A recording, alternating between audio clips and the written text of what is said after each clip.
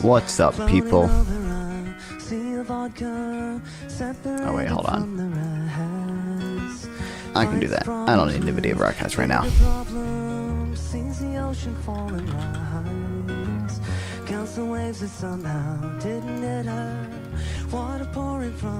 What the? Alcohol again, very bitter for someone half as smart. You'd be a work of art. I did not change that. That did that on its own. What? Oh, it looks so bad. Oh, well, was it? They were both just white before, right? Where?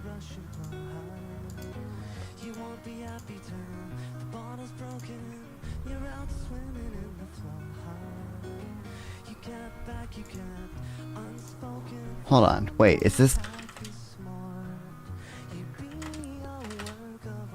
Okay, I'm pretty sure it's still. Oh.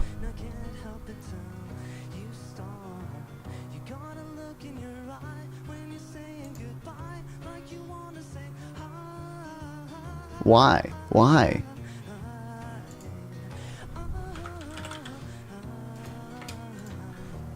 I can't find the thing to change it.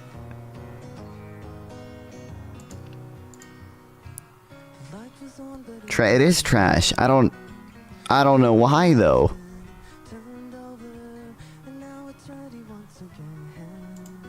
What do they do? I can't. Okay, wait. It would be in styling, I would guess, but there's like no background and stuff, but there's not a text color thing.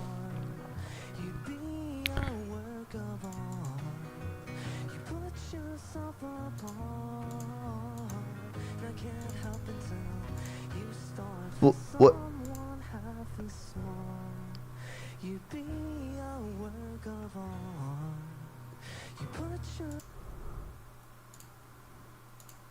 Why? There's nothing. What? Who?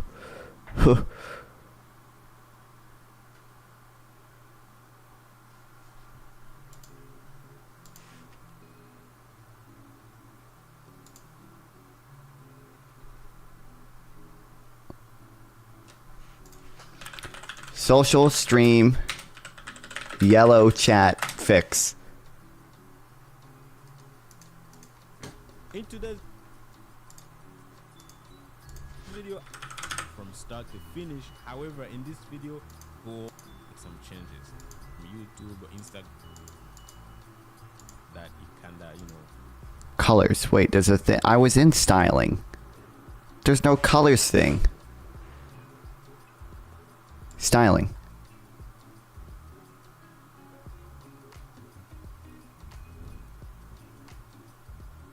They're the background colors.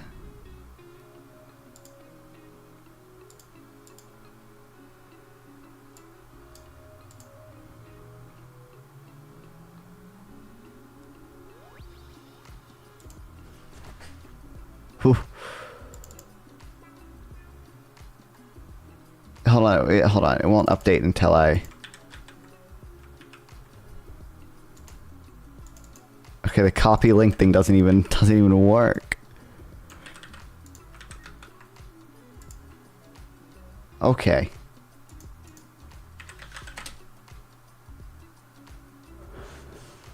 Why is it doing that now? Why? Why? What? Why would they do this? Why?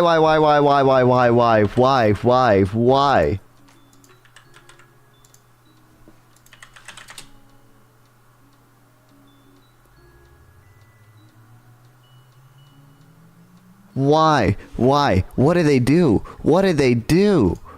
Why would they do this? How do I fix it?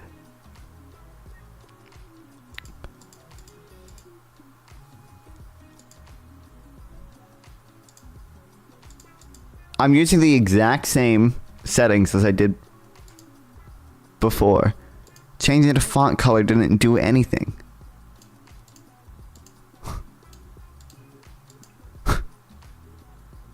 This is for a featured chat. Where, okay, why is there no color option for streaming chat?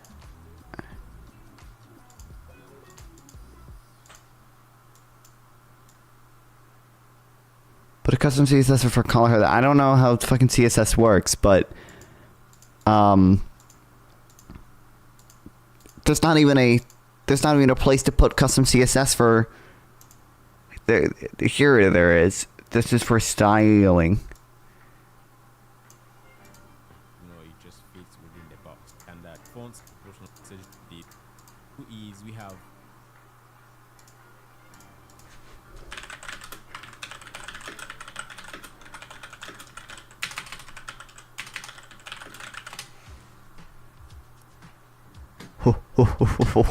Why? For why? What possible?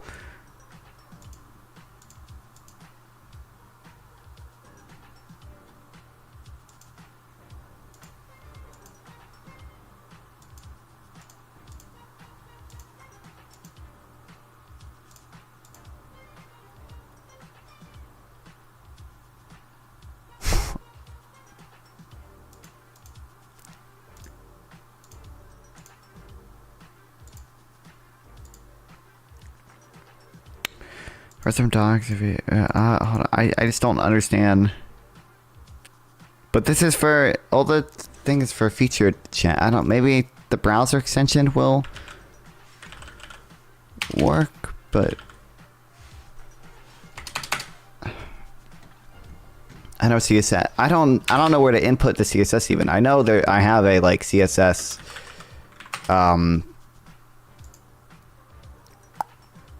Thing somewhere.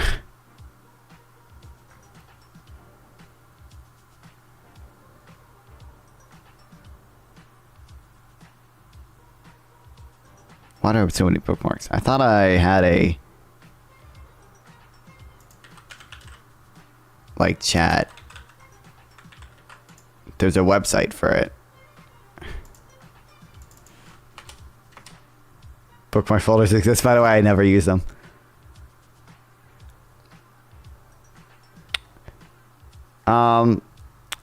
Why don't I remember the website for it now?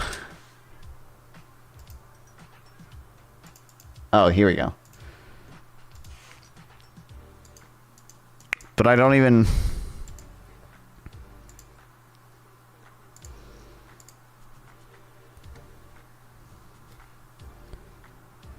Where would I... The CSS is for here.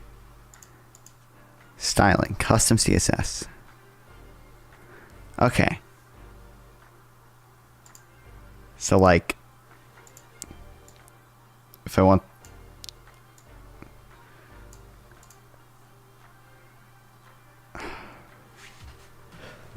What is this about? How do I just make them all white?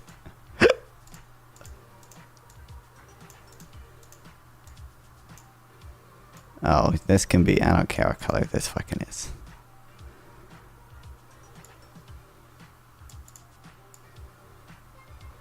Does this... I don't even know...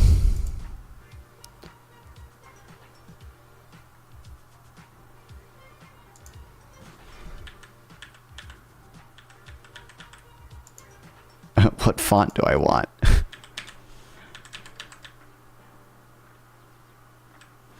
Can I not... Can I just copy the... Ooh, that looks horrible. Can I just copy the...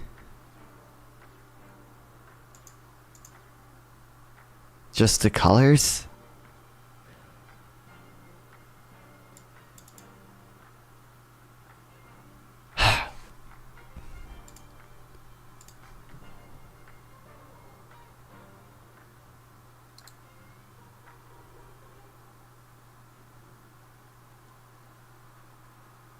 Wait.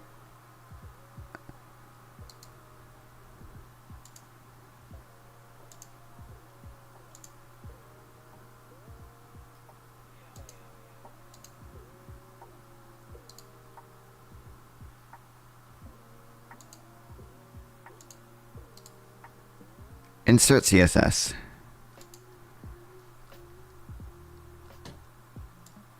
YouTube live chat, YouTube. It's all, why is it all like YouTube shit?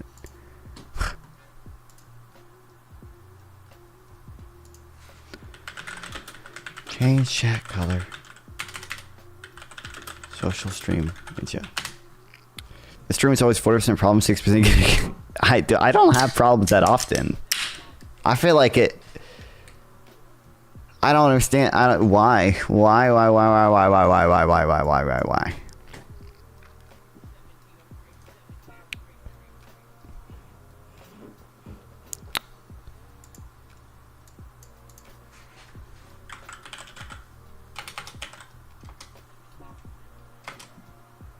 Customize the color, font size. You can edit in CSS either in the OBS browser, source, sheet type style, or by editing the featured HTML file. See below.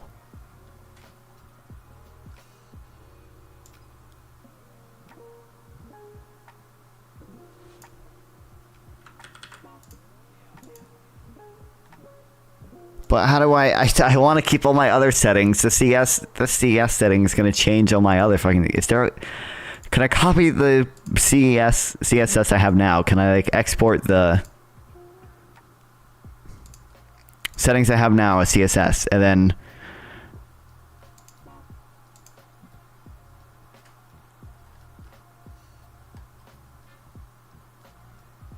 oh wait.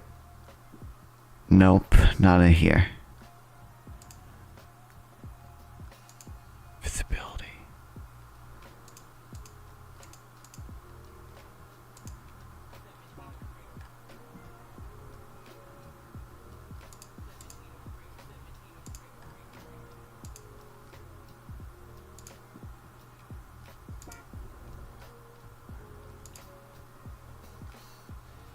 Save all messages. Save. Reset all settings to default.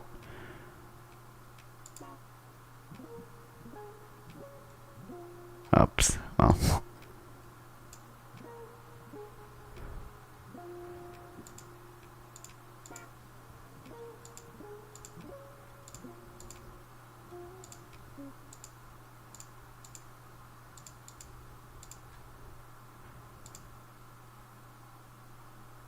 The session ID voice. I don't know what you can do with it. I don't think it matters that much.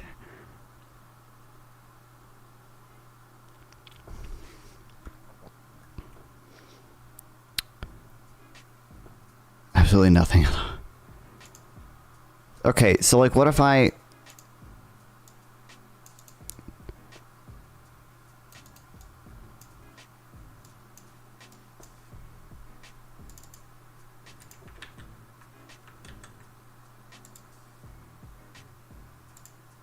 uh-oh. What'd I do there?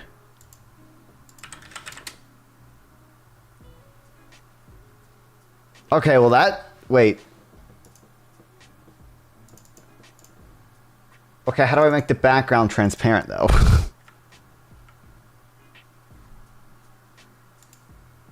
Wait, why is the background...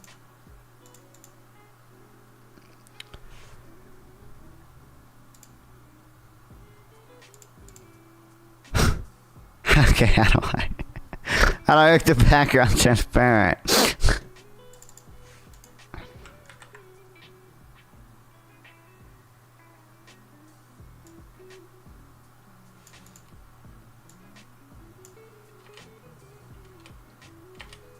Wait, what if I do that?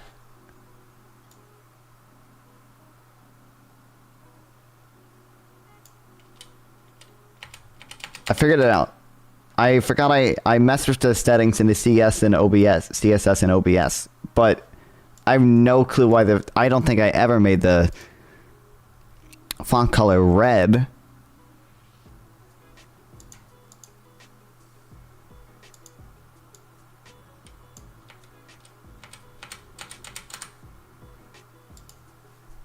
Okay. Test. Okay.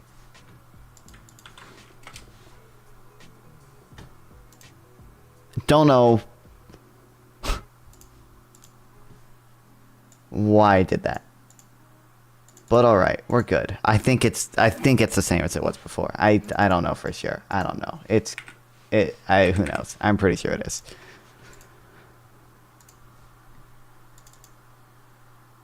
Hopefully. Okay.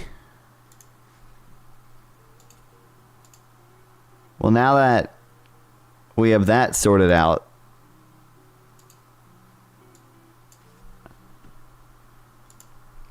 finally can leave. Good stream as always. Catch you next time. You guys see the fall vibes I got going on here?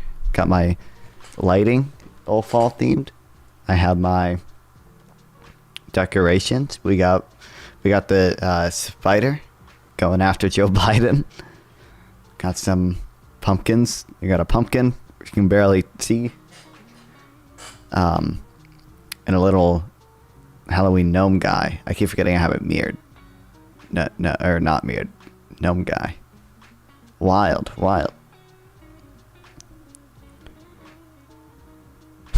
I don't know. I don't understand why it did that. I know. I have not messed with that CSS code. Spelling the hairs on the spider. I bet he does. It's like since I first set it up, so I really have zero clue why I did that. But you know what? We're good now. So we're fine. If I can, I also don't know. Trying to get orange lights is a little weird.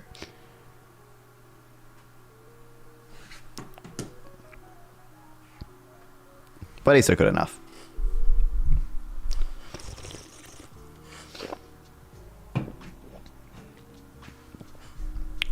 Okay, anyway, now I can close all these links on how to fix shit.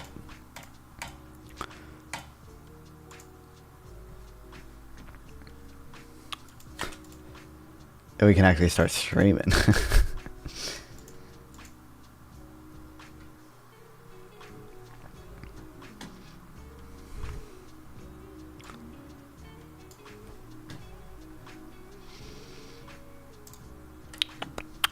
Alright, you know what I was doing earlier today? I was watching this. This was interesting to me. It's not going to be interesting to you guys. But one day, we'll do a deeper dive into this. You guys should know, I hate when people call quantitative easing money printing. Because it's a show either you actually know what it is, and I don't want to say you're lying, because in theory you could just be trying to oversimplify it. Either you're oversimplifying to the point of being misleading, or you're like a libertarian dipshit who doesn't understand how it works, or you're lying to try to get people to think that the government is evil. Were somewhat limited for us. Then, of course, we did look at the Japanese case, but that, even though it was called quantitative easing, which is the term that was applied to our asset purchases, it was a different type of approach. Their goal was to increase the money supply by adding to bank reserves. It was a different strategy. They mostly bought shorter-term securities, not long-term securities, as the Fed would ultimately do. And then finally, in some of the research, I just think that's interesting. That I'm sure he said it elsewhere before. But like he literally says like, oh, yeah, we weren't trying to increase the money supply by adding to bank reserves. We were really just trying to do long-term interest rate manipulations. Although I don't know what I would read more to look into this. But I know Japan had done quantitative easing before, and I didn't know they were actually trying to add to the money supply. Although that makes sense because Japan has been struggling with their deflation stuff for quite a while. Turkmenistan and Qatar, Saudi Arabia, Iraq. I don't need Syria, right? I've seen Iraq. Honestly, sounds the same to me. What do you mean by that? Also, I'm sure we did kind of take the same approach as Japan in 2020, because I'm sure we did. After COVID, we probably bought a lot more short-term securities. I'm sure we just looked it up. Fed. short-term securities 2020 QE.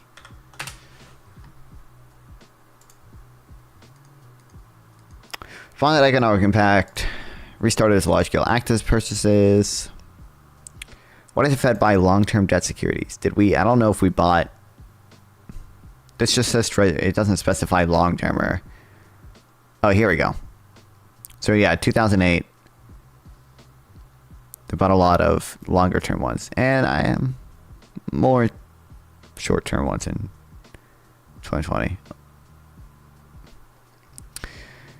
The way the Fed added money, call it whatever you want, but it's not really adding money. The point of quantitative easing, in 2008, the big thing was that they were already at the zero lower bound. You can't really do negative interest rates because you can always just hold cash. You kind of can. Japan has done negative rates before, but it's complicated. And you can't have rates be that far negative. So the big thing you want to do, you want to buy long-term bonds because the Fed only has direct control over like short-term interest rates. The big thing you want to do, you want to buy long-term bonds, which what that does is it, makes them more scarce in the market. That increases the price of the bond. And when bond prices increase, their yield drops. So longer-term interest rate falls because you're increasing the price of long-term bonds, which decreases their actual yield because you have to pay more for them up front. So obviously the interest rate, or obviously the interest you earn on them is worth less because you have to, pay more up front. You're not necessarily just trying to add to bank reserves like that. You're doing, yeah. And also quantitative easing does add to bank reserves, but it also debits their securities account. It also takes away from their securities account because, they buy the bond. The Fed now has the bond. That bond, the bank no longer has. So you give the banks money, but you also take away their bond. So not necessarily. So reserves are more liquid than bonds. That is true. You can add liquidity that way. But you're not, there's a word for it. You're not actually adding anything. The reason it looks like you're adding to the money supply is because reserve accounts are counted in the money supply, but securities accounts aren't. But the only reason for that is because back in 1930, reserve accounts used to be convertible into gold and securities accounts weren't. But now nothing's convertible to gold. So really they're all money. It's just how liquid that money is. Which I think are actually a securities account counted. Security counted in M3. I think they are counted in M3. Debt securities maturity up to 2 years are counted in M3. Okay.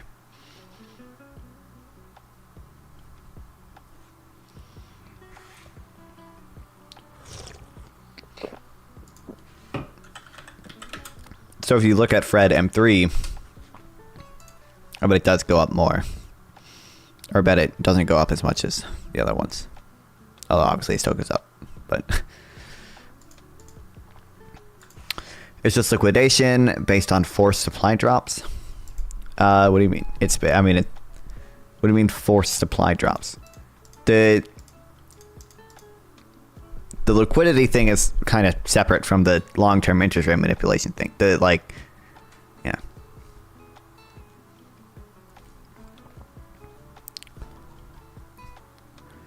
Tapering is gradual slowing at a pace of Federal Reserve's large-scale asset purchases. Tapering does not refer to outright reduction of Fed balance sheet, only reduction in the pace of expansion. Okay, that's what it is. Okay. Quantitative easing helps the economy by reducing long-term interest rates and by signaling the Fed's intentions to keep using monetary policy to support the economy. Fed turns to QE when short-term interest rates fall nearly to zero and the economy still needs help. By buying U.S. government debt and mortgage-backed securities, the Fed reduces the supply of these bonds in the market. Private investors who desire to hold these securities will bid up the prices, other remaining supply, lowering their yield. This is called portfolio balance. Lower treasury yields are benchmark for private sector interest rates. With low rates, households more likely to take out mortgages, blah, but yeah. I don't know if they mention.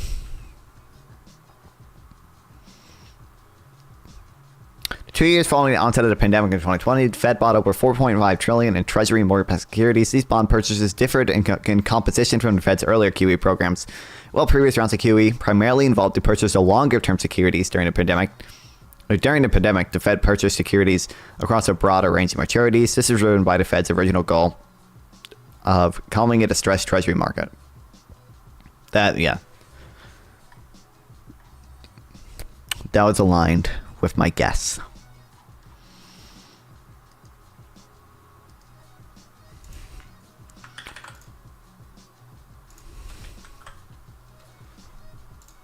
You can see, I think I had a...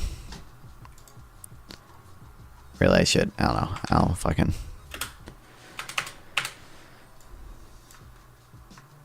Oh, here. I don't need that text highlighted.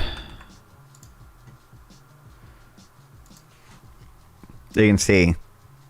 You're taking the bonds. This is, actual cash reserves the bank has. And then these are like bonds and financial instruments. And you're taking from them and just adding to the reserves. And so, yeah. Unlike, it can... Hold on, where's that thing? Open. Okay, send me one time.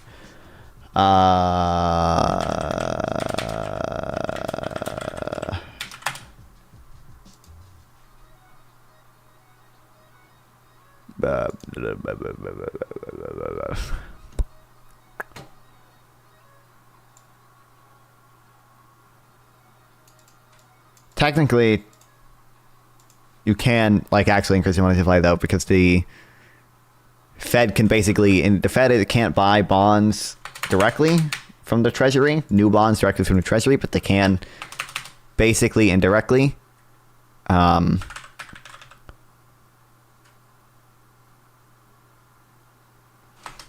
bonds, is my understanding.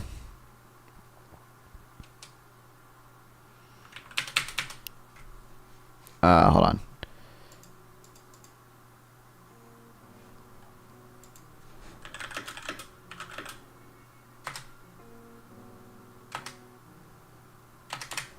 Hold on, this whole MMT stuff, so you know. Who knows whether or not to believe it.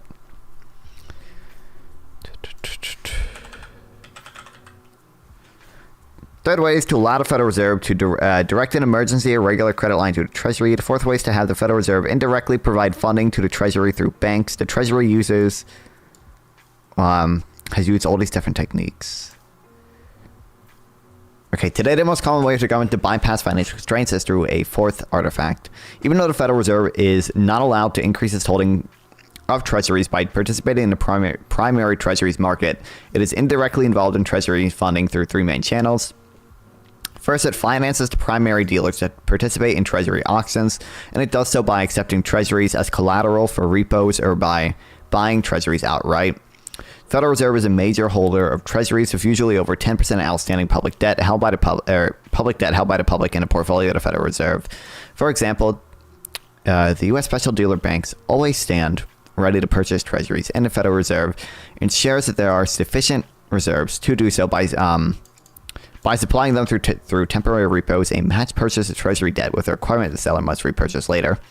While the Federal Reserve is not, in that case, directly buying the new issue directly from the Treasury, it uses the open market purchase to buy an existing bond in order to provide reserves needed for a private bank to buy the new security. The end result is exactly the same as if the central bank had bought directly from the Treasury. So in this case, you can increase the money supply, right? Directly. Well, indirectly, but indirectly. Second, the Federal Reserve is actively involved in setting the entire yield curve. Third, the Federal Reserve is still a major participant in the primary market because it buys new treasuries to replace its maturing treasuries.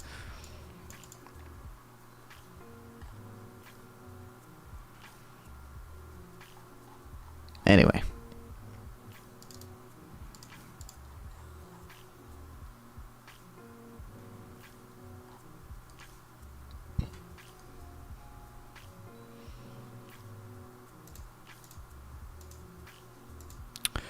Probably all fake though, because that's MMT. I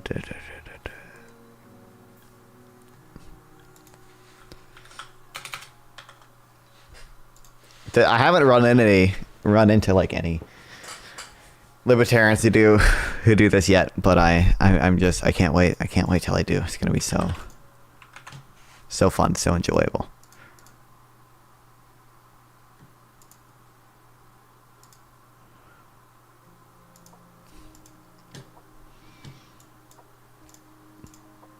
Oh, by the way, you know what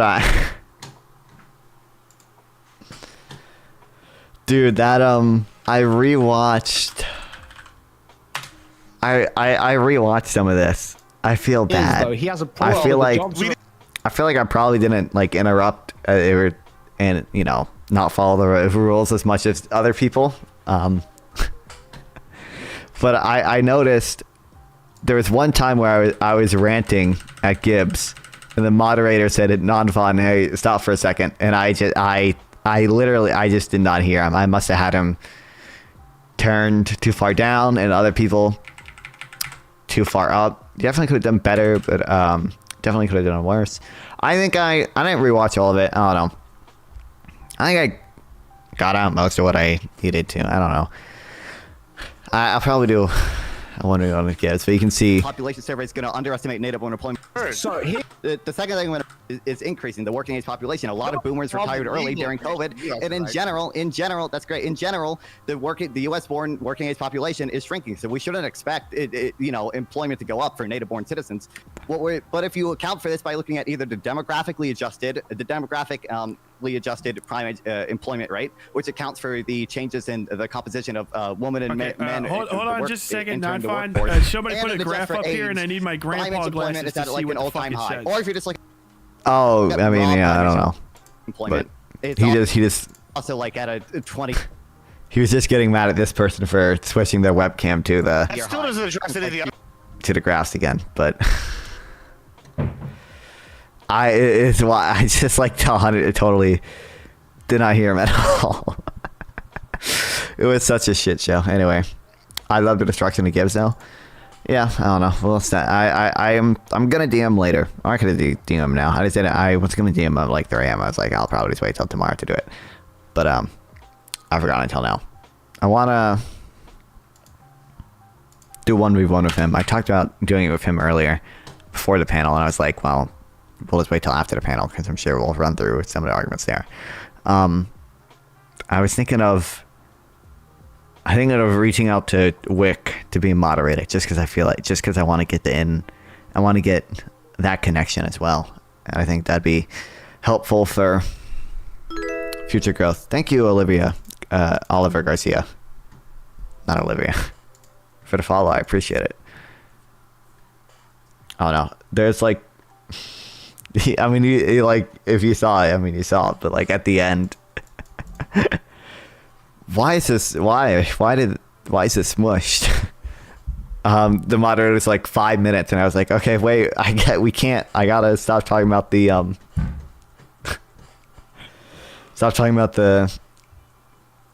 we were talking about, the poverty. I think Gabe was bringing up like the poverty stuff. I was like, if stop talking about that for a second, I can address all that, but like I have to run through the immigration stuff with you. Because in its opening, he mentioned immigrants, and we didn't get to it until the very end. But, you know, that's fun. It was fun.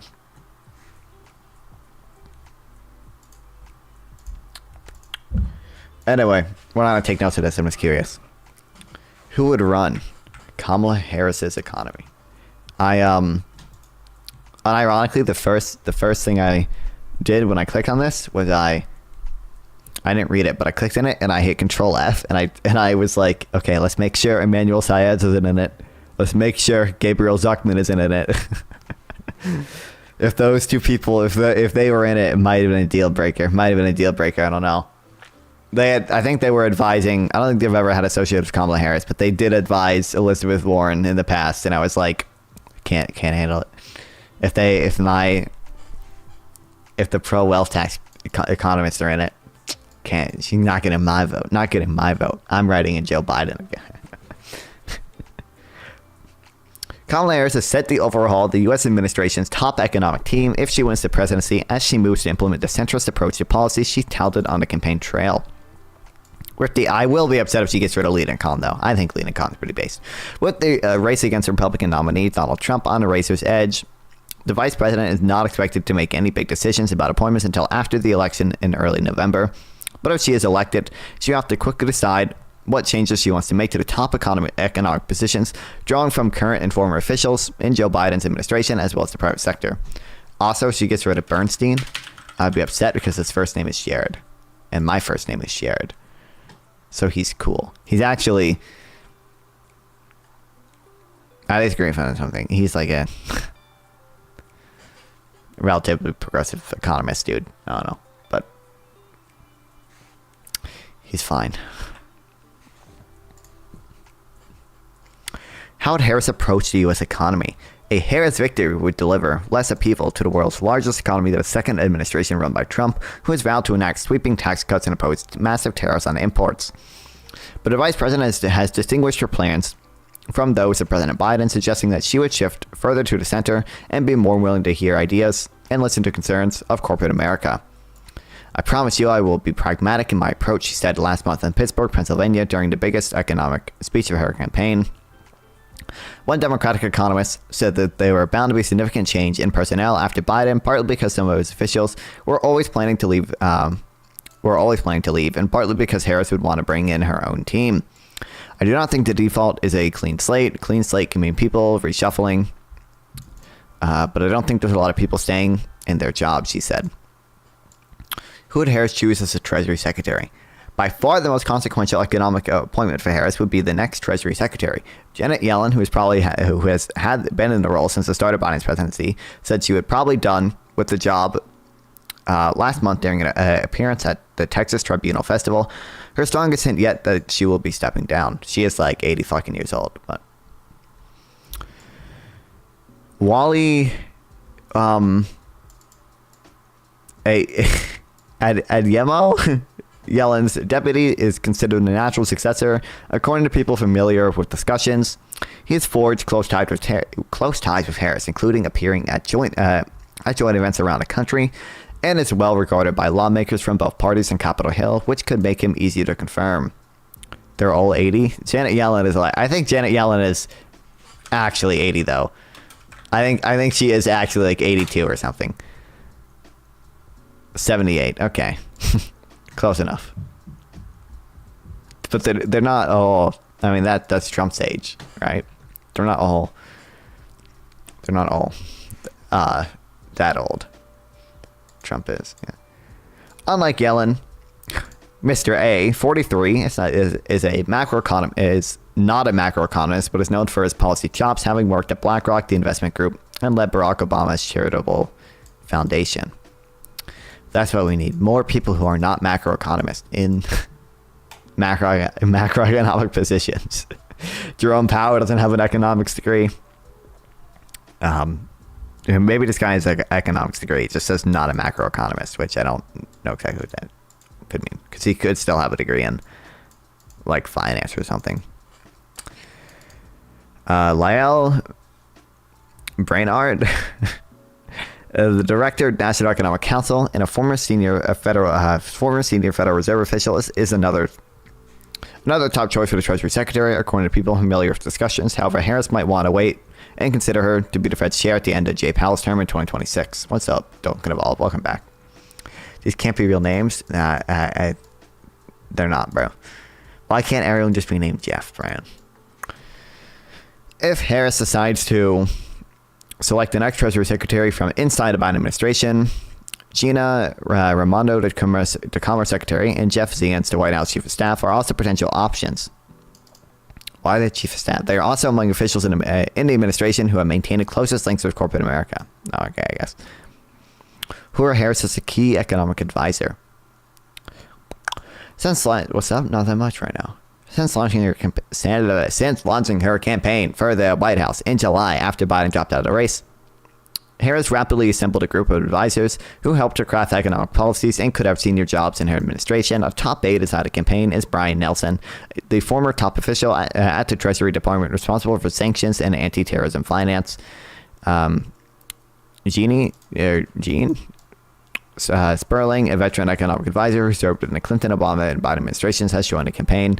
But Harris also draws heavily on advice from Democratic economic policy experts outside the campaign, including Brian Deese, former director of National Economic Council under Biden, Mike Pyle, Harris's former chief economist, who is now at BlackRock, and this isn't a real name, her former domestic policy advisor. While Harris is expected to include many Biden officials in her administration, people close to her campaign say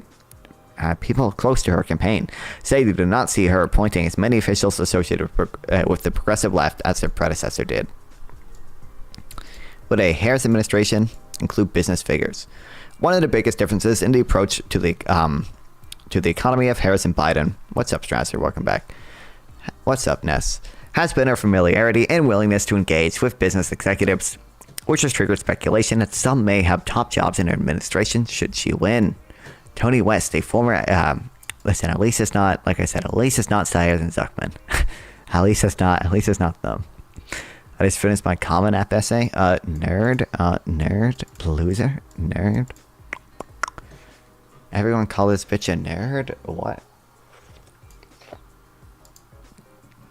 Trump work. Can you spell correctly, dude? Trump work in McDonald, Kamala work in fake news. So true, dude. I didn't consider that one. You know, Trump did go to McDonald's to do his fucking photo shoot. Did you see him wish Kamala Harris a happy birthday? It was funny. Tony West, a former Justice Department official and an executive at Uber, who was also a brother-in-law. What the hell?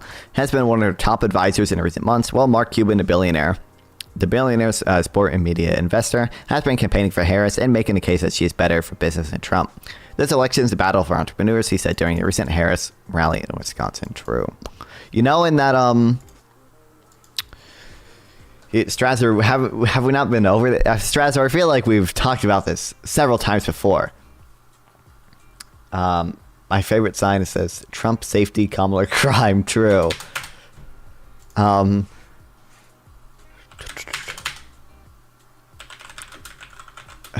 Harris is like 80 page. I don't remember what it's called.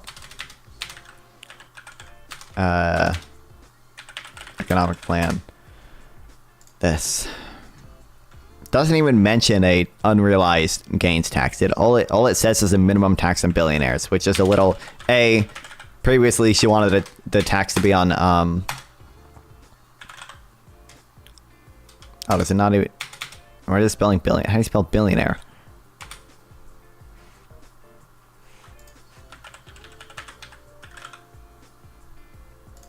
Oh, there's an A. Previously, she wanted like the whatever unrealized gain tax on people making over 100 million was like whatever cringe. It's not like that bad of a policy. It's not economy destroying as Republicans are making it out to be. It's not even as bad as tariffs. Like it's not even close to as bad as tariffs. But I think all this says is a minimum tax on billionaires. Establishing a minimum income tax on billionaires, which I think Biden actually already did a little bit of it in his first term. No tax on overtime or tips. Dude, do you know how much that would help the working class people? No tax on tips is going to help.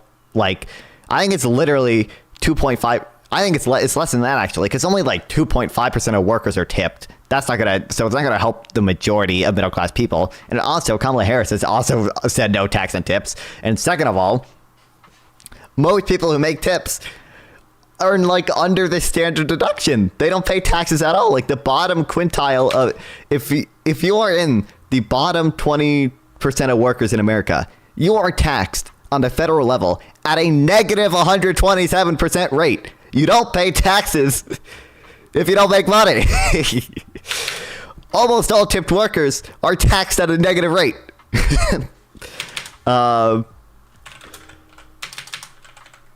U.S. highly, or I think it's U.S. I think tax and transfer.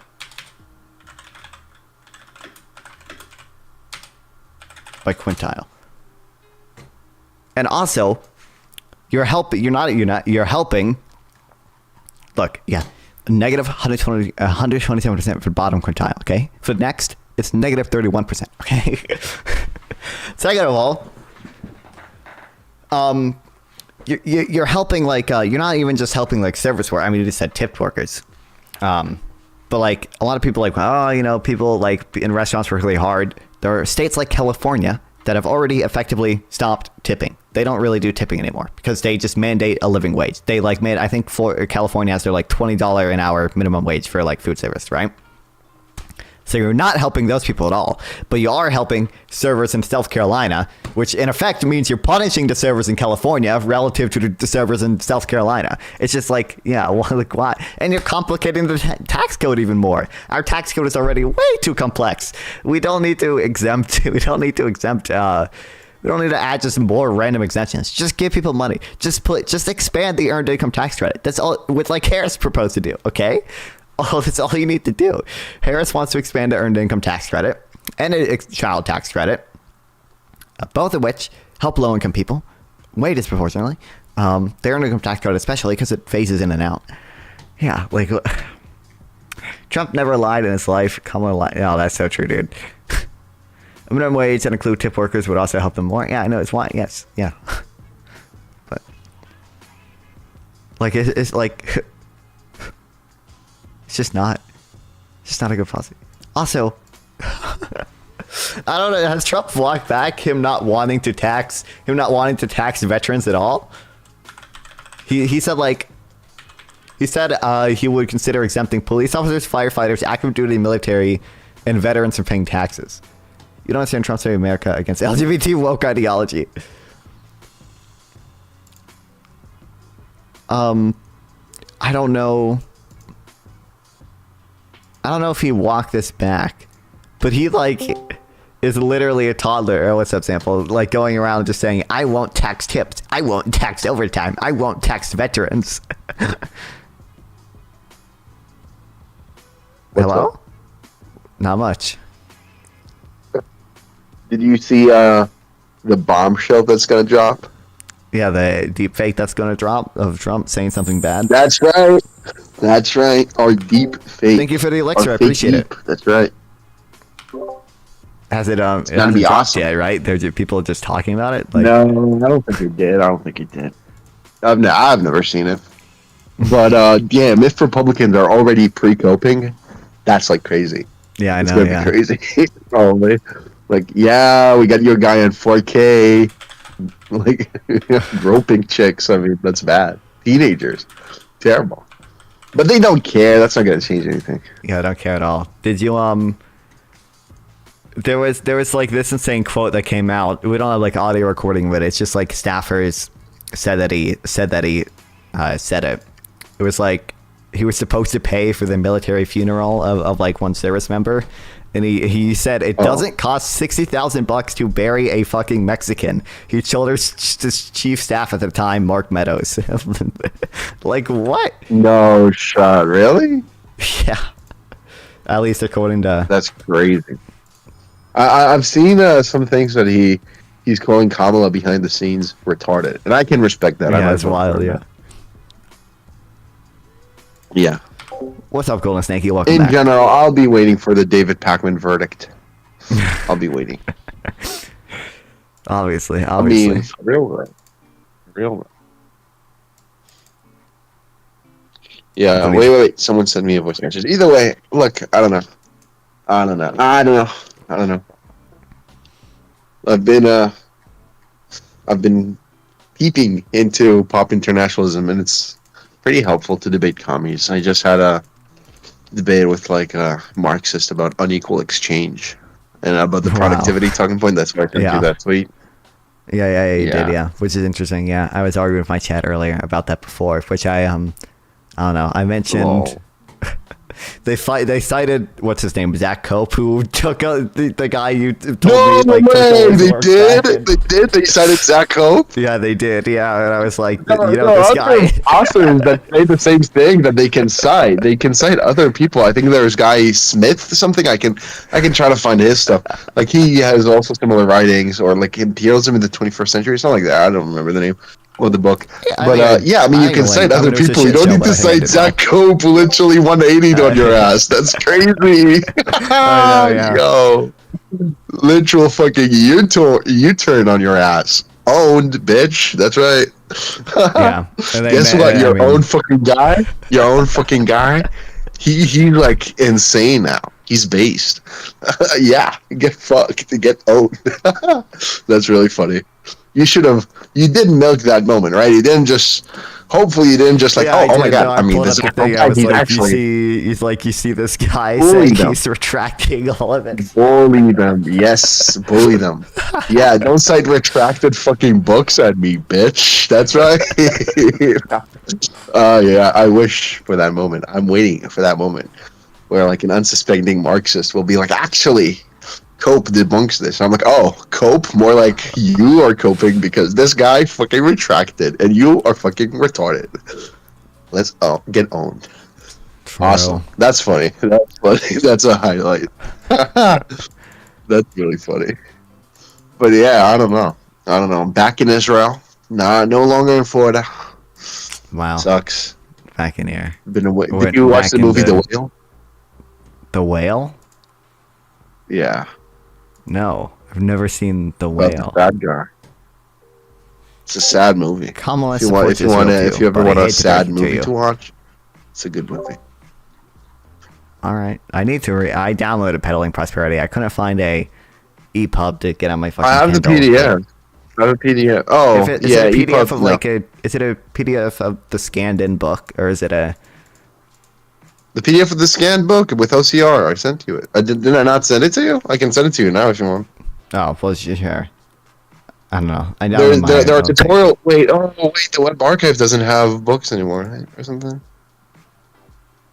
Huh? Either way, here, take this. I just download this. I save a lot of books. I need to have a Notion library, of like for books. Yeah. Yeah, Legally obtained new books. Notion space and whatnot, and have just like a library of books there with PDFs and EPUBs that I legally download. That'd be awesome, I think. Yeah. Or like even links to books I buy, because I bought like a book about like debunking talking points about Russian talking points about Ukraine and whatnot, and it's pretty useful there and whatnot. And I need to save them. I need to save the stuff I buy too, so I don't forget about it. Lest I forget. But yeah, I don't know. I can send you Peddling Prosperity. Give me a second. Files. And well, is it just I have a PDF of it, but it's like a scanned-in book thing. So like.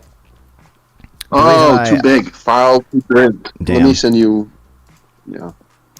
The reason I wanted just an EPUB. Wait, what's your email? What's your email? I'll email you like files if you want. I can send you my fucking email. Yeah. You know the origin behind this email in my channel is kind of funny. You'll see, it's like universal4jwcj@gmail.com. So my channel, the non-fun channel, the very same one I use now, used to be named Universal 4 because it was a group channel that me and my friends made, called Universal 4. And the J, one of the J's is for me, Jared.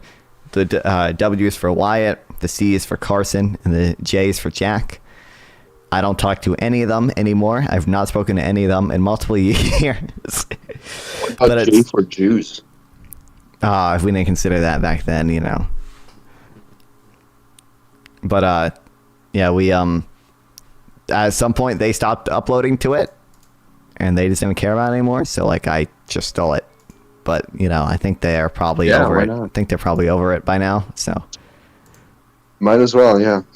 Oh, so you you stole the subscribers that it already had? I didn't really. I mean, like re-uploaded fucking, you know, screen recorded footage of Jetpack Joyride. I didn't exactly have many subscribers.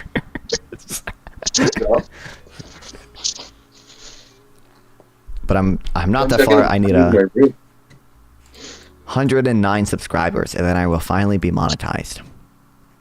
Let's go. That's awesome.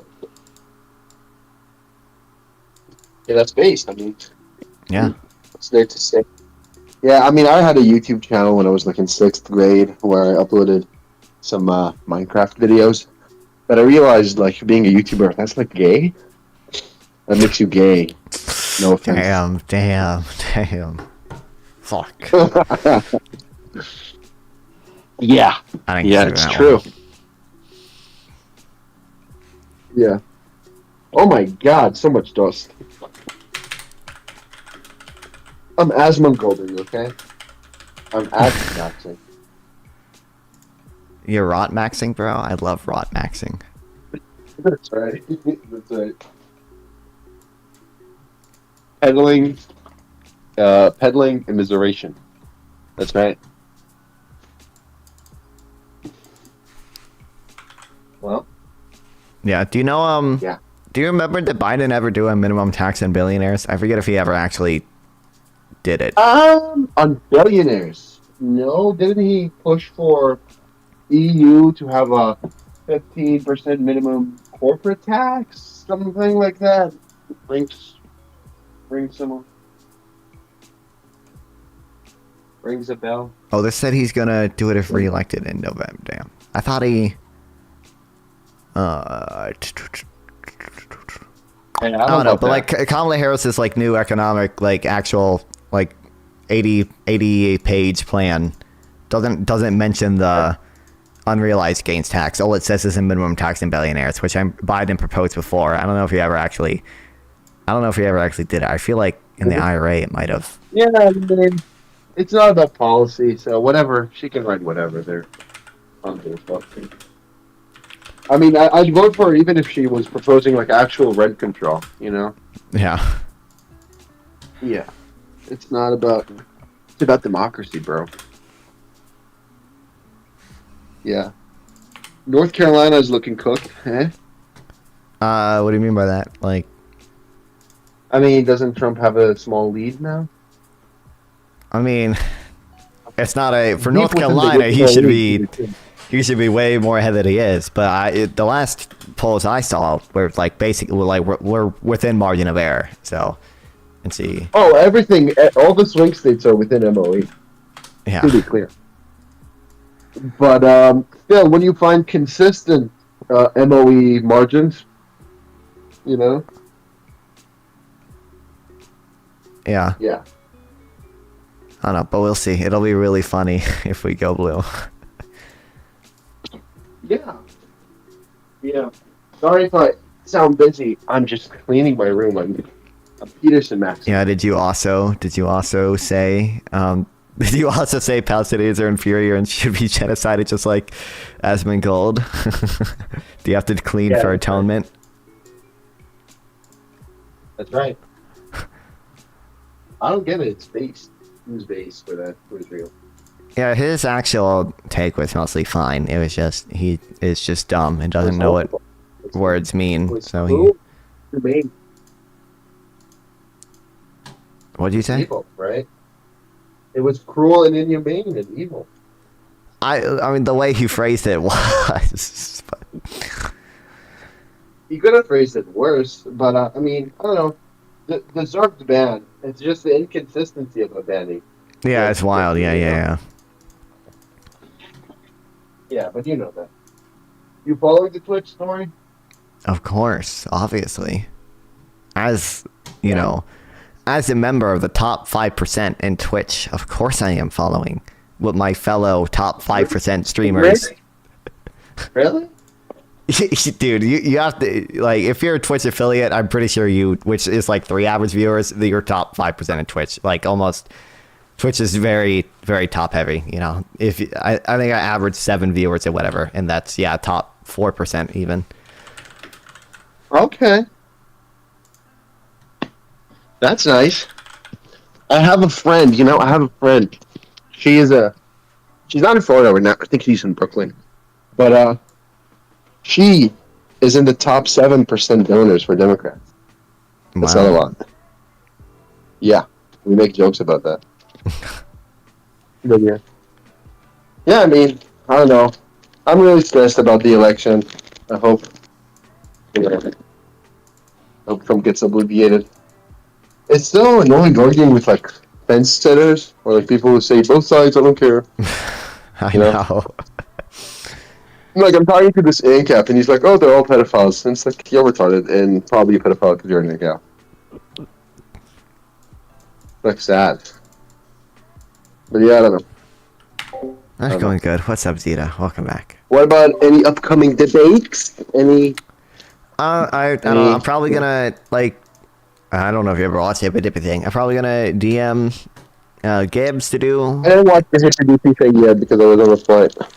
Yeah, that makes sense. But I'm probably gonna DM Gibbs to continue doing economic shit with him.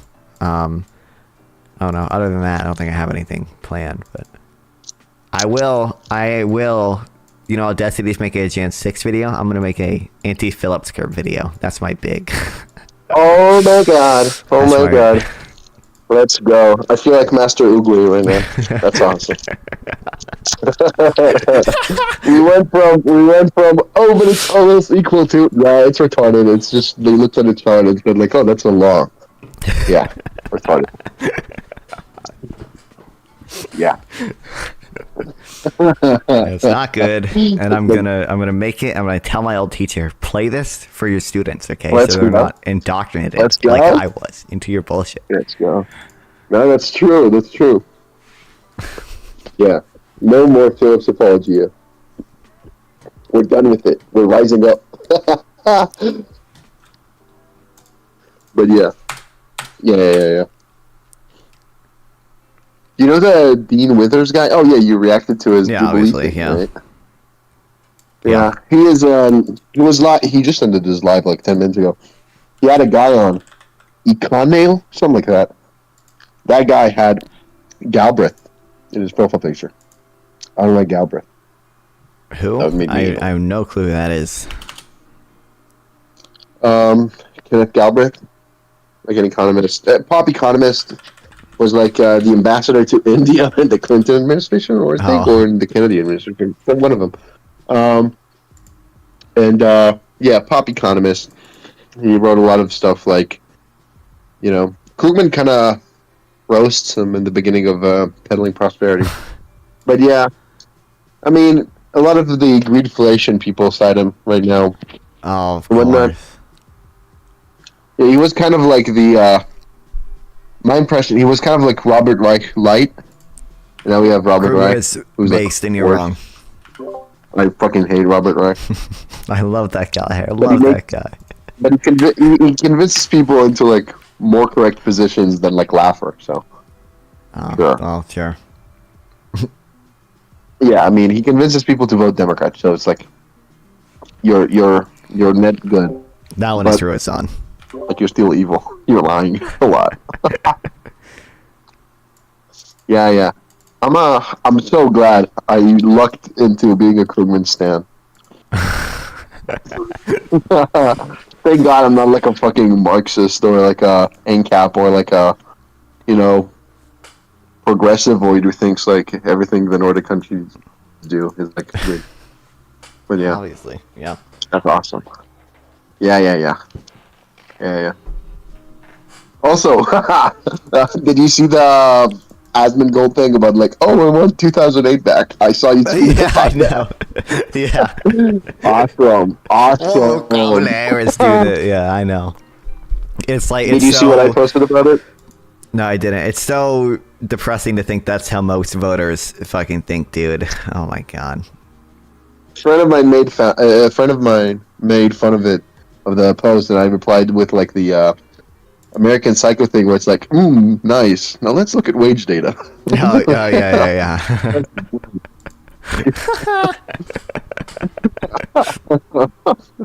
It's so dumb. I wish people like knew basic econ. Bro. It should. That being said, I think the time prices thing, I think I like literally what's the difference between time prices and real wages? Right? That libertarians like to use one over the other. I don't know. It just really. What?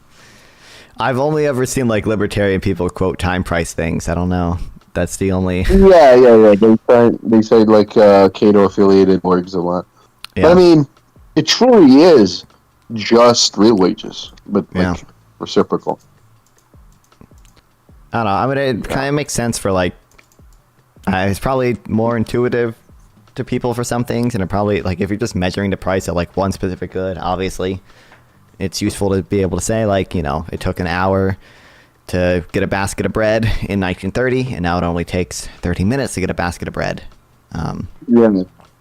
A basket of bread. Also, I need to, like, people don't talk about productivity enough, right? I feel like people never talk about productivity, and it's like, because, like, when you talk to, like, lefties about, when you talk to Republicans about productivity, they always go to, like, automation, and we're losing jobs in China, blah, blah, blah. That's what they do. But when you talk to lefties about productivity, they're like, oh, wages haven't kept up with productivity. because even fucking CEOs, they need people to clean their toilets. So what is it productive? Yeah. It's like, oh, awesome. We have like a guy on Israeli Twitter. His name is Eli Cook. He doesn't cook. He's like a chief retard. He has like negative IQ. He always gives like the progressive take on economic issues, and he's so retarded. You know that meme where it's like the dog and the heartbreak, and it's like this N-word so retarded. That's what I feel like when I see an Eli Cook tweet on my timeline. But he's so dumb, and he always gives like the dumbest takes. Like, he was debating one economist that he's like, that economist, he's okay.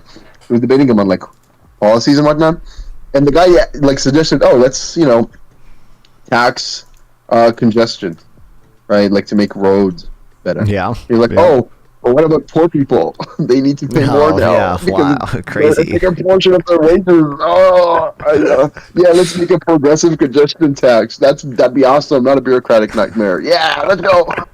I'm sorry. I'm an officer. I need to tax you. Oh, well, what's your income statement? You have it ready? Like retarded. I hate people like that.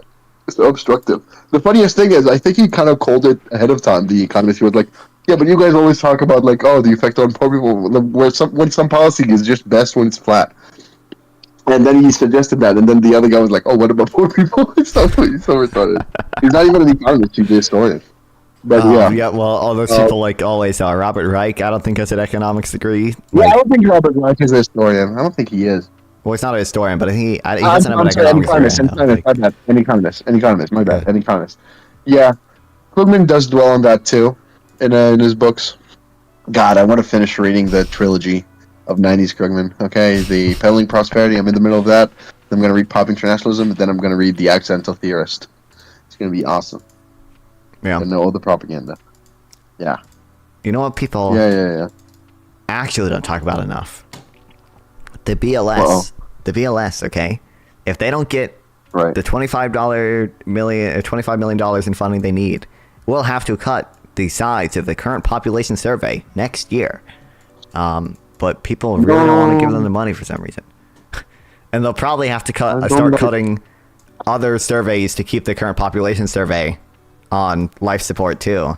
But that's so bad. Their UI is bad enough. I don't want even worse BLS. I know, yeah. It's wild. But like response rates are like already trending downwards. They already have a plan to fix it. Okay, they already from 2016 to 2020 they like had a commission and are like, oh, here's the plan to fix it. We know how to fix it, but Congress just won't give them the money. Biden did want to give them the money, but House Republicans didn't include it in their proposed budget. So awesome. Of course. Well, would they cooperate? Would they not be obstructionists? Come on, Republicans. Yeah, that's sad. I'll read about that. Do you have any news stories on that or something? Yeah, here's a this was from the two former heads of the BLS. So not the one right now, but the one before him, but the one before her and the one before her. I think they've all been female. And they're like, hey, we need the fucking money. And then there was also a Yahoo Finance article on it. BLS.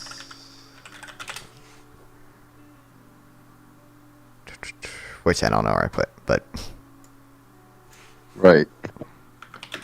Okay. Whoa, what am I seeing in the side chat?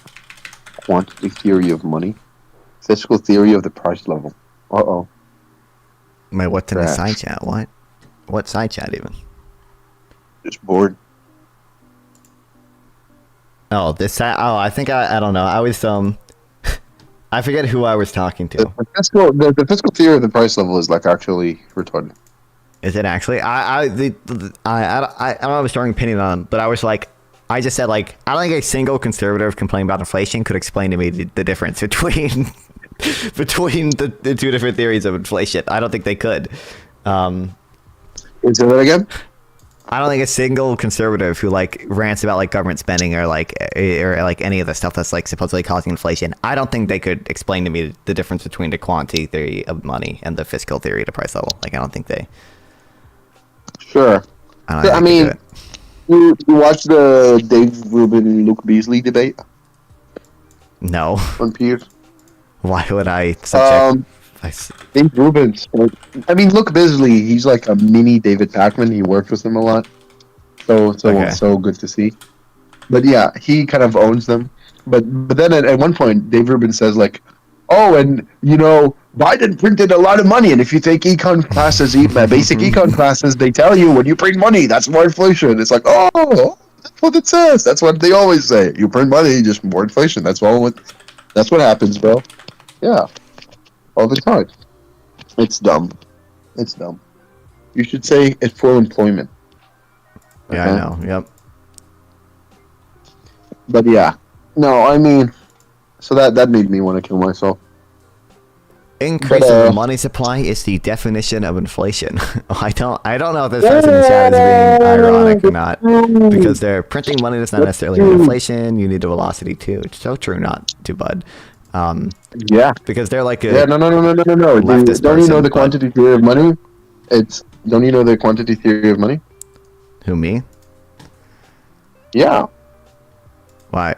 I mean, it's just a higher quantity of money is responsible for inflation, right? Yeah, but what's the equation? The equation is PY. M equals PY. Oh, M yeah, because they don't care about the velocity, sure. Yeah. Actually, M equals P. That's the equation.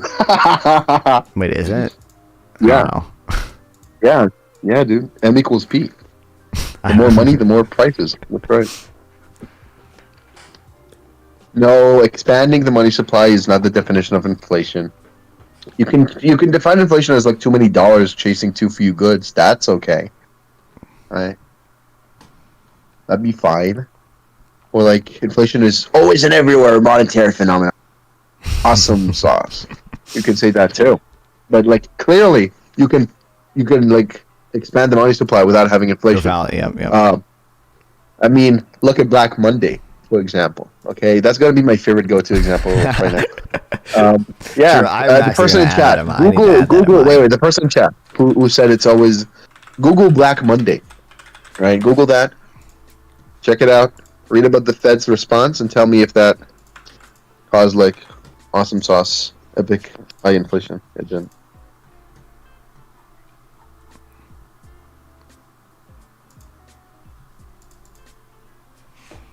Yeah, but yeah, I don't know. Yeah, well.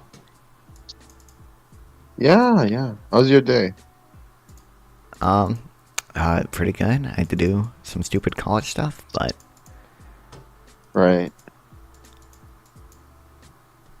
Other than that, right. We need a 1921 depression right now. True. True Snook. True Snook. True and true. Who is the retard in voice chat? Who's what? The Fed is an important institution. I don't know. Wait, am I getting my chat mixed up? Awesome. I have no clue. That is awesome. Fed is awesome. Get the Fed's name out of your mouth, you unthankful, spoiled bastard.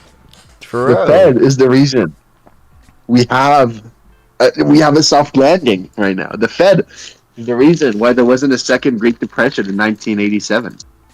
The Fed is flawed, of course. That's all central banks, okay?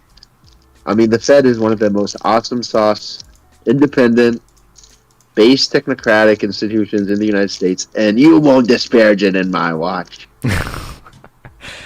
I don't know if I told you this. If I ever do write a book, I don't think I ever will. But it would be just defending the Fed. There's too many like just dumb books called the End the Fed. Ron Paul, I think, has his End the Fed book. Too many anti-establishment books, and I'm gonna write a book to counter those and just be like, yeah, the Fed it's aight. It's chill. It's awesome. That's right. It's epic sauce. Yeah. Yeah. Good luck. Be like, oh, you want to be like.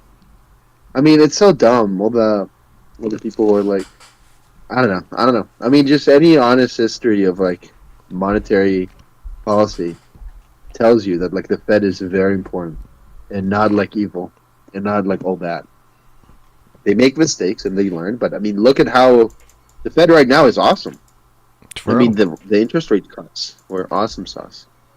I would have done 300% and 300 basis points, and that's just my original opinion. That's just my. That's my opinion that I came up with myself. I just dreamt it up. Yeah, I came up with it on my own. Yeah, but yeah. No, I mean for real though. I mean what? I mean the Fed. Yeah, the Fed did like mishandle the Great Depression. Okay, but like the Fed also did a bunch of other good stuff. Yeah. I've heard takes that you wouldn't believe, where it's like the Fed actually caused Nazi Germany. Like how? What? You hear shit like that from Republicans. Oh, from libertarians. Oh, because like it created the Great Depression, and that created Nazi Germany. After the Fed, we got 2 world wars, a depression, and the income tax. Causalism is my passion, bro. Man. That's right. Yeah, that's right. No, I mean, is it wrong though? I mean, descriptively, it's not wrong. I guess so. You know. Yeah. That's true. I mean, I told you, people have these takes. I told you. I don't know if he's being ironic or not. I hope he's being ironic. Do not look up central bank independence and the inflation rate in countries. Do not look at the regression. It will ruin your day, people. Yeah. World War I literally started months after the Fed was created. True. Oh, that means it's because of it. If it happened after it, that must mean it's because. Especially if it's like closely after it. That must mean it's because. Yeah. That's how it works. That guy was shot and then they start fighting? No. It's the Fed, bro. Let me guess. You have a lot of knowledge about the last names of the Fed, right? I bet. All the Steens and Bergs, right? But I mean, for real though, I'm not calling you anti-Semitic. I'm just it's so dumb. I mean, that's there. It's just no historian really defends that. There's no serious engagement with history that says the Fed caused World War One. Okay, snap back to reality. We got rid of the central banks before it. Did we even have? I don't think we had a central bank that did the same thing that our current Fed does, right? We had our national bank for a little bit, and we got rid of it. But I don't even think it did the same shit. Yep. And also, to be clear, the United States is not the first country with a central bank. Okay, that's true. We have data on this. There's a reason why every country right now has a central bank. It's because it works, right?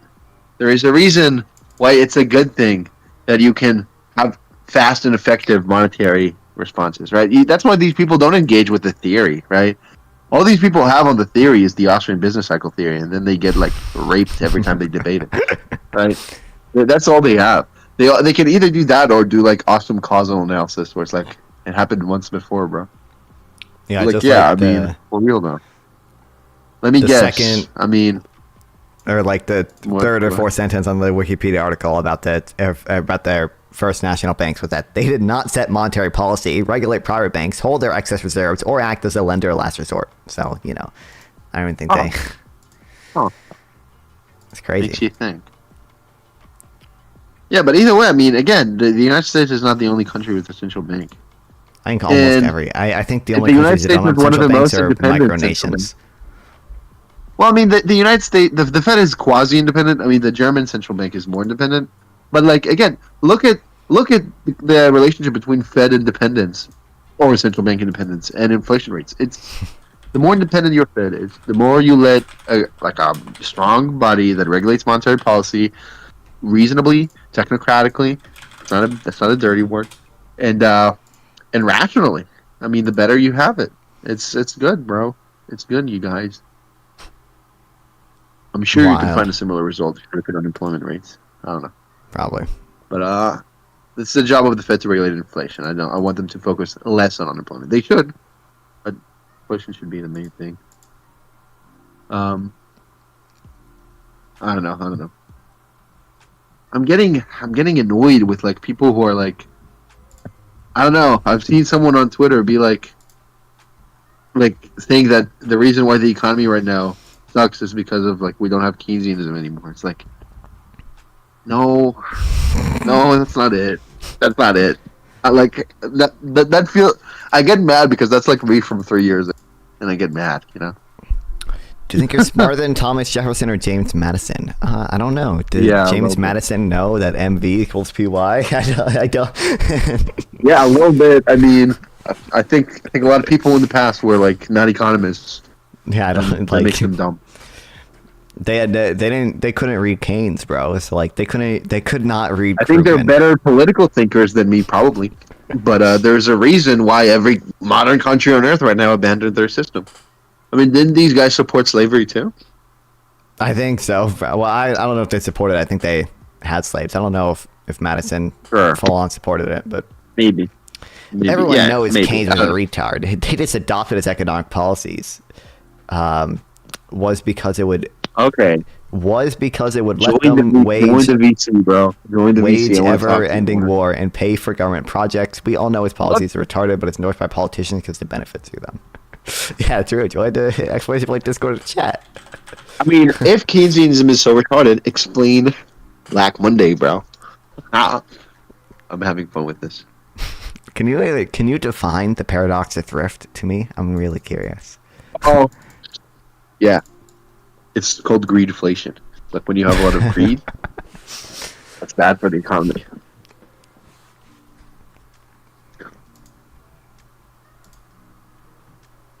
Bro, we're on so many levels of like, not irony. I don't know what you call it, but it's wealth like is built through savings, not printing money and spending. Oh, true. I didn't say that one.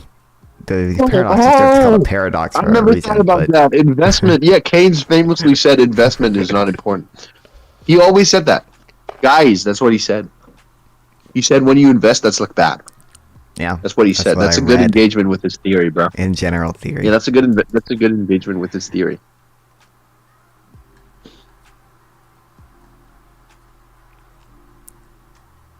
My God, the Ron Paul Knights, they're crazy.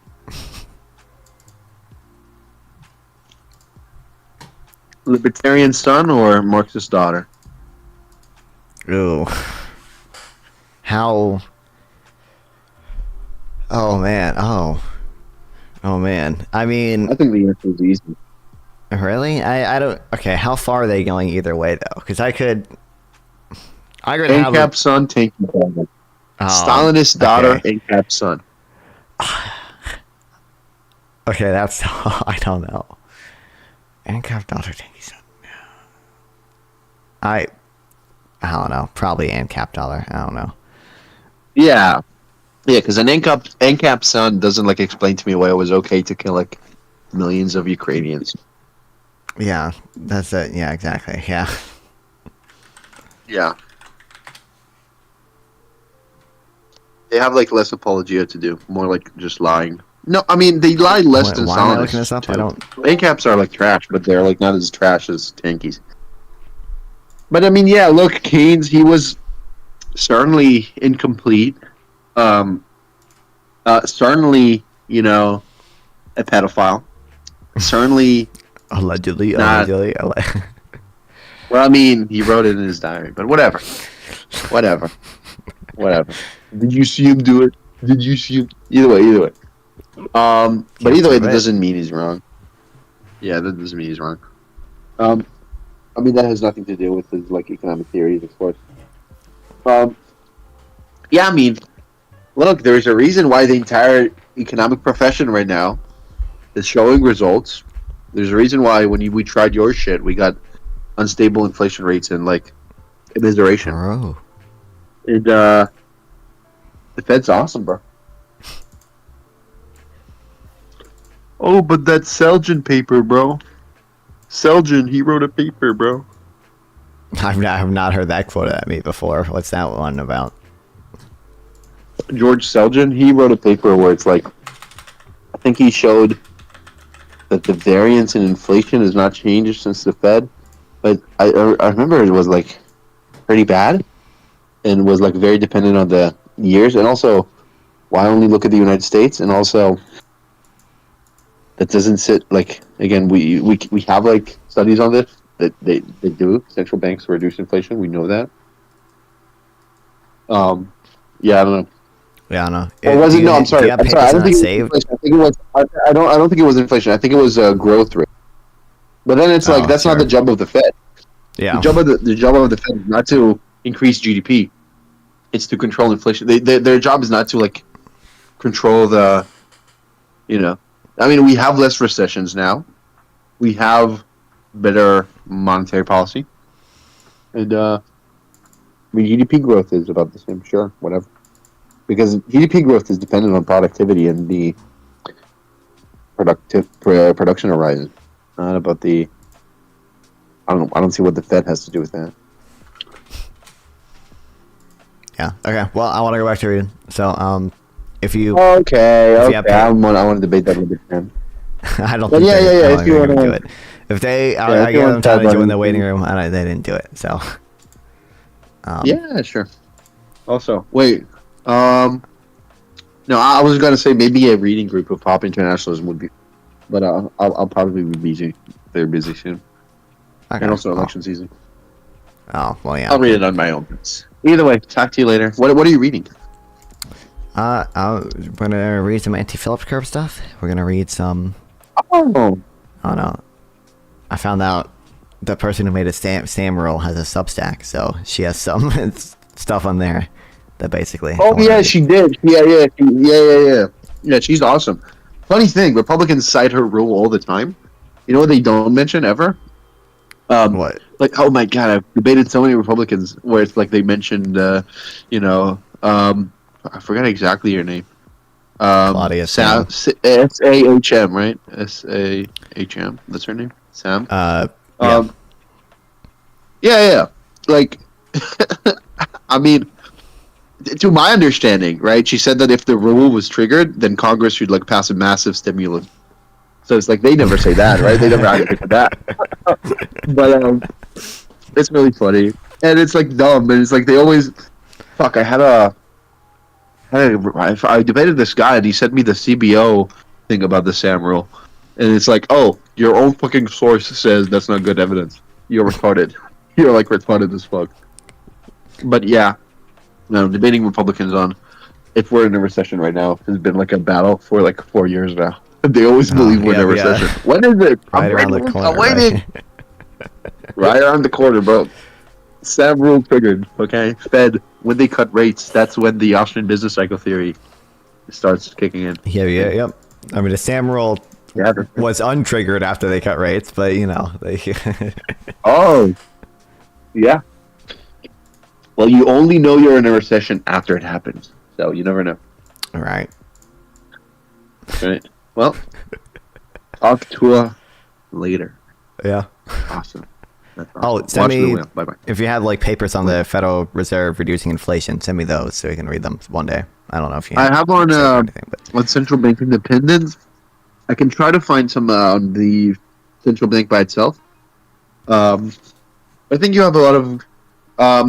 I think that post-Keynesian blog, the Social Democracy and Social Democracy, yeah, I think he has a lot of stuff against free banking that's worth reading. Yeah, I think he has some stuff. Yeah, so that's basically where my stuff comes from, and some studies about Federal Reserve or about like central bank independence. Like, I think I sent you that stuff before, didn't I? I don't know. The stuff about CBI, central bank independence. Here, let me look at my notion. I don't think so, but Economics, central banks, central bank independence. I mean, here's an up-to-date study on the effect of central bank independence on inflation. You don't often see, regressions like that. It's pretty good, pretty clear to me. But here, let me send you the image. damn. CBI means the central bank independence, right? I sent you the PDF. Hopefully, you can locate the. I did. There. This. Inflation and CBI. Yeah, this. I'll send you the image if you want. But yeah. Yeah, that's what Yeah, so I mean, there are some other studies, but that's not something I went fishing for studies in a while for. But either way, yeah, I don't know. Okay. You were reading about the first curve.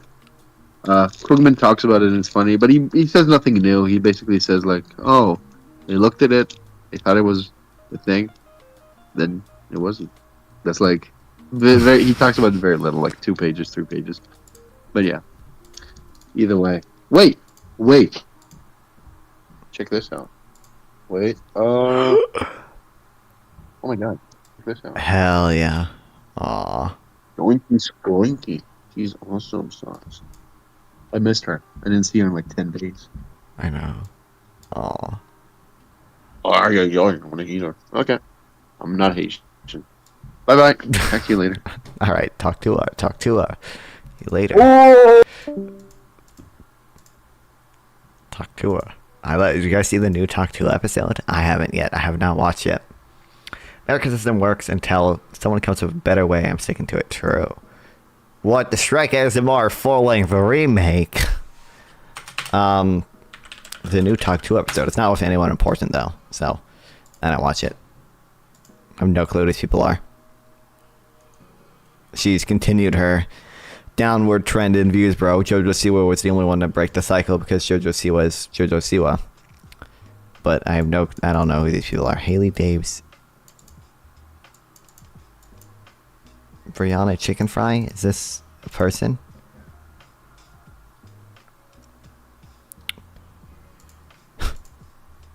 What's the craziest thing you've seen her do? I went to a mental hospital instead of rehab. I think Helen Keller is not real. Oh yeah, love that one. She doesn't know there was a civil war and thinks Helen Keller wasn't real. Based. Both correct, true positions. She just didn't know it. She had no position on the fucking civil war because she didn't think it. She didn't know it happened. Okay, big differences. Blah blah blah. Business executives. Elections battle for entrepreneurs. He said during a recent Harris rally in Wisconsin. Helen Keller was a fraud, or at least a woman that claimed to help her.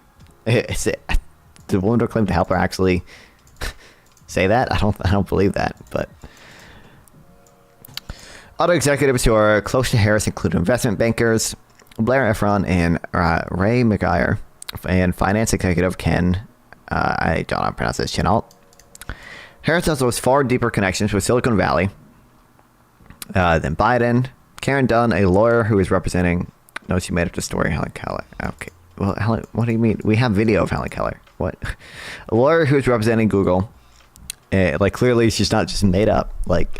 In its antitrust battle against the Justice Department, helped Harris prepare her for her debate against Trump last month. Despite her apparent openness to corporate figures, Harris has not publicly said whether she would replace critical regulatory officials such as Gary Gensler, the chair of the Securities and Exchange Commissions, and Lena Khan, the chair of the Federal Trade Commission, who are widely disliked by Wall Street and corporate America for their tough enforcement actions. We'll see if Lena Khan gets removed. We'll see. Donald Trump proved himself to be the greatest pro-Israel president in history. He's the only one who can eliminate anti-Semitism in the U.S. and defeat Israel's enemy. Didn't consider that one.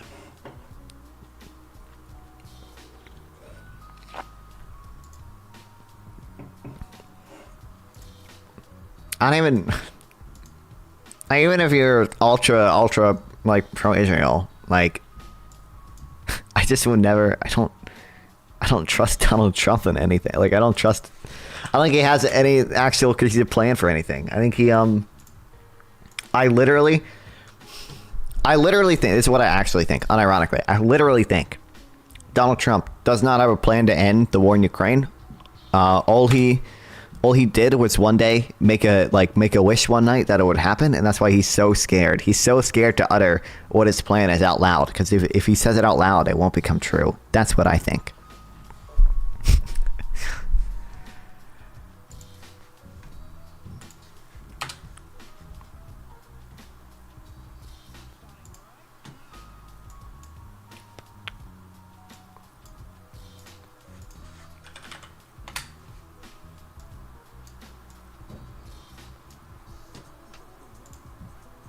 You're gonna hate this one. Put the money printer on autopilot. If a Biden relief package isn't open-ended and tied to a full recovery, America is doomed to repeat last-minute partisan fights over aid. Oh, Eli Cook. I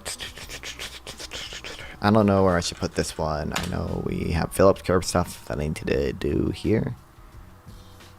And then I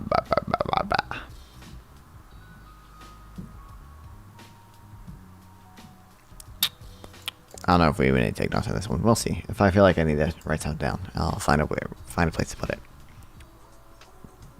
On Tuesday, the Senate confirmation hearing for Janet Yellen, President Biden's nominated to be the next Treasury Secretary, turned into a de facto hearing on the president's economic relief plan. While Ms. Yellen, a former Federal Reserve chair, is expected to be confirmed, the fate of Biden's plan is still up in the air and became the focus of most senators' back and forth. Democrats generally cheered Mr. Biden's $1.9 trillion package, while Republicans peppered Ms. Yellen with questions about whether that level of spending might be overkill. The price tag is indeed big, as it should be. This moment of crisis demands it. But members of Congress should carefully consider the necessary levels of spending, particularly amid so much uncertainty. Many lawmakers who seem to be asking, how much is enough? When we have done enough is the better question. When those 10 million jobs still missing are back, and when half of families who have lost income from work are made whole, and when those who had to leave their jobs because of extra parenting burdens begin to return, that's when relief should be turned off. Rather than setting an arbitrary expiration date and banking on yet another 11th hour scramble for more relief, Congress could base its policy on how people and businesses are doing, not the passage of time. In policy circles, such tools are known as automatic stabilizers. They're quite simple. If the economy comes roaring back, then stabilizers should be put in place to turn it off. If it takes longer to recover, they should stay on. They're crazy. A broad cross-section of research shows that auto stabilizers will help us do enough without doing too much. I mean, we have some automatic stabilizers already, but like unemployment insurance, Putting policy on autopilot is not new for the U.S. government. It began in 1935 when the guide is the Labor Secretary, Frances Perkins first female cabinet secretary. The Roosevelt administration introduced unemployment insurance. Oh, crazy! As a part of the New Deal. Why should I ever speak? I just gotta keep reading. Okay. Employers pay into the system so that laid-off workers can receive benefits. More workers are laid off in recessions, so more money spent on benefits, and in expansions, much less is spent. Food stamps and progressive income taxes are also, in their own ways, automatic stabilizers. Another great advantage to automatic stabilizers is that Congress can bump up the generosity of their benefits at bad times. Currently, 16 million people are receiving some form of jobless benefits, more than 7 times the number of recipients a year ago. In light of the pandemic, it was both humane and economically astute when this past March, Congress made jobless benefits more generous through the CARES Act, the $600 a week federal supplement to state unemployment checks, the expanded eligibility for benefits, the increased number of weeks the unemployed could get support, the $1,200 direct checks to the vast majority of adults. It was a strong start. Then political will eroded. The extra... Thanks for the follow. Game over. Welcome to the stream. And what's up, Tidy Labs? I forgot how it's my fucking alert sound. In the meantime, a zombie debate over wanted to renew that extra money along with a bucket of other crucial economic benefits dragged on for months. Only over the holidays, once the remaining relief in the CARES Act was expiring, did Congress and the Trump administration act, approving a new $900 billion package. Now the unemployed get an extra $300 a week, and the long-term unemployed, and those not normally eligible for benefits, are covered, but only through early spring.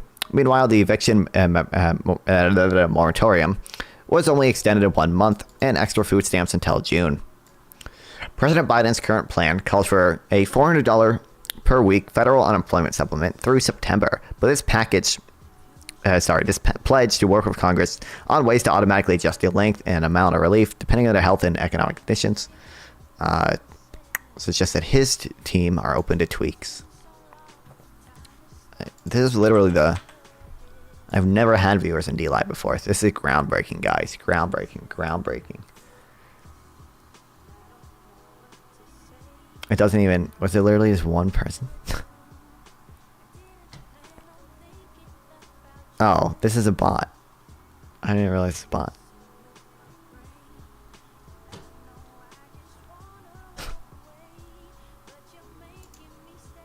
I love DLive. It's so worth streaming there. I mean, there's no added cost, so technically a view is a view.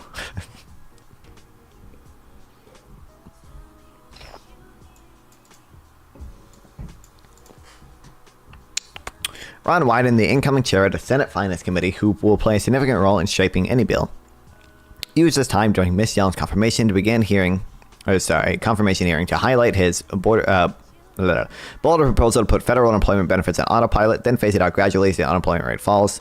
Representatives Don Breyer and Derek Gilmer and Senators Jack Reed and Michael Bennet, all Democrats, have designed similar plans.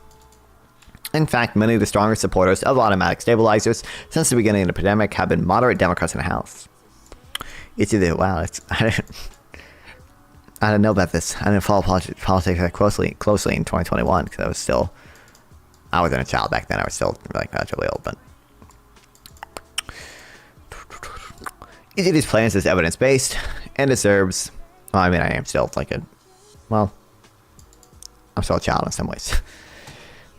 It's evidence-based and deserves to be closely considered. Policy experts like me have worked with several Congress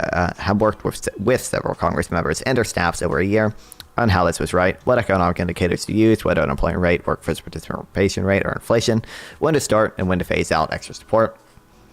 The source sure is sign that automatic stabilizers stand a fighting chance of being included in the stimulus bills. Well, that's unfortunate. Is that Ms. Yellen may be on board too. She endorsed using automatic triggers this summer, explaining her reasoning that Americans need relief and support as long as the job market remains weak. In early 2019, based on research and my experience working at the Fed amid the Great Recession, I argued in a chapter of the policy volume, Recession Ready, that we should make direct payments to people automatic in recessions, starting as soon as the unemployment rate begins to rise in a way that we know a recession has arrived, and continuing until unemployment crosses back down. Based.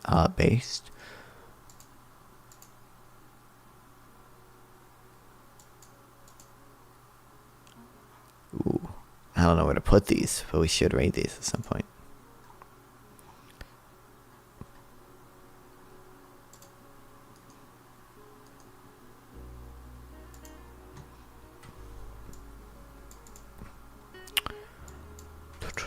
We should send more direct checks to all families except high-income households and households now, and be ready to repeat some level of on a monthly or quarterly basis until the crisis is over. If another relief package fails to provide households and businesses consistent, predictable support soon, we'll be doomed to repeat the inefficient, cruel, and unorganized cycle of last-minute partisan fights over aid. Americans deserve more relief. They deserve the peace of mind knowing that relief will come as long as they need it. True. Direct stimulus payments to individuals.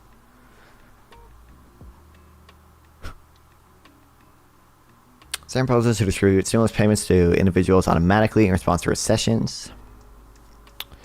Recent research finds that broadly distributed lump sum payments to individuals directly be spending and help stabilize demand, making these types of payments effective responses to recessions. Sam's proposal would offer lump sum annual payments to individuals when the 3-month average, when the Sam rule's triggered. Almost like that's exactly what Sample said before. Relative to its low in the previous 12 months. Total amount of stimulus was offset about half of the slowdown in consumer spending, totaling about 0.7% of GDP.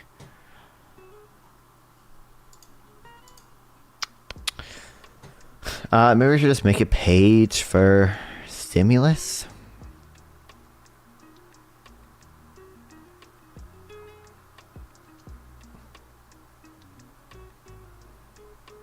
Or something.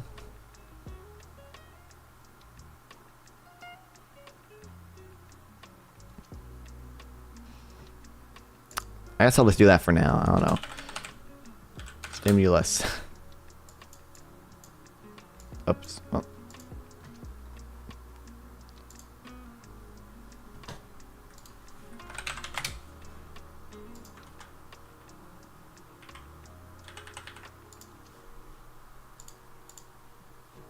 Bro, how do I get this fucking college to stop messaging me? I'm not going there. And they send me, I just apply. All I did was apply. And it's a community college, so I got accepted. But it's not one I'm going to. And I keep getting, they keep texting me. And I'm not, there's no point. I'm not going there. I'm not a student.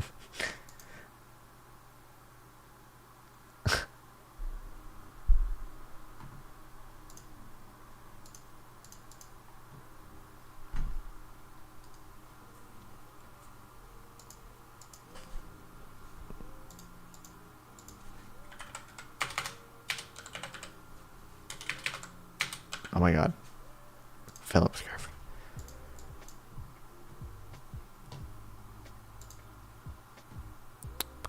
Oh, 4K enhanced. Did he fix the audio? I already reacted to it, so there's no point, but there are more Arabs living in Israel. He did fix the audio. I don't know. I don't know how he messed it up so bad the first time. Or maybe it was just Destiny that messed it up, but this is still getting views. Hell yeah. Hell yeah. Hell yeah. Hell yeah. Although it hasn't. I've noticed. I don't know if. I'm pretty sure.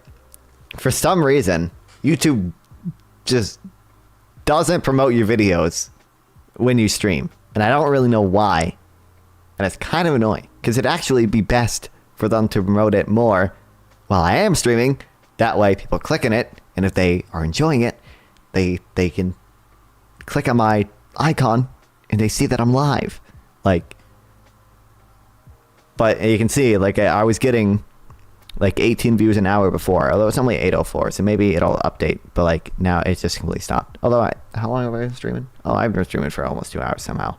Okay, so I guess it still does. It's just my brain seeing patterns where there aren't any. I remember seeing something about that. Yeah, I don't know.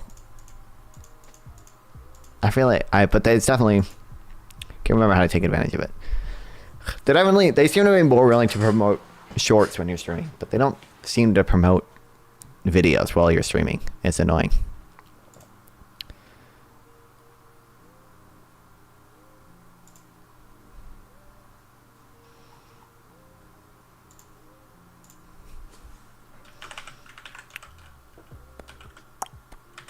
YouTube not promoting videos while streaming. It'd be funny if my upload of it got more views than the official Hippy Dippy one. That's how I'll know I made it.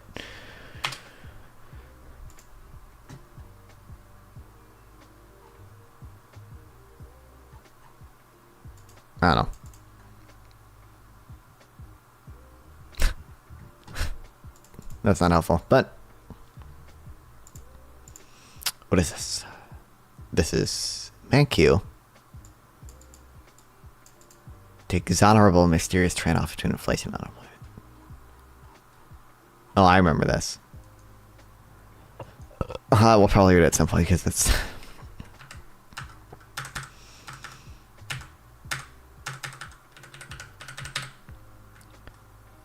bad news that this is an dynamic relationship between inflation and unemployment rates amidst a so-called new Keynesian Phillips curve. It's appealing from a theoretical standpoint, but it's ultimately a failure. It's not at all consistent with the standard stylized facts about the dynamic effects of monetary policy, according to which monetary shocks have a delayed and gradual effect on inflation. We can explain these facts as a traditional backward-looking model of inflation and unemployment dynamics, but these models lack any foundation. When is this written? 2000. Economists have yet to provide a completely satisfactory explanation for it.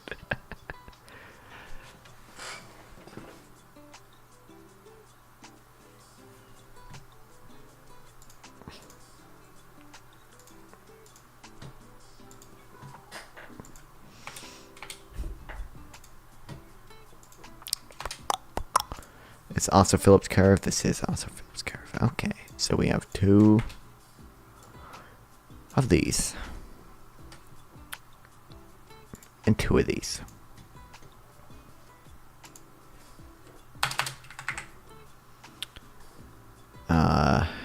We read this already, actually. I don't know where it is, but I don't really know if this is about. Yeah, I mean,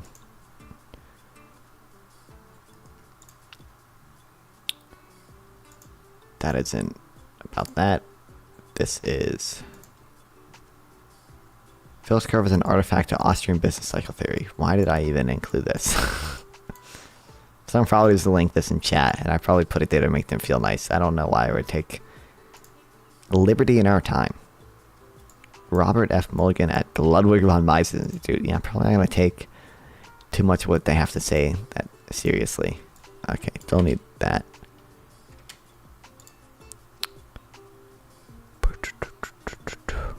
Roots of evil wonkiness. Greg Mankiw challenges the administration's predictions of relatively fast growth for a few years and embraces that real GDP may have a unit root. That is, there's no tendency for bad years to be offset by good years later. I always thought the unit root thing involved a bit of toothness. Okay, don't care.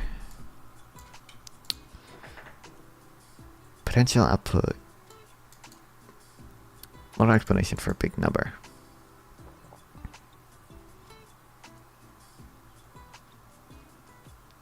Few commentators probably make it unheard of how to check these estimates. Calculated oftentimes estimates of potential output, the maximum inflation adjusted dollar value the economy can sustain without runaway inflation are produced by simply fitting a trend to past values of real GDP. More complex models used by the Congressional Budget Office rely on statistical residuals like total factor productivity and unsubstantiated assertions about the labor market.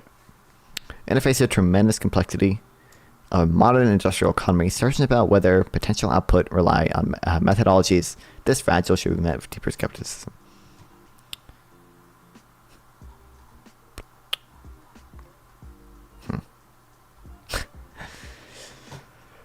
It's so painful. Me looking at the long-term effects of the 2008 recession. It's so... Oh...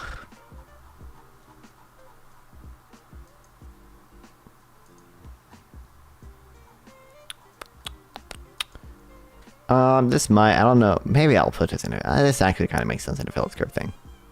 Because I think I have like the natural rate thing here too, right? So, or do I? Yes, it default in R stars. Unemployment rate, non-cyclical rate of unemployment.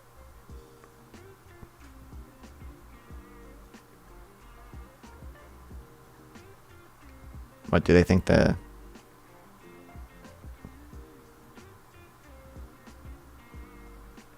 It's at 4.1% right now, unemployment, so they think it's 4.3% or whatever.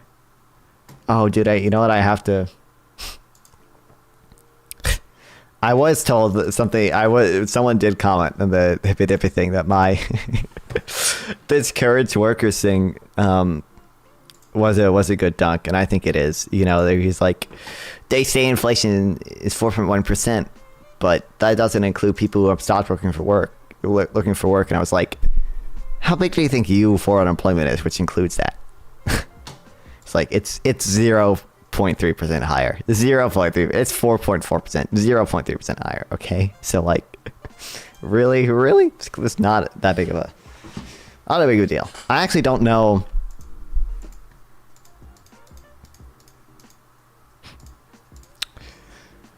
Like generally it's the reason for not including discouraged workers in the regular unemployment rate. My only guess would be, I mean, you don't count people who are not in the labor force. It doesn't really matter for what reason you're not in the labor force. But I guess if you include people who aren't actively looking for work, they're probably just not a good indicator of what the labor market is at. It looks like right now, right? Because they're literally not looking for work, so they're not gonna be a good indicator for that. That's what I would imagine the reason is. BLS. Why not include? I'm sure the BLS has something on this. Discouraged workers. Because they're not actively looking for work. That's wild.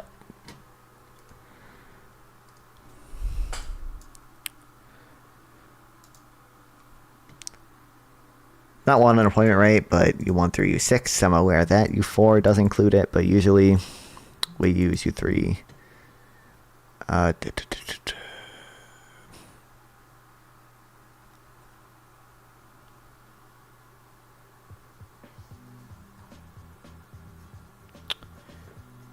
How closely tracks it interested. Great job quickly laying out the different unemployment measures. So I think you need to ask yourself, why wouldn't you want to know about discouraged workers? From a business perspective, I think the fairly obvious answer is that you're looking for general indicators about pressure in the labor market. How many people are actively looking for a job is most useful if you're hiring, firing, or setting wages. If people aren't really searching for jobs and they aren't participating in the labor market, they're affecting the economy, so that's much different than those not. Yeah, okay, that makes sense. Because you can't handle the truth. In line with cycle ups and down, and employed, the number of discouraged workers, that is the persons who report they're looking for work, but can't find one. It's also exhibited a large, sort of last decade and a half.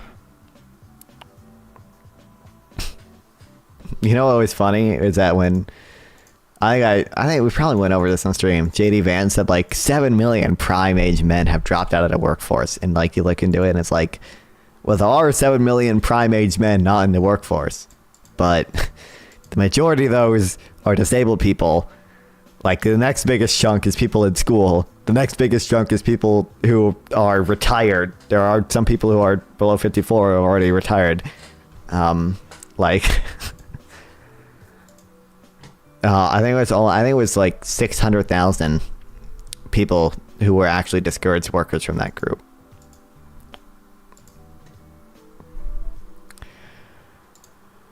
Is this the actual? I'm not reading the actual fucking study. I'm not smart enough to do that. I'm just gonna cite it, having read people's summaries of it. I might be smart enough to read this one actually. Well, not all 66 pages. Okay. Well, we ain't. We'll put this down here. Is this also? Oh, what? I don't even have anything linked.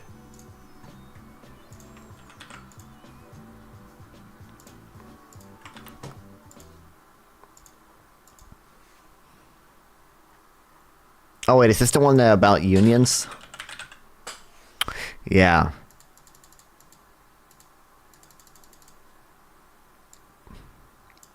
Provides a alternative explanation. Labor market policies that have eroded worker bargaining power might have been the source of the demise of the Phillips curve. We developed what we call the Kallikian Phillips curve, the slope of which is determined by the bargaining power of trade unions. We showed that nearly 90% of the reduction in inflation volatility is possible even without any changes in monetary policy when the economy transitions from equal shares of power between workers and firms. Okay. I gotta be the first to say this. None of these are really economic systems. Capitalism only thinks communism might own your stuff. True.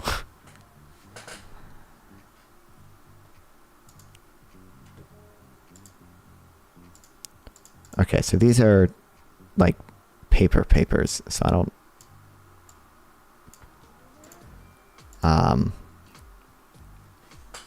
make like a toggle heading to, and I'll say papers, and I'll put these underneath it. And I guess this one too. I might be smart enough to read that one. And I want to make these heading 3s.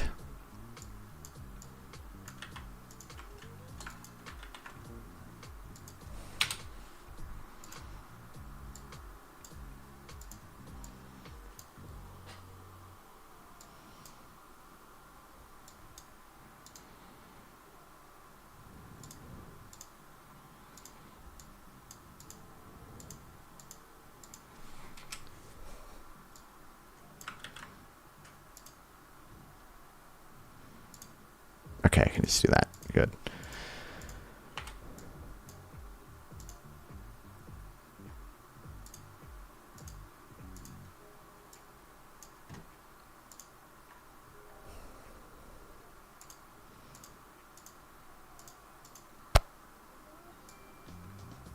And there we go. And then here,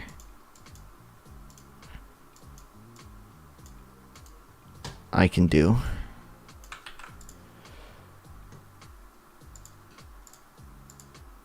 oh wait, is this also paper? No, this isn't. This is I can read. It's like a oh wait, no. Summary of it. Well, I could read the summary, I guess. Oh wait. Prospects for high. Do I have it study down here? Oh, I do. Okay, well, I'll read the summary. So I'll keep that there then. This is St. Louis Fed, so this should be I'm able to read it. Yeah, okay, we'll be good.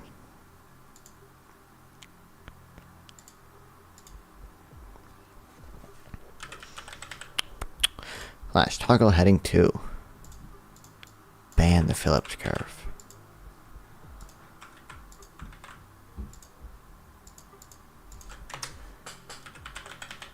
Flash toggle heading 2. The Phillips curve, a poor guide for monetary policy.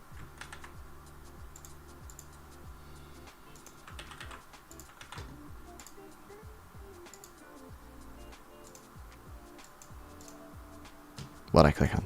Oops. Okay.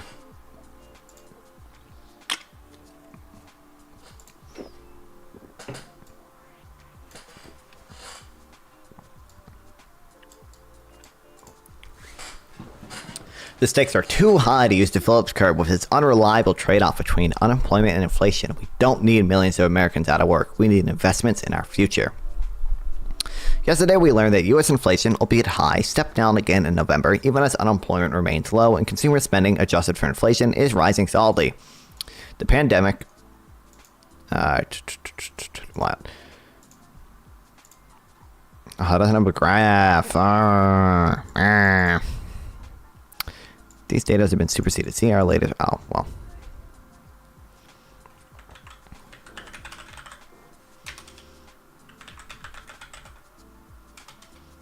Hold on, what is the series called? Personal Income and Outlays.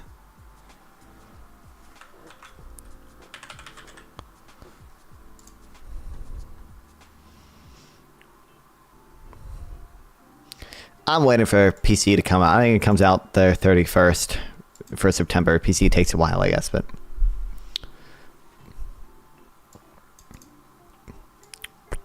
The pandemic and war in Ukraine have been incredibly difficult for everyone and tragic for many.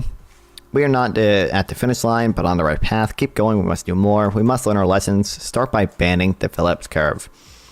Before we dive into the problem, what is the Phillips curve?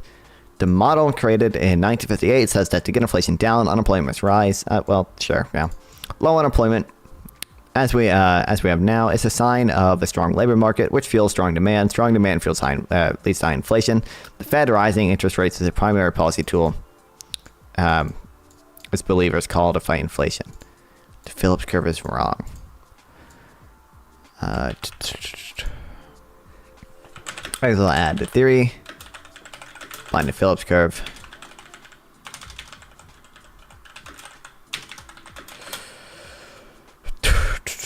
Is that a get? Inflation down.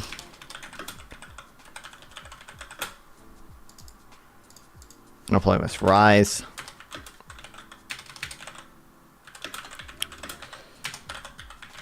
That's because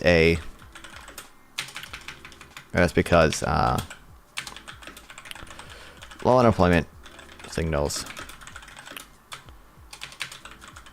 a strong labor market.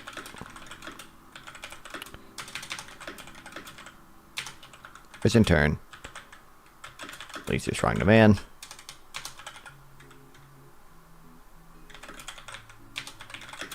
That causes high inflation.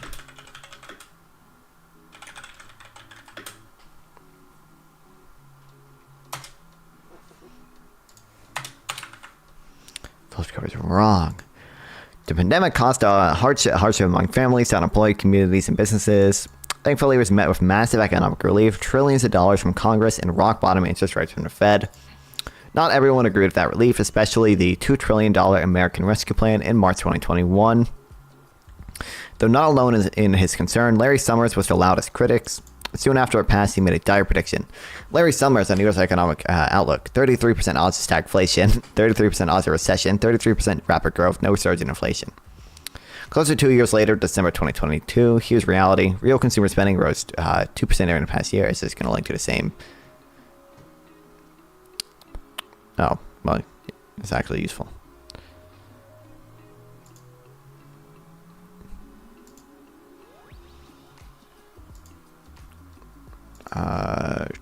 Percent change from a year ago. I'm just curious. Yeah, it's been at like 2% this entire time. Obviously, there was a spike, but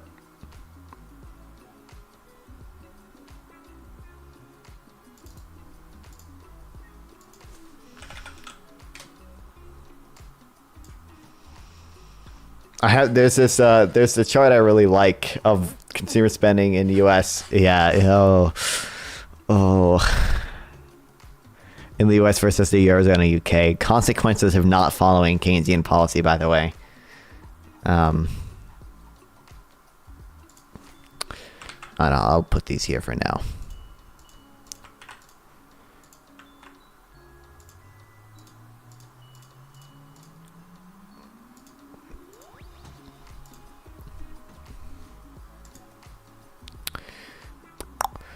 Rose 2% in the past year.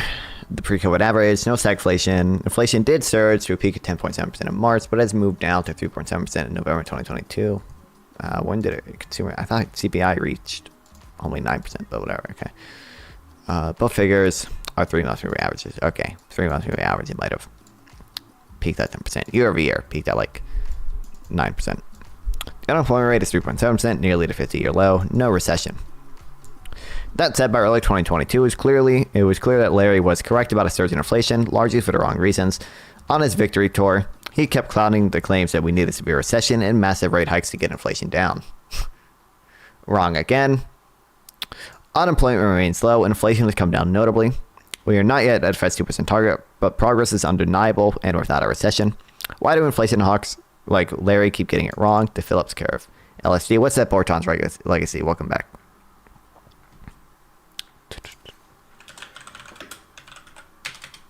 Okay.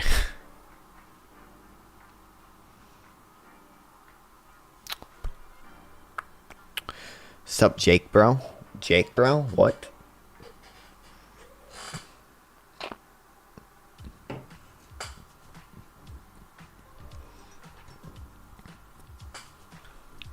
You're Jake? What do you mean I'm Jake?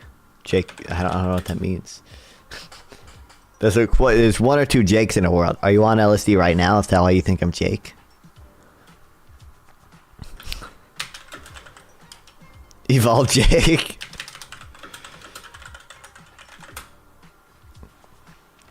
I keep telling you, you're the US version. Is this what Jakes look like? Do I look like a Jake? I'm fine with looking like Jake. Honestly, Jake's probably a better name than Jared. I don't really like Jared that much. There's not many good Jareds out there, so I wouldn't be too. I can go by Jake. You know, even if I went by Jake, I sound like him. Okay, Jake still works with my initials, JJ. I've considered, like, if people ask what to call me on stream, whatever, I'll be like, you can call me Nonfon or you can call me JJ, because my initials are JJ. I don't go by JJ in real life, but online I might wanna do either Nonfon or JJ. You have such a rude aura about you, bro, but it's a low-key chill. Oh, I appreciate it. Well, don't you like what I did? JJ, it works for you. I do have aura around me. See my Halloween decorations, my orange lights, and my fall sweater, and my pumpkin, and my gnome, and Joe Biden.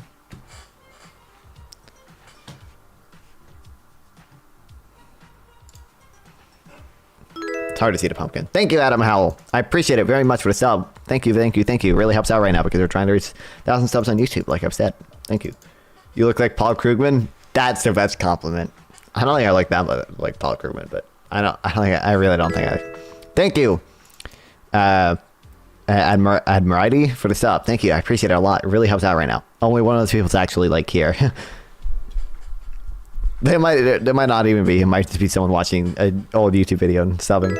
Thank you very much, Corey Lockman, for the sub. I appreciate it. It helps out a lot right now because we're trying to reach 1,000 subscribers on YouTube. If you have not subscribed to the YouTube channel, you guys should do that. All right now, as it would really help out.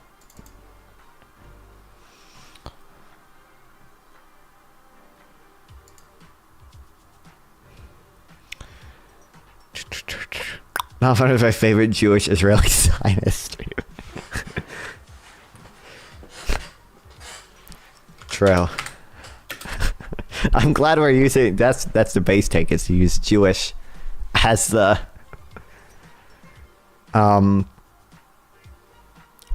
Jewish being the dog whistle for Zionist. That's the okay.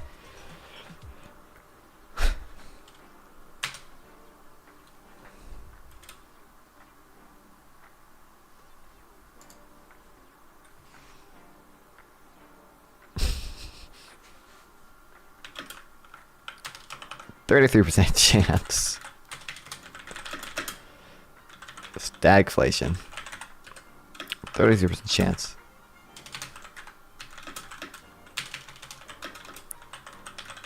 Recession.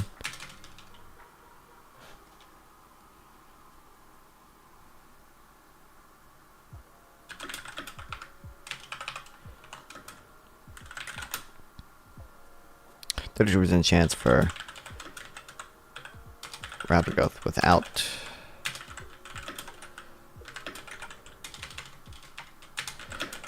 much inflation.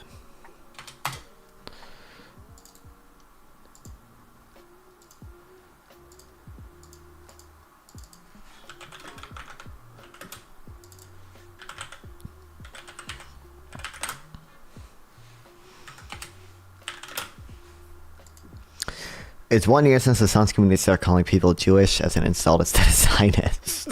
Probably, dude. Dude, if Hassan does get banned on Twitch, I don't know if he would ever. I think, didn't Frogan make a Twitch account? We are not that far. I love you, Jake G. Thank you, Artons. Appreciate you, brother. We are not that far away from a world where Hassan and Nick Fuentes are like both streaming on Rumble. And like the people left on Twitch are just like, yeah, are the milquetoast liberals. We're not that far away from that world, okay? We're not that far. The only Twitch streamers will be Hutch, and I guess Pisco streams on Twitch. IRI streams on Twitch. IRI isn't that big on Twitch, but it's gotta be. I don't know if Pondering Politics streams on Twitch. I know he streams on YouTube. I don't know.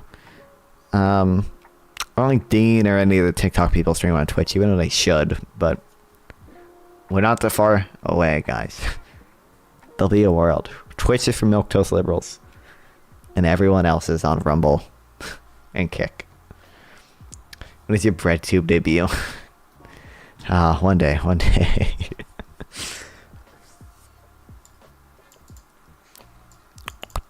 I don't know. I think I am gonna make a thoughts on Fulcrum. I don't know. I've heard the name Fulcrum before. I don't know who he is actually.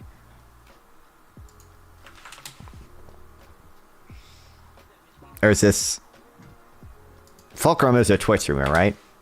Or he's just referring to.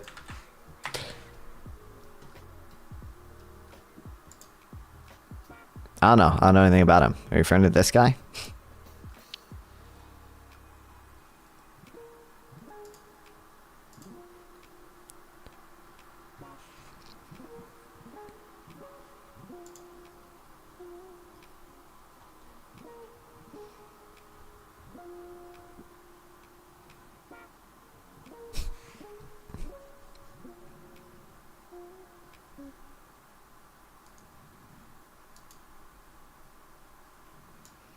Looks like we're kind of missing salary. Some of us had inflation not expected a temporary burst in inflation. what we all, including Hawks, goes wrong is that the vaccines, masking is all sensitivity with people that had COVID denial rampant. We're also wrong about how hard it would be to contain an epidemic. Inflation started to roll in summer 2021, but then the Delta and Omicron came, causing more deaths, millions of people sick, more supply chain shit, taking far too long for the expected, longer than expected for workers to return to work and consumers to shift back towards service spending. And finally, tragically, Putin would invade Ukraine, leading to a humanitarian crisis and soaring energy and food prices. Problems did go well beyond the American Rescue Plan, though it did contribute to inflation and the first full job recovery in several decades.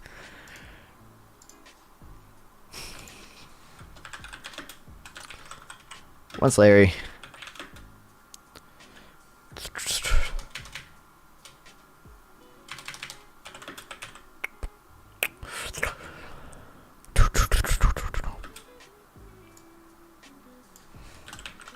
Once Larry was proven right about the surge in inflation.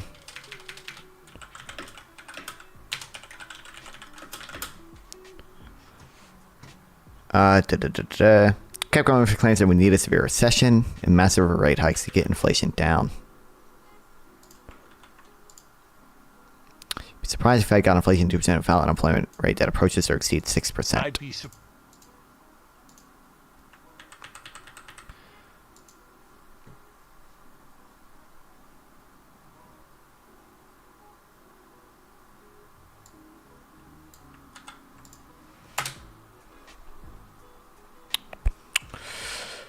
Well, he was wrong.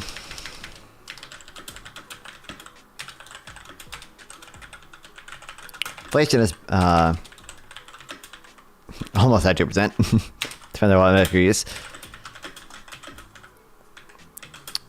And the Fed has started to cut rates. Unemployment.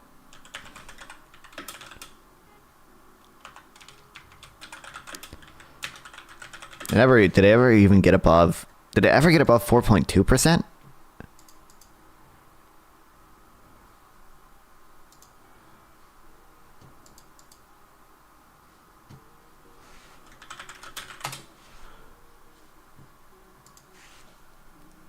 U3. I don't think it ever got above 4.2%. Maybe it reached 4.3. Fred.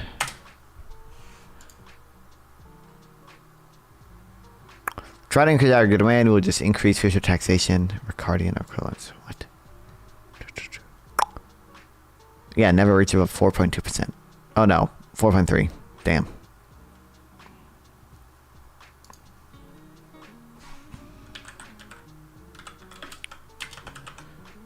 Percent. And it started to fall again.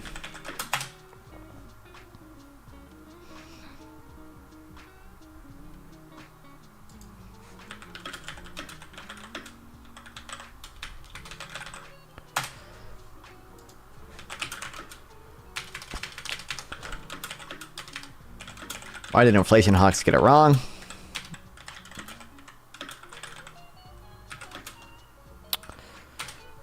The Phillips curve. The Phillips curve was bad.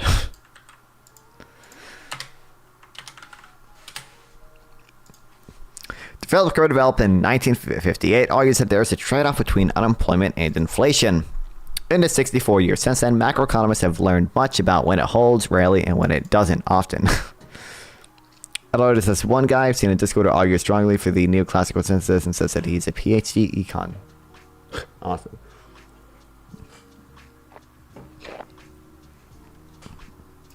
I see you arguing in a Conaboy server sometimes.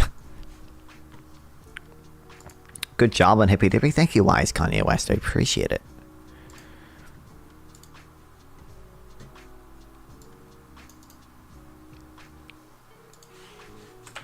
And the 64 years. Phillips curve has been around.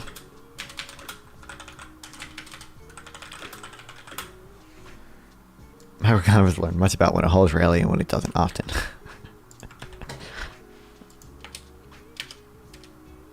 Oops. Boss is sad because they dissed him.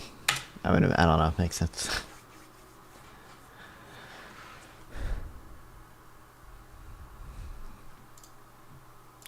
Here are highly regarded macroeconomists Larry Bell and Greg Mankiw in 2002. Said he interrupted too much. The boss did interrupt too much. Arguing that I kind of voice over all the time. It is the only other Discord I'm in. Based.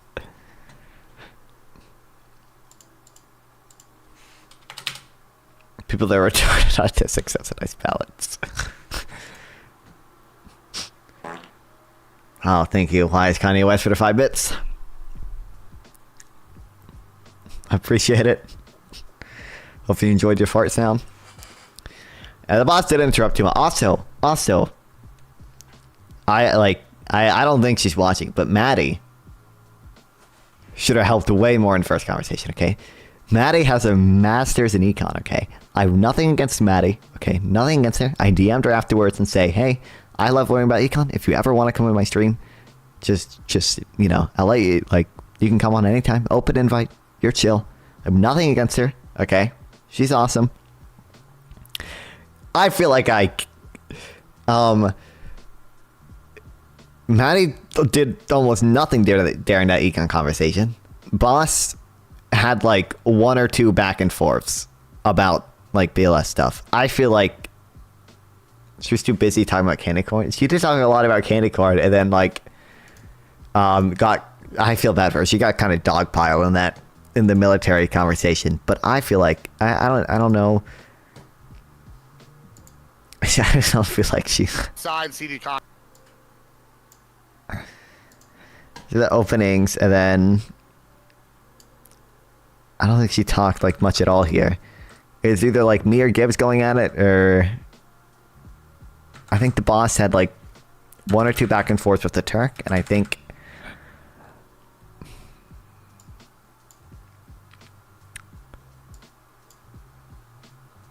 who's he talking to here? 120,000. That's already the progress that we were to respond once I finish. Yeah, I haven't taken an issue with the methodology. Yeah, he's going for But the problem. The lower end of the estimate was like 140,000 or whatever. 120,000. Oh, this is funny too. When I was like, they were talking about, I was like, guys, I know they like, I know it. I know, like, I did research. Like, it's 140,000 was the.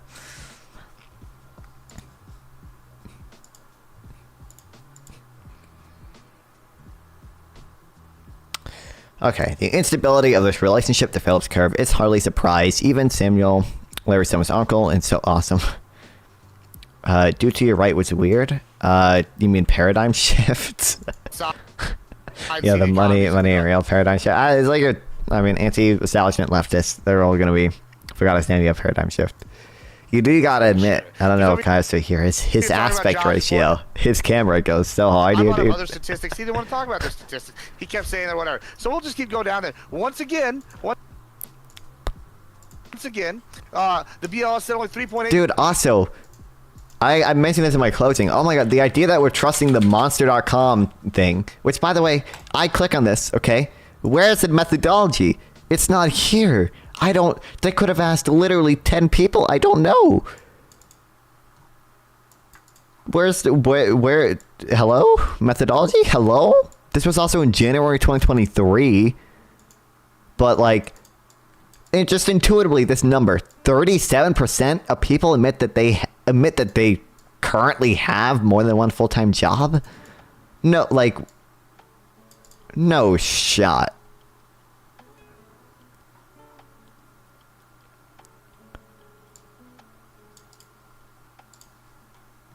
I didn't look too far into this, but like, we should just, like, I trust the BLS way more than like any of these like survey things.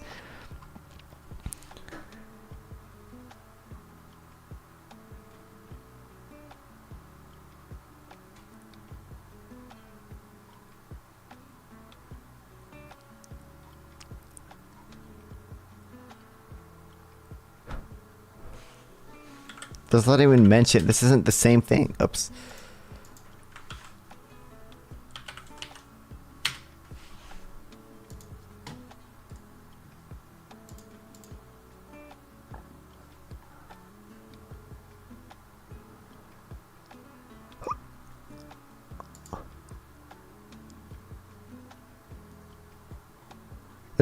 Where's the methodology? I literally. What if they interviewed 10 people and all of them were in the bottom 10% of income earners? It's like, okay, well, if you interview 10 people and all of them are the bottom 10% of income earners, then yeah, it's not unsurprising that 37% of them might have.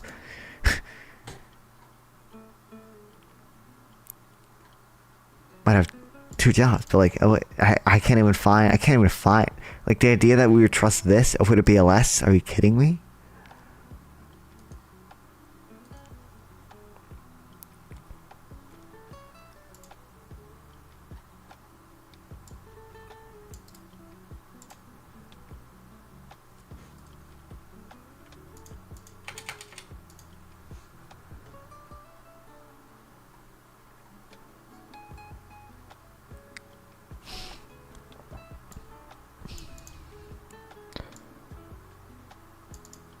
Among those who only work on 5%, they consider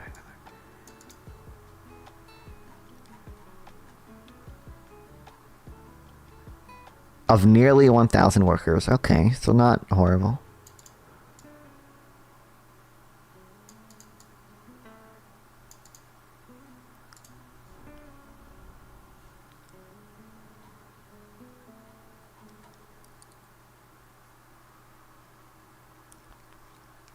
The doubling because the main job is providing enough money. Additionally, almost has to be worried about the current job will lay them off.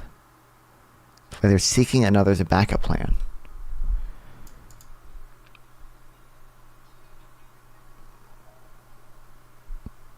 It's probably racks in the current state of economy. Methodology and I know.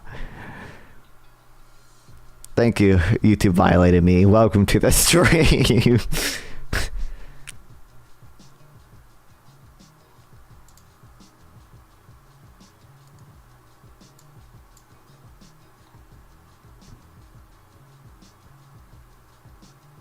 Because 37% figure is complete bullshit. Everyone knows it, but they pretend to believe it so they can comment. Have to be a moron to believe 37% people are working 80 hours a week. It's bad.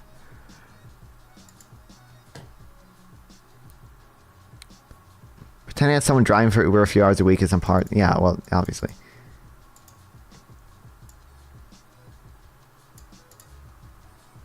Yeah, where did they define job?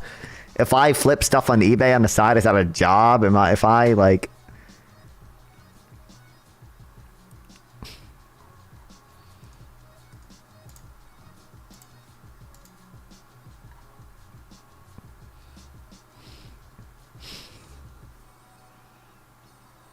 There's not necessarily 40 hours in an office and 40 hours in another office. Majority of workers who surveyed said it was about the money. It sounds more like people for workarounds, 2 remote jobs, or 1 remote job working at a restaurant.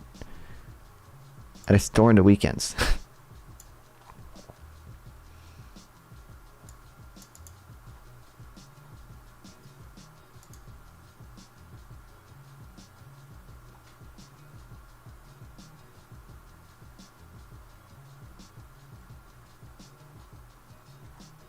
I don't like...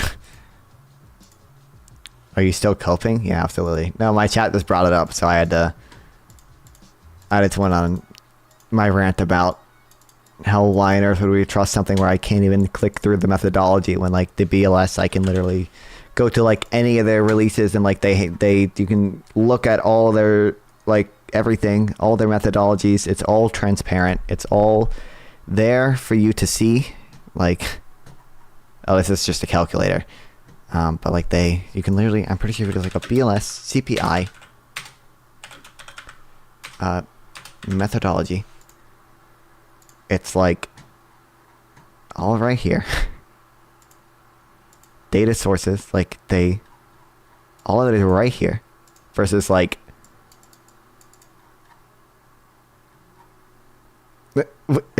nothing.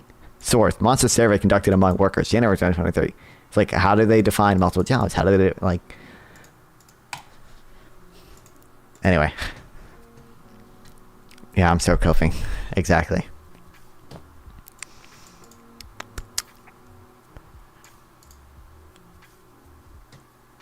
I'm glad you're doing well from it, though. Deserved. Thank you, Danabo. I appreciate it.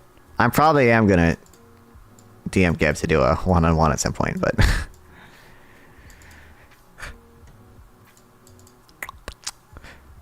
Okay, Phillips curve. Instability is hardly surprised. Even Samuelson, Larry Summers' uncle, and Solo's classic discussion of Phillips curve suggested the short-run menu of inflation unemployment combinations would likely shift over time. Skeptics are sometimes tempted to use the shifting Phillips curve as evidence that they deny the existence of a short-run trade-off. This appears sophistry. It would be like observing that the United States has more consumption and investment than India.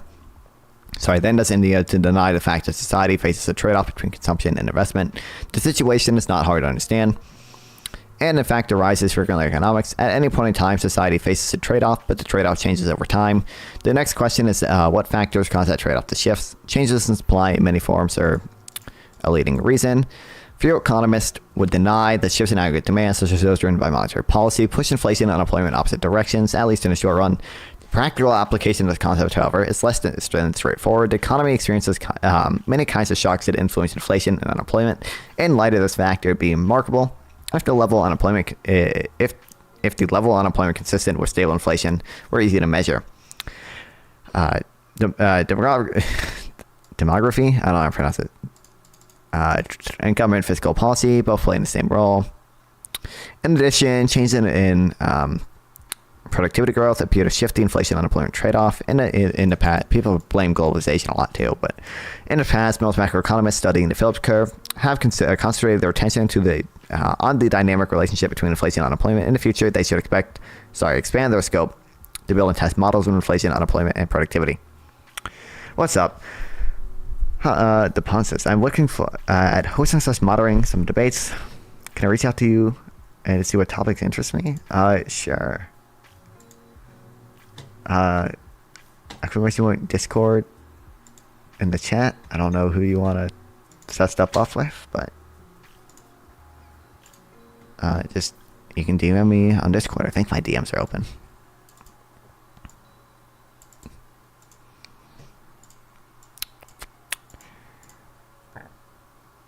Amen. COVID and Putin cause massive slowdown, slow to heal supply disruptions, including reductions in labor force and access to goods. Phillips curve is bad.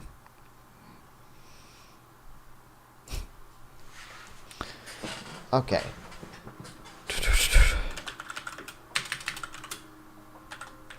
Harry Ball and Greg Mankiw. Look out.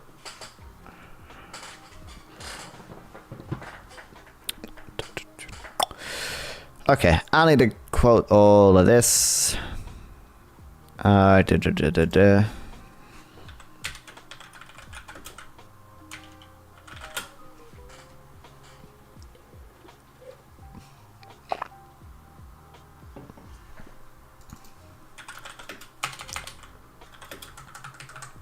What's up, you and me? Welcome back. Seat Zion. So true, brother.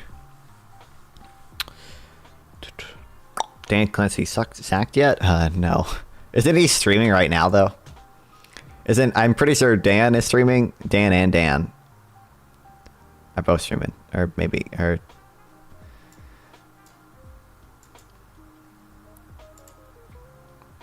maybe not. Never mind. I thought Dan Clancy was streaming, and Dan...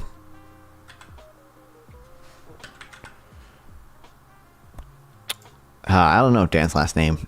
Destiny Dan. That Dan was streaming.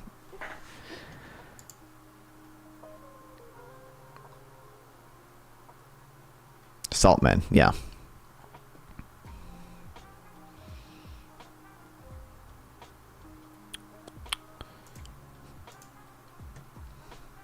Just I saw on Twitter. Oops, I just went to Twitch again. He was like, hey, guess what? Guess who I'm streaming at the same time Dan is tonight. Maybe it was yesterday, though. He's going off on Twitter. He's been going off on Twitter. It's awesome.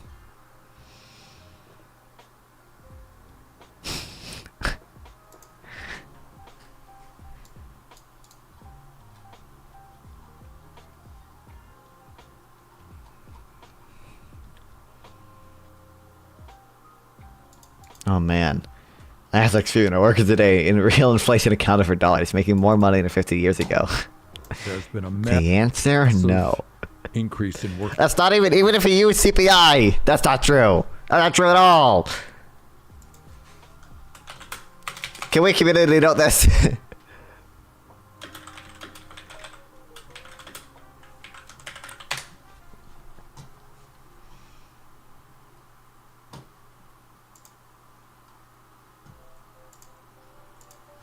Not true at all. What if they also want to gain an X following via the country? They already have Twitter followers. Oh, like, wait. You haven't applied to be a community noter? No. It's pretty fun. Hello? Is my Wi-Fi breaking? Or is this link broken? Or...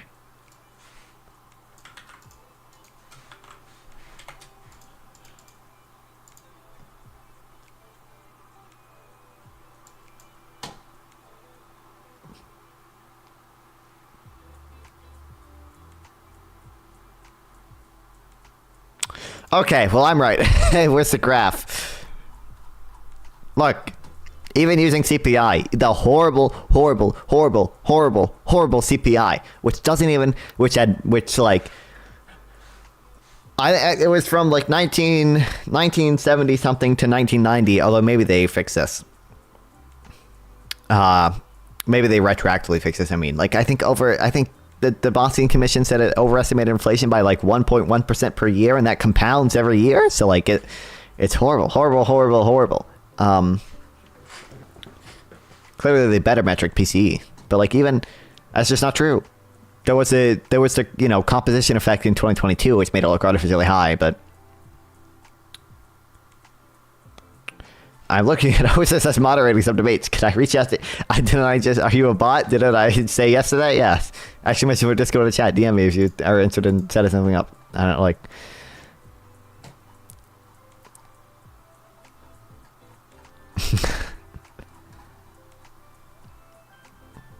Look. I don't know, but like, I don't know, they're all basically the same, so it's hard to find a CPI one. But, you can see like how much higher CPI is than everything else.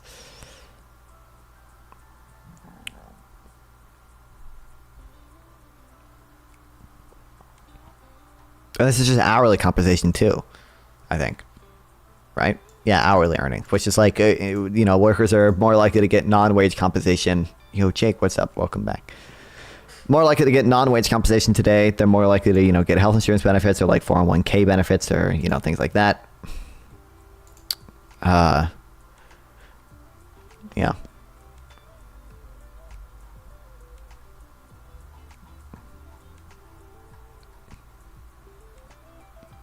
You should come mine soon, G?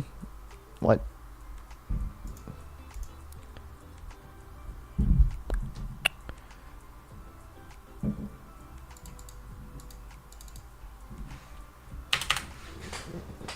Play some games and shit. Got stuff to read. No time to game. We haven't even been reading that much. We've been distracted.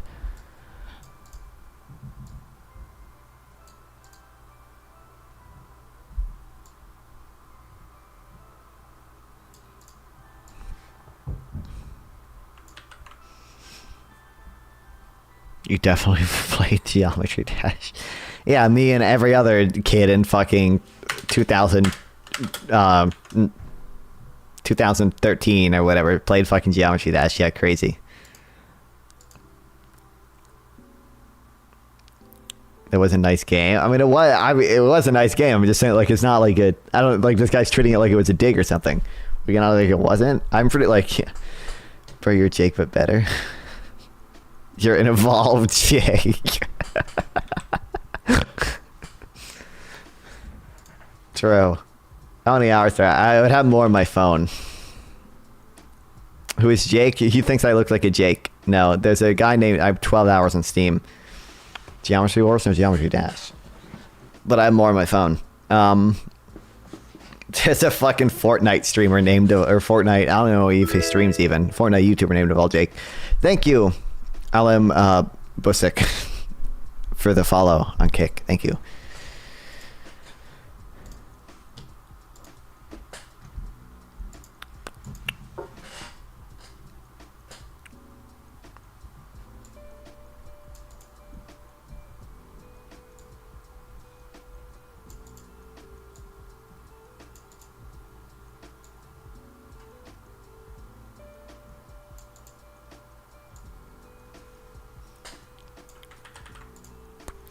don't think anyone talking about Jake but me. Yeah, I don't know what they. Thanks for the stub, Princess. I appreciate it. Thank you very much. It helps out a lot. Yo, Jake, who you voting for? Dude, is it not? You guys not see the Biden head back there? Like, I feel like it's pretty obvious to guess.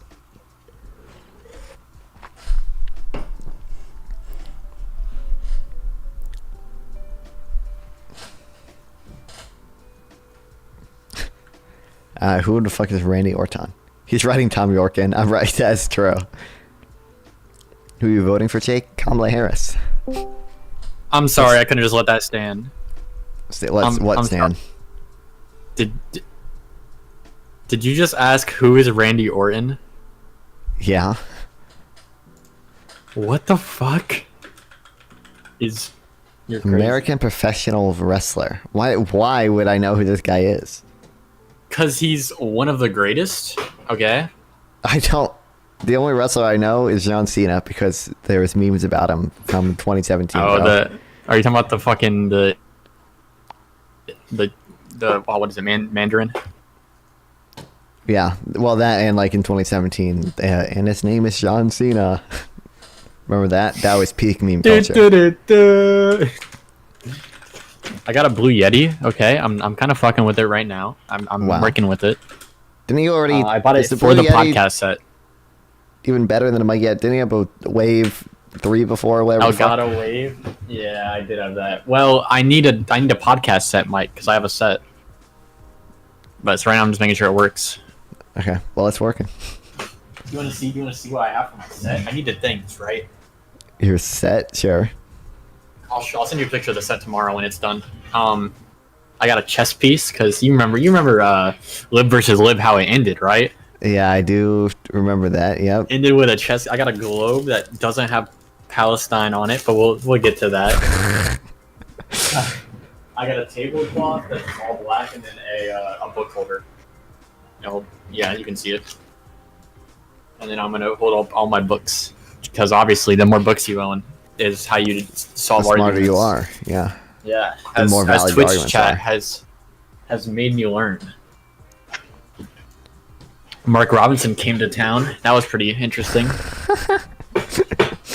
Yeah, did you see him or anything, or did you? I was working at the time. Damn. There's like a knight in shining armor of like, at least if it goes red and like the world is doomed, okay? There's no way Mark Robinson can win. That's the only light that I can see, okay? It's like, if Trump wins the election, at least I know North Carolina will be blue, okay, when it comes to governor. Now, if Mark Robinson wins, there's no shot. It wasn't. The last polling I saw was like 54% Stein, 32% Robinson. So I'm pretty sure we're good. Pretty sure we're fine. Did you see? Don't get complacent. He's suing CNN. I saw he had to like lower the amount he was asking for because I guess in North Carolina you can only ask for up to like $25,000 for whatever. That's defamation lawsuit thing. Yeah. Yeah, that should be I like that. I like him saying show your proof because then it's just gonna only look worse for him. I know it's gonna look worse. Well, what do you mean? I don't know, but people use the fact that there is a lawsuit at all. They say, like, "Oh, look, it's a lawsuit. Clearly, there's something fishy going on here," just like they'll do with the like voter fraud stuff. And it's like, okay, buddy. Yeah. Well, whenever he loses, the state's against him, the judges are against him. Yeah. The more reasonable outcome is that 12 years ago, CNN themselves made a fake porn account through his email. Did you see the Joe Biden AI calls that people were getting? No. There was people getting like AI calls, deepfake voice from like Joe Biden that was like giving them voter news.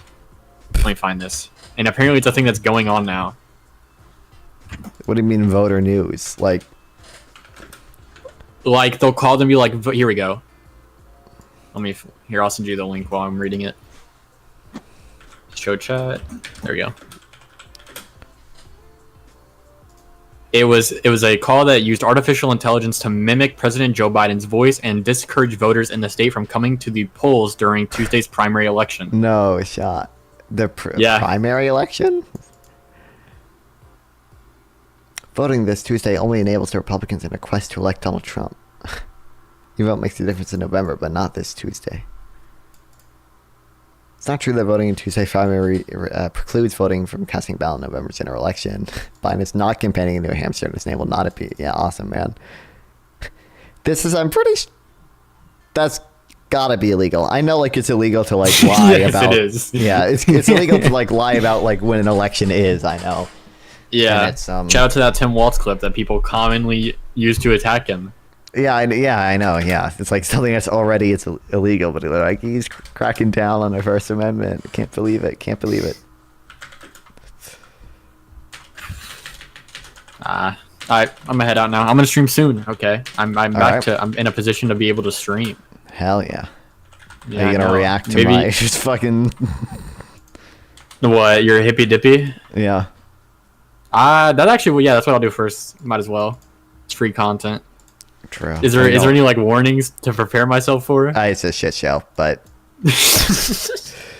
dude, I rewatched it, and I realized at one point the moderator interrupted me. I did not hear him, bro. I don't know if I had him turned down or something. Oh, it wasn't that important. That's a bad look. Well, he wasn't like telling me not to talk. Basically, there was one guy who kept changing his camera to be like a document or something, and it's like, buddy, nobody. We just want to see your face. If you want to cite a stat, just say it. Like, nobody can even see. There's 9 people in the call. Nobody can see the small text in your webcam, bro. Don't just. But the moderator interrupted me to like yell at him for it, so it wasn't like me continue talking after he told me to stop. But what was that? What's Dark Non-Fun coming out? Oh, yeah, no. I know. But luckily, I don't look that bad in it. I don't know. Any updates on the hippy dippy? Well, I sent you what I sent in DMs. I don't want to leak it or anything, so. Okay, yeah, no, I'm not asking you to leak. Okay, I'm just seeing if there's anything new after that. No. Okay. After I was gonna make us fake leak, and I realized that's probably not funny to do. I was gonna be like, after they asked you to be the new host. No. The new host. Yep, I'm replacing Dylan Burns. Dylan Burns is fired because of the sex ring they discovered with him and 17 chickens. Okay, that's what happened. Alright, I'm gonna head out, go back to reading econ. I'm glad I could pull you away from that hellhole for just the time I could. I appreciate it.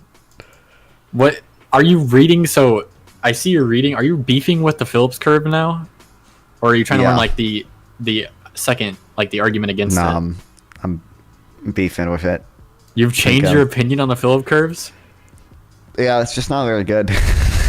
Oh no, you were so actually like defendant in the Phillips curve. Well, like it's just because like it's just what I was taught, so it's like, okay, I mean, like clearly, bro, like, got indoctrinated. Unironically, no, you want I told Sample the reason I'm doing this, okay, I'm gonna make like a video essay channel at some point, because I want to like videos like that. I don't know if you ever watch it, like the is inflation data faked, where like it's just like exponent. I watch long form, but never econ.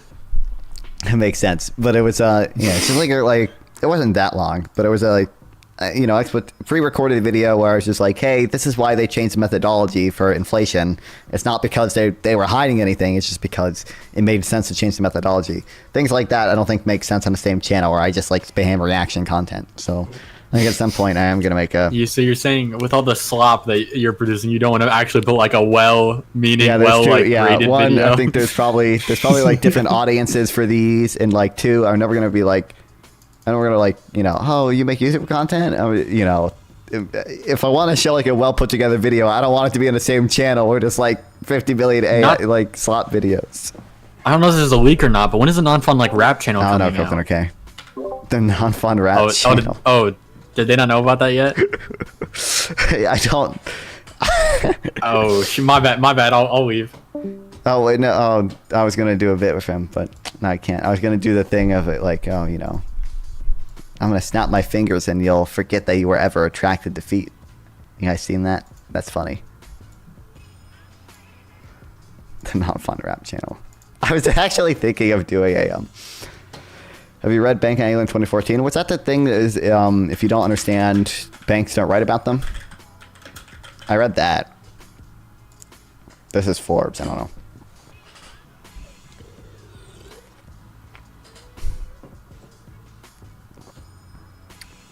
I think I made a page for like credit creation theory, and I just have not read about it. Just because it's not like.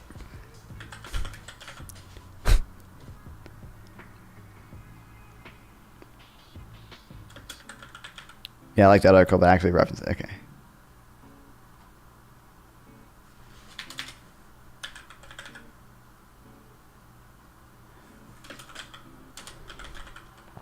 Or wait, maybe it's just... Yeah, CCT. I don't know, I have a few links here. Is this Bang Alien 2014? 2018. I have a few links here, but I don't have the... I don't know if I have the Bank of England.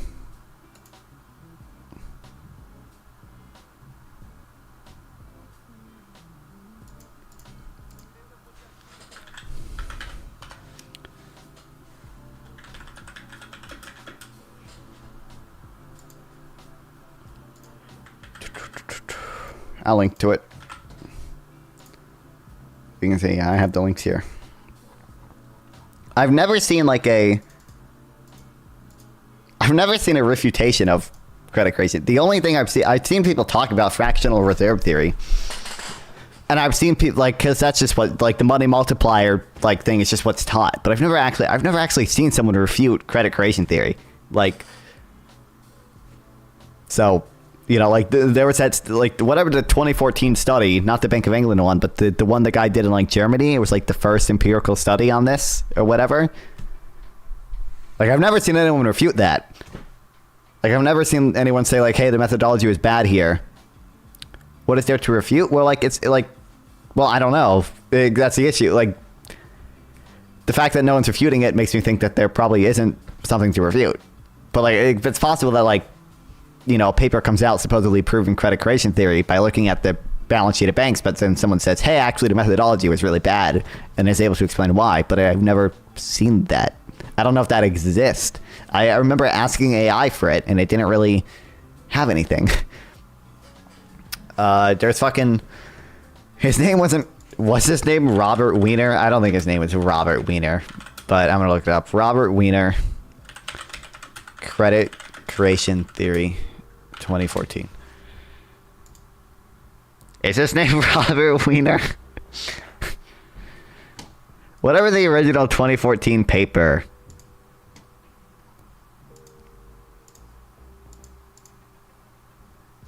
Anthony...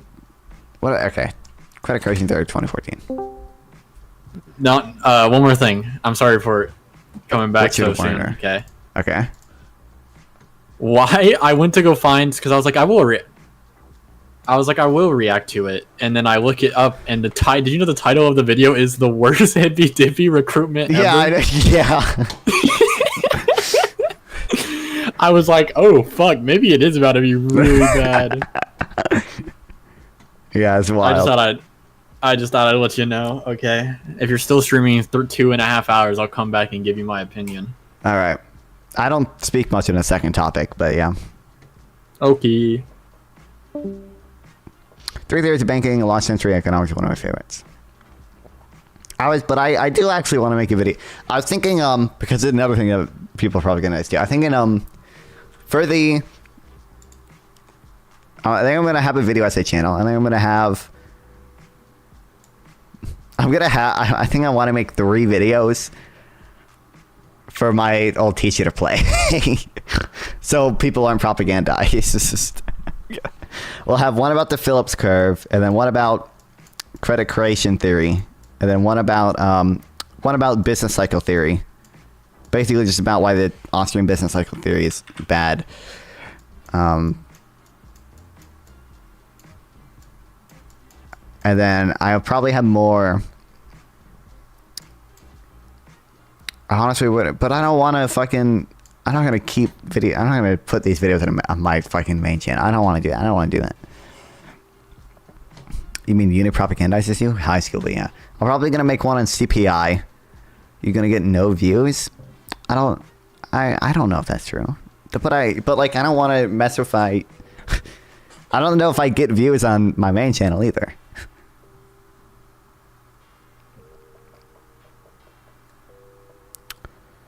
Because I feel like there's like wildly different like audiences, so I don't even know if it would get. It'd be like if I uploaded like a. Well, it's not, maybe not wildly different. But if I get like a, you know, if I upload it's probably, if I was making gardening videos, it'd probably be better to put the gardening videos on a new channel versus on this channel. But don't view it as main channel and not main channel. This is like my main channel. I just want a channel to host video essays, basically. I'll upload reaction content to my own video essays, and that's how, and then I can put it on my main channel too. That's how we can do that. You have to go to second from the start, but again, like that's kind of what I want to do. But watch the video. What video? This video? Banks don't lend money; they create it. Demystifying monetary and. It's a short one. The one I linked earlier. When did you? I don't see you linking one. Where did you link one? Way up here. Today I rise to address an oft-forgotten segment of our society. I speak of Generation Z, who will be playing a substantial role in the next election, and Generation Alpha, who will start to come of age the election after. It is for this reason that I shall now render the remainder of my statement using language they're familiar with. To the Sigmas of Australia, I say that this goofy-air government have been capping, not just now but for a long time. A few of you may remember when they said there'll be no phantom tax under the government I lead. They're capaholics. They're also yapaholics. They yap non-stop about how their cost of living measures are changing lives for all Australians. Just put the fries in the bag, little bro. They tell us that they're locked in on improving the housing situation in this country. They must have brain rot from watching too much Kaiserman and forgot about their plans to ban social media for kids under 14. If that becomes law, you can forgo skull emoji all about watching Duke Dennis or catching a dub with the bros on Fort. Chat, is this Prime Minister serious? Even though he's the Prime Minister of Australia, sometimes it feels like he's the CEO of Ohio. I would be taking an L if I did not mention the Fox who want to cut WA's Gats and Services tax. The decision voters will be making in a few months' time will be between a mid-government, a dog-water opposition, or a crossbench that will mog both of them. Though some of you cannot yet vote, I hope when you do, it will be in a more goated Australia for a government with more aura. Oh.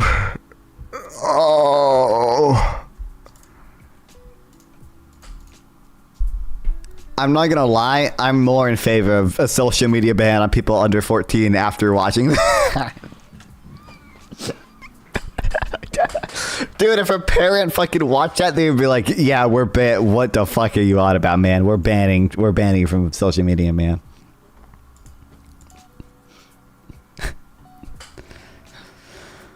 Oh my god. Hey, what's up, Ricky? Welcome back. Economics based on about theory of value, theory of money, theory of banking that most economists don't understand. Maybe, man.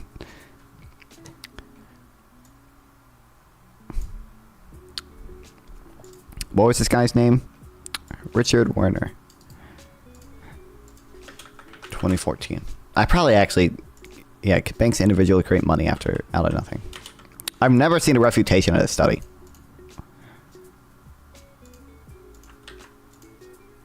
Wait, is this just this? Yeah, I had it already. Damn.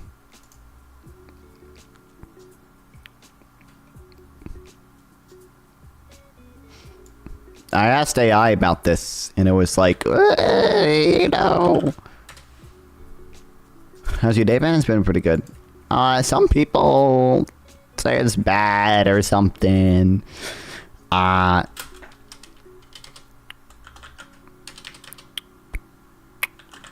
there any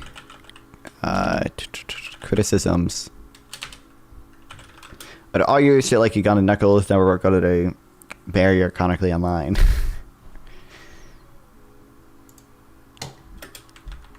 circumstances. Crit is sums of what was his name? I keep wanting to go back to Robert Wiener just because just because it was funny that was my guess.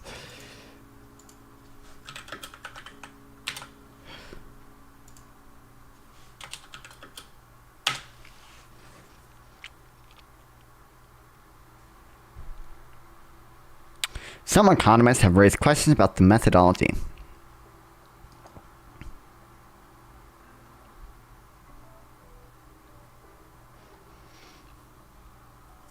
Critics argue that banks don't create money on nothing, but rather create it based on assets. When a bank issued a loan, it's creating money against the borrower's promises to repay, which is an asset. Some point a bank's ability to create money is constrained by various factors, including capital requirements, liquidity regulations, and the need to maintain depositors' confidence.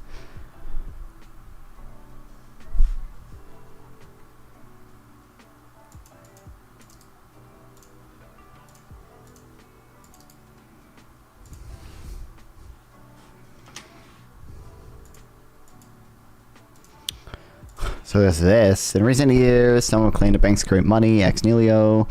This column explains that banks do not create money out of thin air. From an economic viewpoint, commercial banks create private money by transforming illiquid assets to borrowers' future ability to repay into a liquid one. They're quickly being solvent otherwise. In addition to bank solvency, but that doesn't really address the actual main point of credit creation theory, does it? That's just saying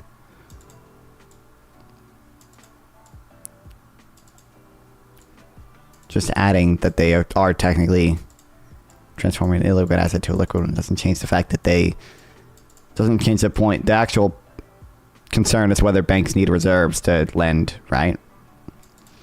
I think letting old people that are kind of falling apart run everything is kind of based.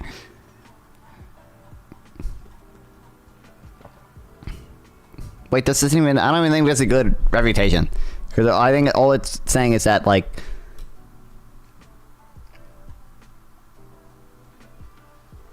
money supplies, fairy dust, David Graeber. Plenty of magic money trees in Britain, as there are in developed economies. They're called banks. This misconception may stem from the seemingly magical simultaneous appearance of entries in both the liability and asset side of banks' balance sheets when creating a loan, but it's simply a reflection of double entry bookkeeping. Doesn't Richard say as much? Richard Weiner. Economically, money creation by private banks is far from magic, nor is it out of thin air.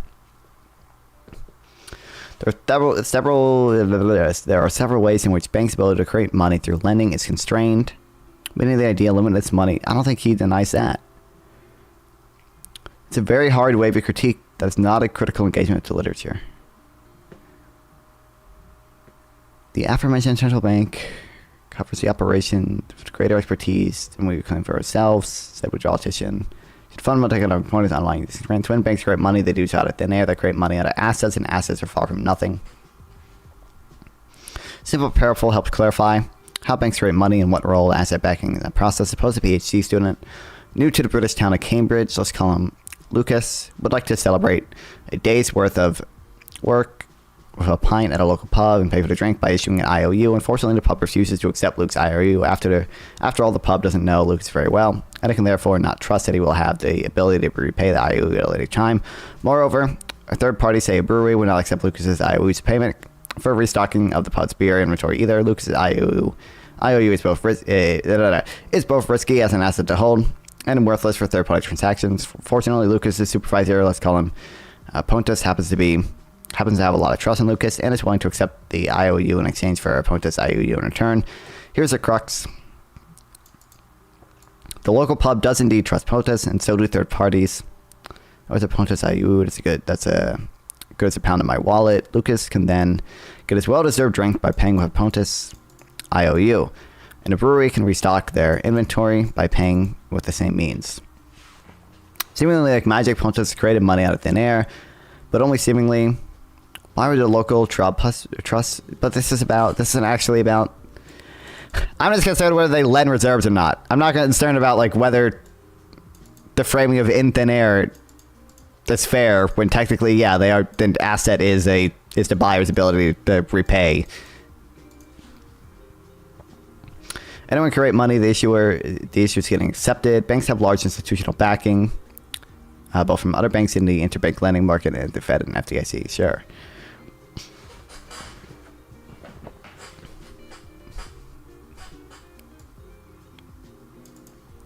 First, I trust his ability. When banks grant money, the process is very similar to comparable. An example above: when you paid for a coffee using a Barclays credit card, you gave them an asset you future repayment. That's not what I'm.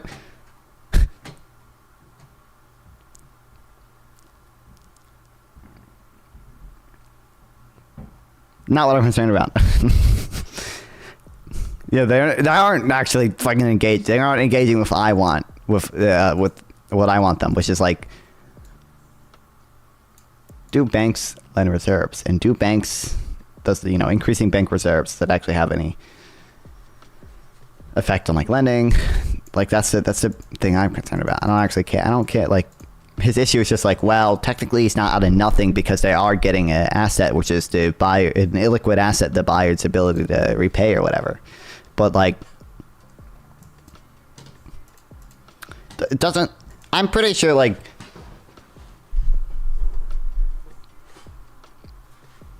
Doesn't he say as much? I'm pretty.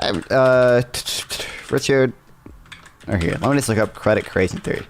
I'm pretty sure in all the explanations they literally show the balance sheet and they're like, well, the bank writes down the loan as an asset or whatever. Supplier, so accounts for investing money used for firms.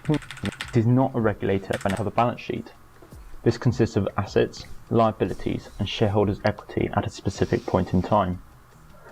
Let's start with the manufacturer giving a loan of 10 earlier. This gave supposed post-contract. It is due to be it is important balance sheet. And step 2, the note and having an accounts payable. And step 2, when the loan funds are paid out, an accounts payable disappears. In step 1, the situation looks pretty much the same. The bank purchases a promissory note from a borrower, and the asset side of a bank's balance sheet increases by £10 million. Like, I don't like. On the liability side, accounts payable also increases by £10 million, as the bank owes the borrower funds. The accounting is identical for all three types of lenders. This means whatever makes banks special must appear in step 2. Banks behave very differently when the bank must provide the funds to the borrower. Instead of needing to make funds available to the borrower, like he's not denying that this is happening. That like a buyer's ability to repay in the future like is the asset for the bank, as needed in the other two cases. But like, a bank doesn't have to give up anything to pay out the loan. There is no requirement. This is what I'm concerned. This is draw down on cash. This is the whole issue. So what I'm concerned about. The borrower believes that the bank's obligation to pay them has been met. Well, this is done through a very powerful accounting change that takes place on the liability side during step 2. The bank does reduce its accounts payable by 10 million. He did not address this. At the this. exact same time, it increases deposits on the liability side. It reclassifies accounts payable as deposits. Well, why is this, and what actually is a deposit? Although it might surprise you, you do not own the funds in your bank account. The article we read did not address that at all, which is like the actual. That's the actual thing that matters for monetary policy, right? Like whether or not the framing, like whether or not the loan is an asset on a bank side or whatever, is not what's important for monetary policy. What's important for monetary policy is whether banks need reserves to lend money. That's the concern there, right? I'm right. Am I wrong on that? Like, I'm pretty sure that's the. Right?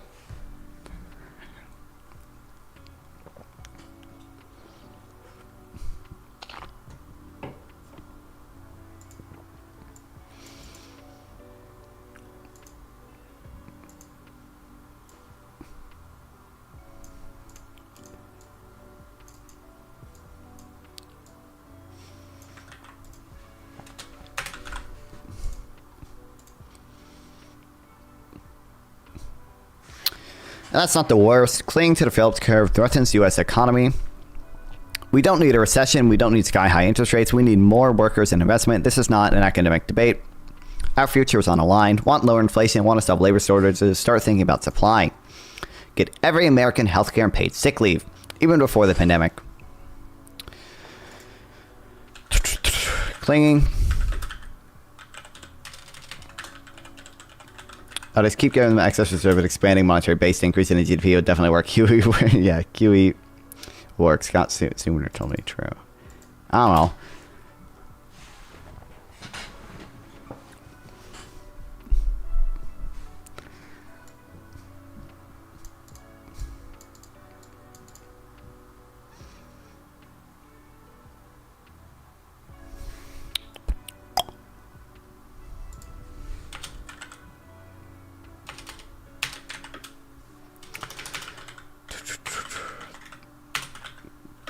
Threatens U.S. economy.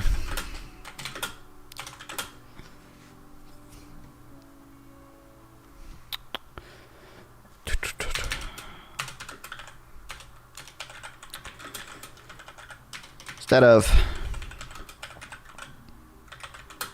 high interest rates or a recession,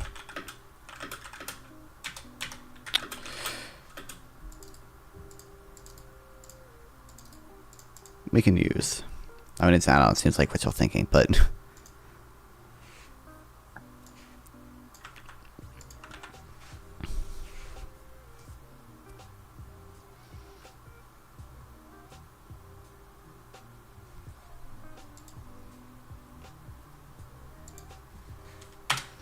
get every American healthcare and paid sick leave. Even before the pandemic, countries was failing people. In addition to being key to human flourishing, good health lends to more productive workers. COVID has brought immense harm to physical and mental health. See also Barry or told on this and other factors keeping workers out of work now. Tanking the economy will make it worse.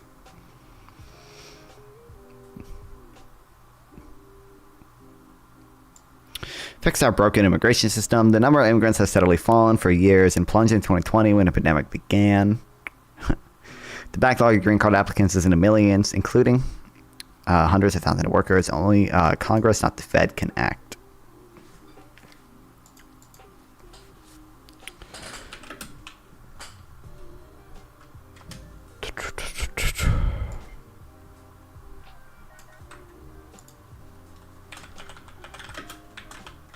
Giving Americans healthcare and paid sick leave. Increase productivity.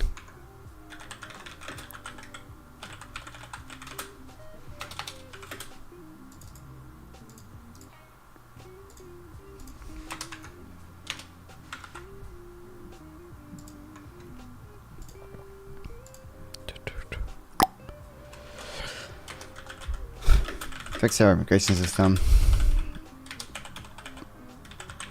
What's up, you and me? Welcome back. You know something about the deep sea mining stuff? No.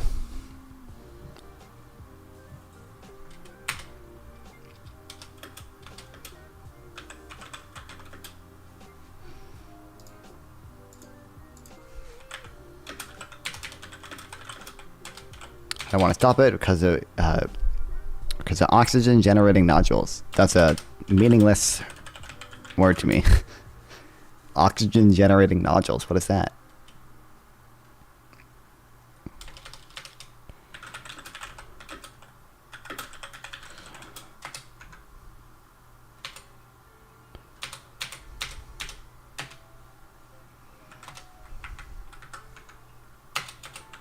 This is literally what it says. I don't.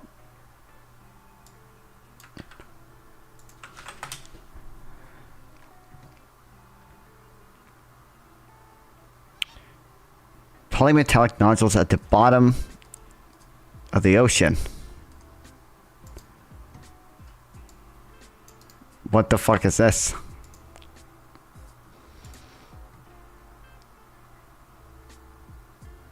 Mineral concentration in the sea. When the concentric layers and iron around a core, as nodules can be found in vast quantities contained, deposits have been identified. Potential economic interest. found small amounts of polymetallic nodules at the bottom of the ocean appear to act as geo batteries, producing enough electricity to break down water and make oxygen. The observation challenges the idea that photosynthesis is necessary to produce oxygen for living organisms.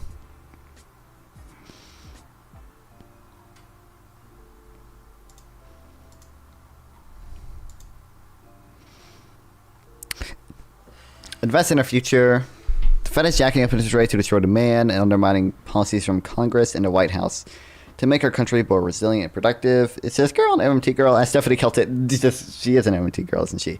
As Stephanie Kelton explains, the Infrastructure Act, the Inflation Reduction Act, and the CHIPS Act largely use tax incentives to encourage investment.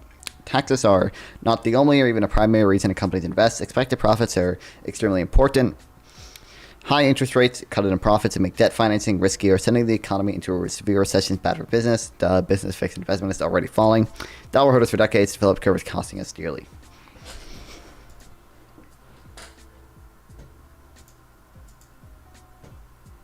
Notice my palms are sweaty, knees weak, arms are heavy, vomit on my sweater already, mom's spaghetti.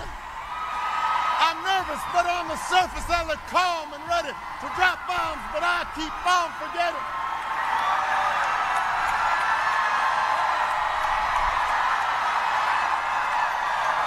Okay.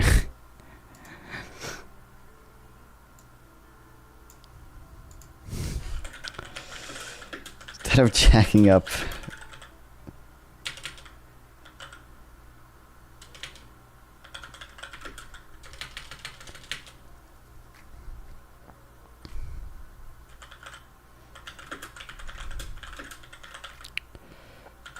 For demand.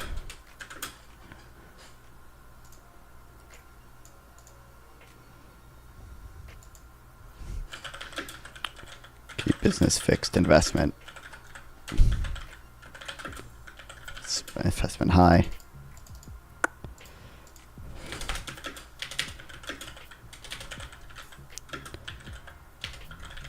Already falling. And that will hurt us. For decades.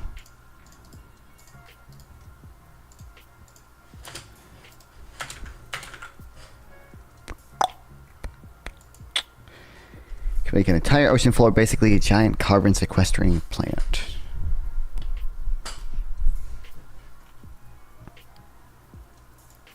That's only two, but iceberg invested in children by reinstating child tax credit, which has no work requirements. Invest in education with free pre-K. Invest in working parents with affordable child care. Invest in basic needs with more housing. High interest rates make it more costly to do all these investments. In closing, ban the Phillips curve. Okay. I think we're going to get rare agreement here from a borderline MMT or not an MMT and the Cato Institute.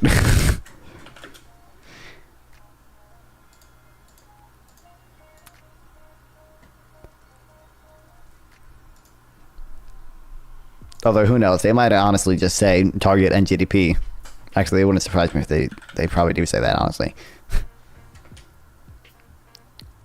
Yeah, should be replaced by single target, preferably keeping NGDP on level. Okay, wow, wild. Who knew?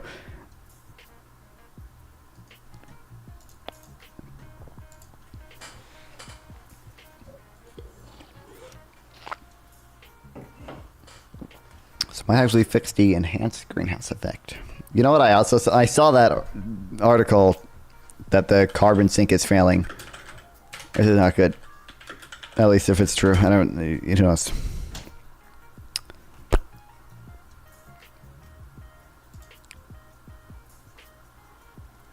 Where's just a...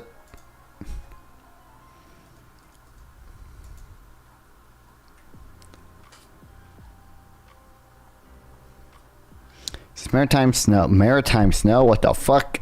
Will no longer be turned into CO2 and return to the atmosphere. I mean, is maritime snow also just what it sounds like? Or marine snow?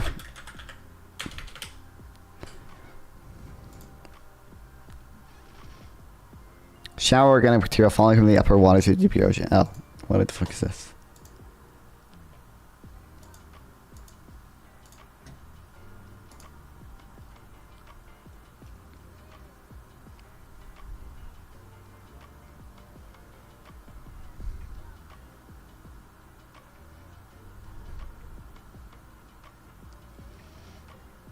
Basically, supercharge the karma sink, I would imagine.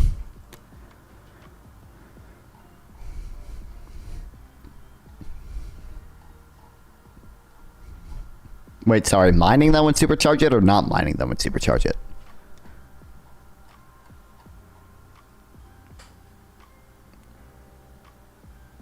Mining it, okay.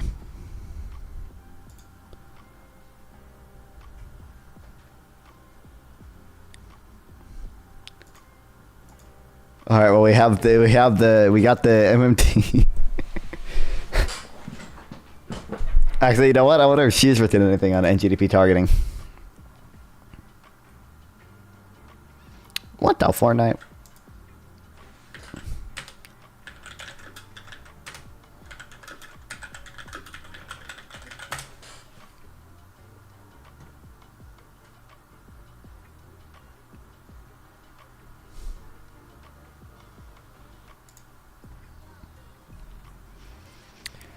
David Beckham trying to save the FMG from itself. Come down and please do NGDP targeting. True.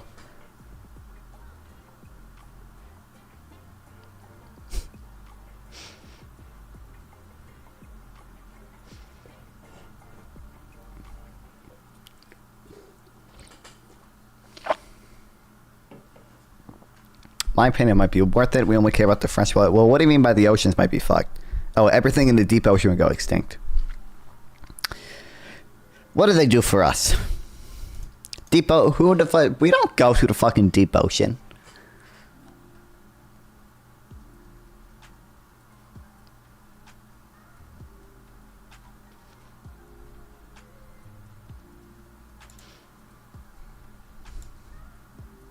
Oh, I was about to. Is this guy big GDP targeting?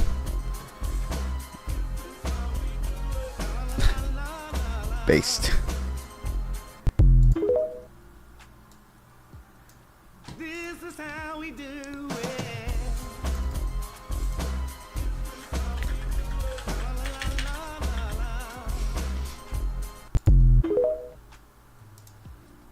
Oh, I didn't know that. I thought deep ocean meant not that. Deep ocean meant we were just gonna lose a bunch of like blobfish. Wait, why are these different? AMU version? What is the AMU version? Versus what the fuck this is? I don't know, let's think both, but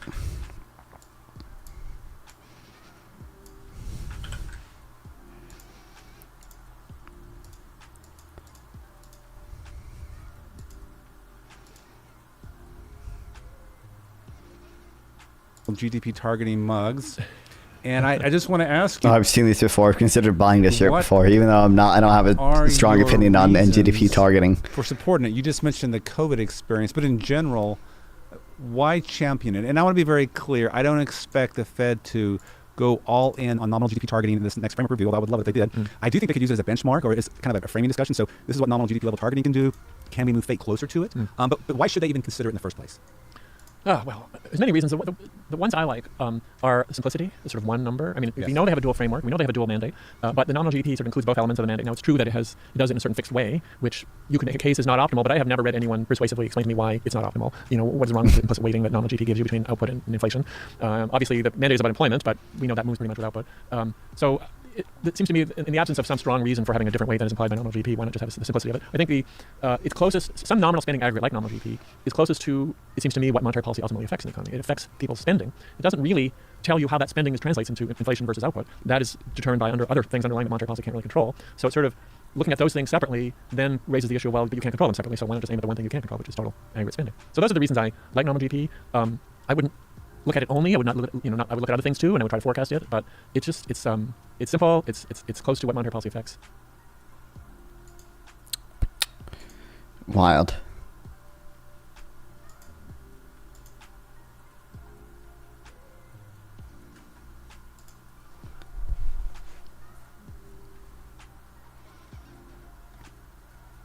I mean, can we just like mine? Is there a middle ground? Can we mine half of them? You want only half the tuna die, and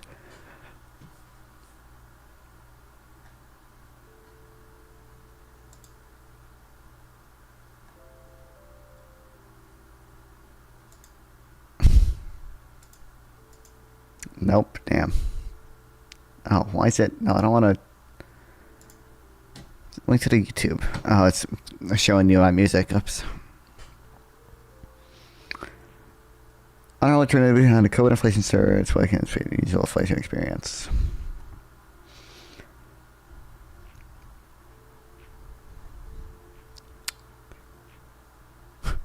All right.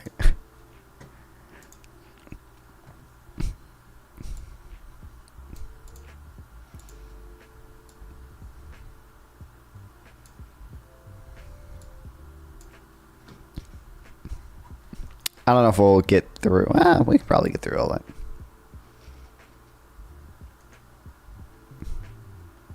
Think about it's great. Well, I want to say it's great. It might be a necessary evil at best.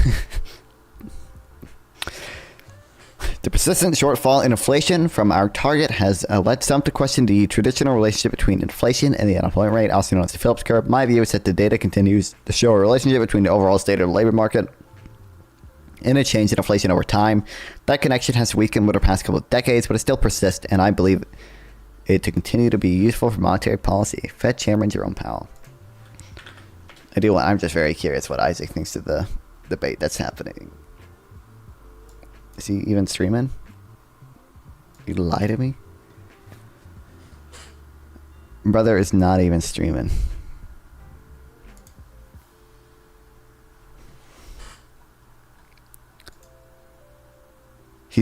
Bro is playing Roblox.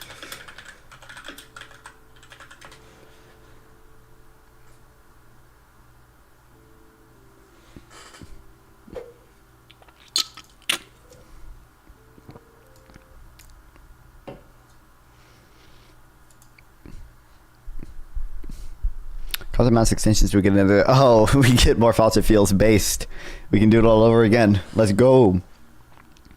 The history of economic thought is replete with examples of economic ideas that are potentially attractive and persistent, even after they have little empirical support or theoretical validity.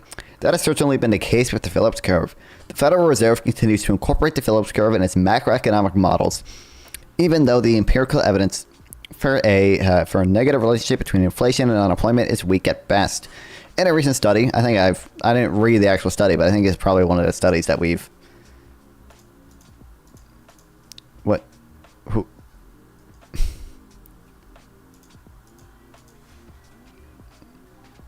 Oh, wait.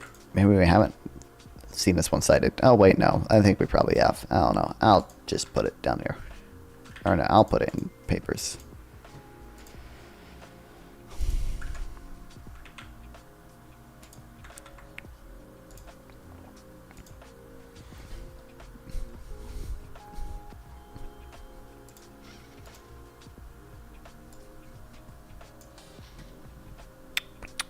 We legit have to do it this way? Do we have to? The forests are useless as sinks. Well, apparently. But we're already reducing carbon emissions, right?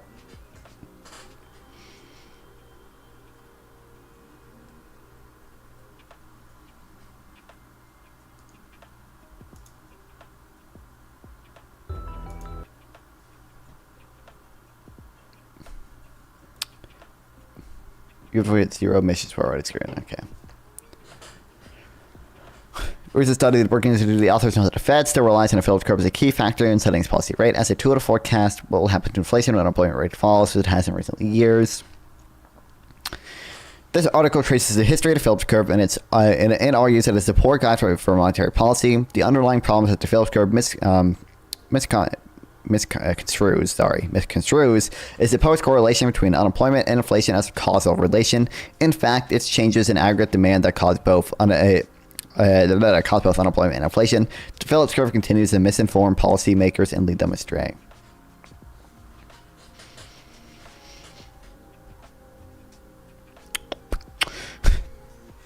Yeah, man, you think the Phillips curve is legit because aggregate demand shocks are gonna move inflation and unemployment opposite directions? Okay, you know what measures aggregate demand better than the Phillips curve? And GDP. So therefore, you just target and GDP owned, destroyed. Okay. What's up, Antarctic? Bro, is it just me, or is it not looking too well for Kamala? I don't think it's looking horrible, but still uses she's down in the polls, right? Yeah, but like they're all like within margin. It's very close. I think it's a coin toss still. Like,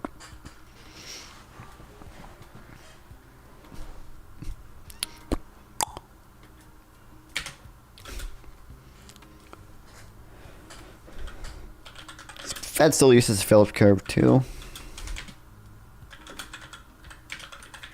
Forecast where inflation is heading when unemployment falls and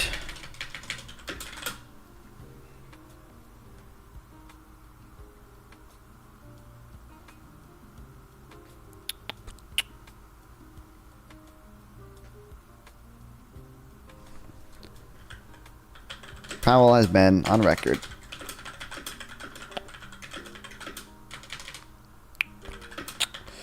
on believing it is still a useful relationship.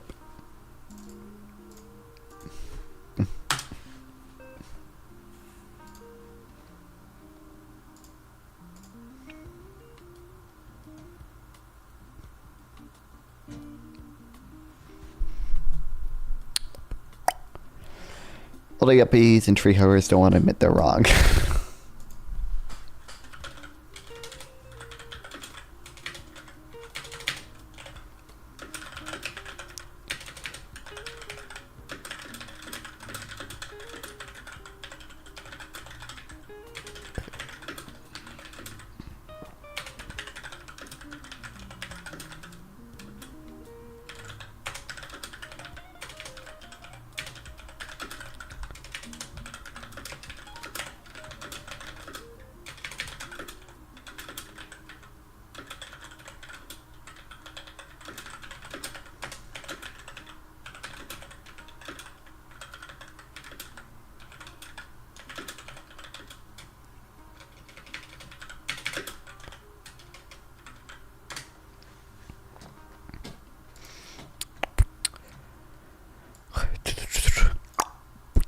For those who continue to cover hill curves and macroeconomic model, okay, read that. I will include the underlying problem is that the Phillips curve misconstrues the supposed correlation between unemployment and inflation as a causal relation, when instead it's simply changes in aggregate demand that move both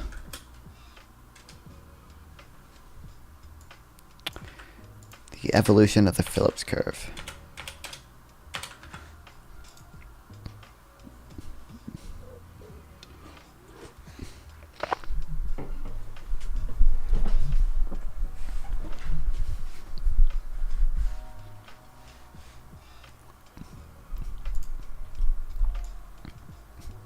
In 1958, New Zealand economist A.W. Phillips published a landmark paper showing an inverse relationship between unemployment and the rate of change in money wages in the United Kingdom from 1861 to 1913. He also found that a relationship persisted when the data set was extended to 1957.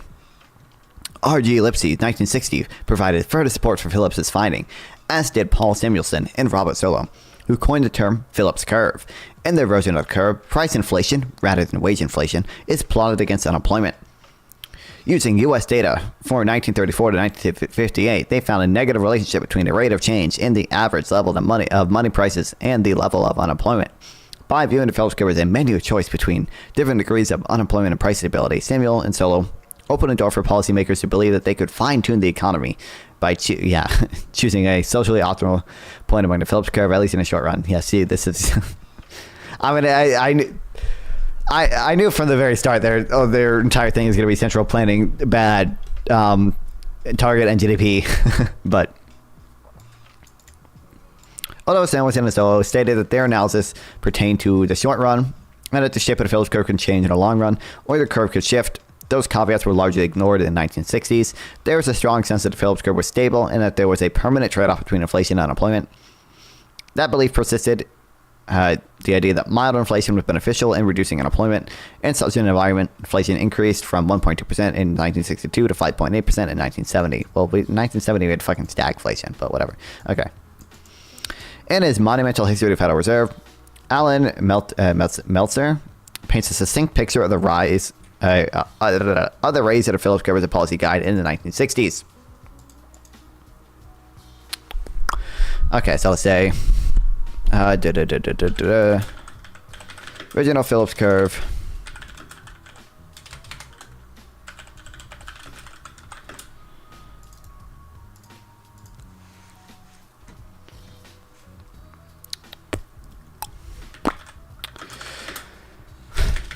Came from the economist A.W. Phillips.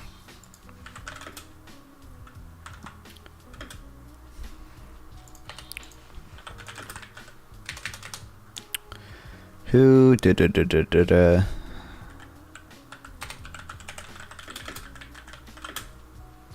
published a paper showing an inverse relationship between unemployment and the rate of change in money wages in the United Kingdom from 1961 to 1913. I'll say UK.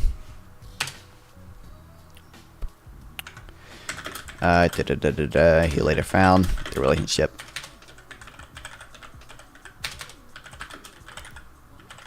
continued to hold true and extended to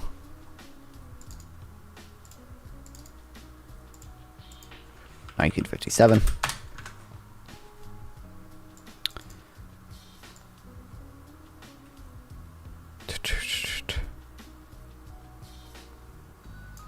So Samuelson, so 1960.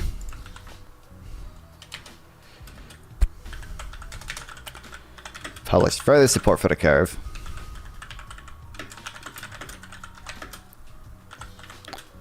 But their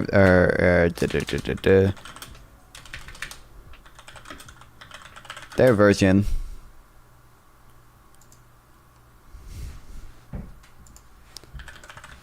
plots price inflation against unemployment.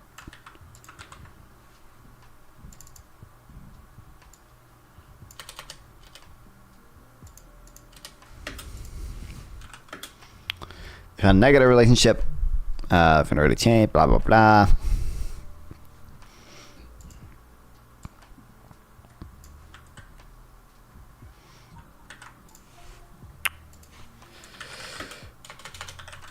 They presented the curve as representing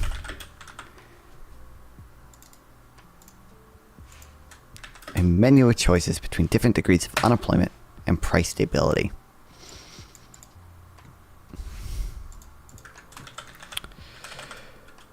Despite stating the relationship wasn't constant and could change or shift,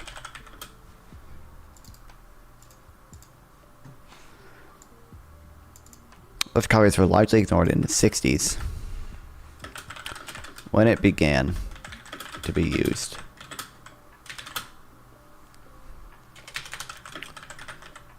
For monetary policy.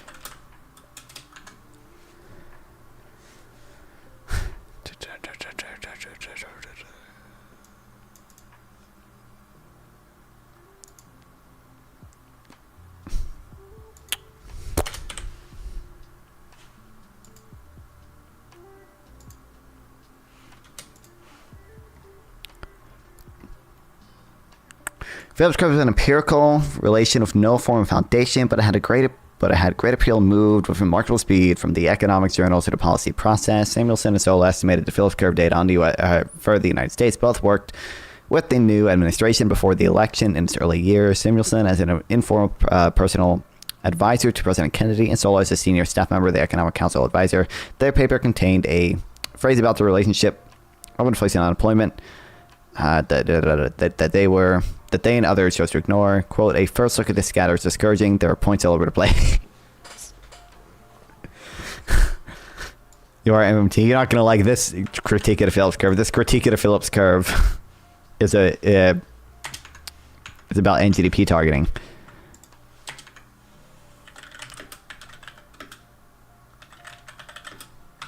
First look at the scatter is discouraging. There are points all over the place.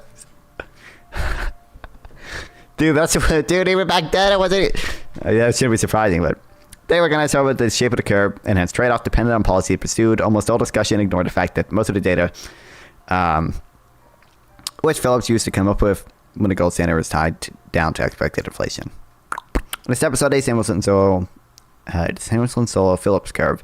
Hall and Hart note: Samuelson and Solo interpreted their statistical Phillips curve as a structural relationship that had potential of offering menu of exploitable trade-offs between inflation and unemployment. And Welday warned that the trade-off might not be sustainable. That is, warned that the Phillips curve might shift. This message seemed to have been quickly lost in all but a few. It turns out, however, that the Samuelson-Solo Phillips curve was neither statistical nor structural. Samuelson provided no empirical estimates of the Phillips curve in a celebrated analysis paper. Instead, they simply hand drew a line they believed for the data for the 25 period. No shot. And then they also suggest the diagram for the step here is in Phillips' paper. Might also have alerted Samuelson and Solo to the fact that the Phillips curve relationship always seemed to be stable under fixed exchange rates. Hold on, that's not what I'm concerned about.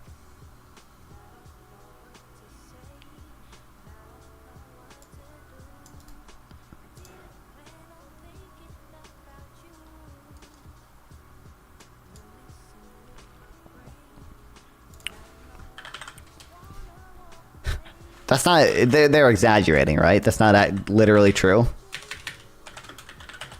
I don't think, there's no shot. Oh, fuck.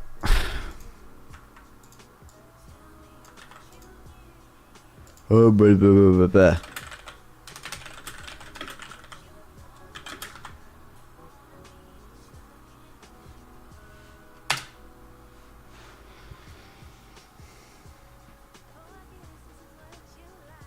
Partially true required nuance. Several sources state that they did not show formal empirical evidence. How would a character in simply hand drew a line is somewhat misleading. But he did draw the line by hand, as was common to graphs. Their curve was not drawn arbitrarily or by freehand. Curve represented, okay.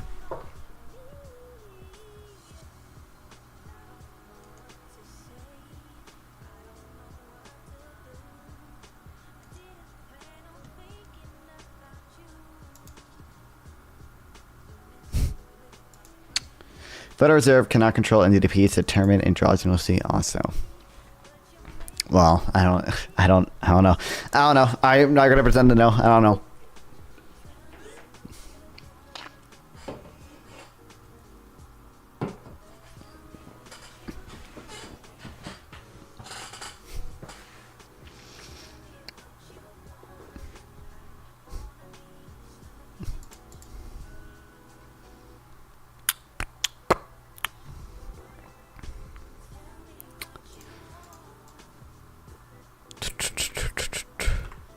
So wanting to provide no empirical evidence in their celebrated analysis paper. And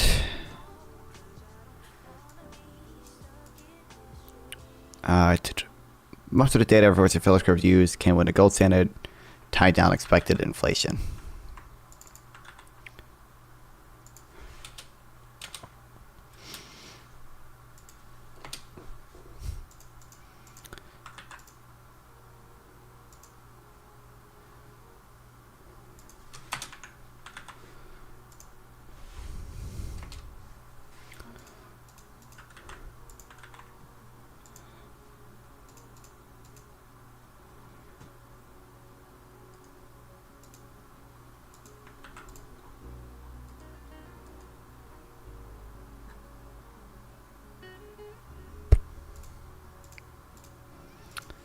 Yeah, we noticed how different types of monetary policy keep failing.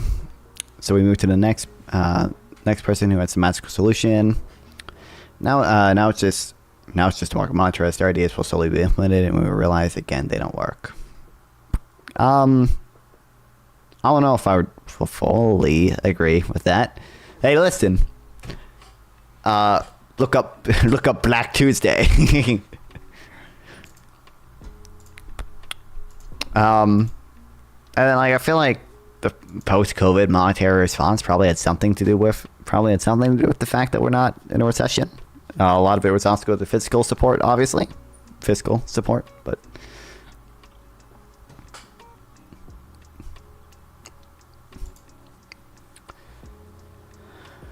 With high and variable inflation in the 1970s, reaching 13.5% in 1980, the Phillips curve lost its luster as both inflation and unemployment soared. Peter Ireland, a member of the Shadow Open Market Committee, notes that despite the occasional appearance of the statistical Phillips curve relationship between, actually, you know what? I wonder what they did recently as the Fed cut rates.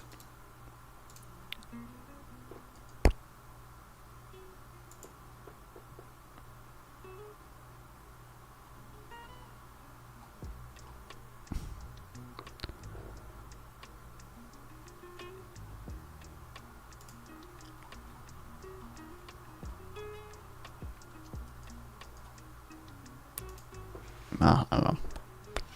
Originally, it was targeting inflation and unemployment. Then it was targeting money supply. Then it was interest rates. Now it's a QE market monetarist. BS, it doesn't work. I don't deny the liquidity the Fed provides to keep the financial system alive, especially pump it $30 trillion, but it does not change aggregate demand growth. But don't you even accept that, like, if the Fed essentially indirectly buys bonds by, financing, providing the money for private banks to buy new bonds, that can influence total aggregate demand? Wouldn't you accept that?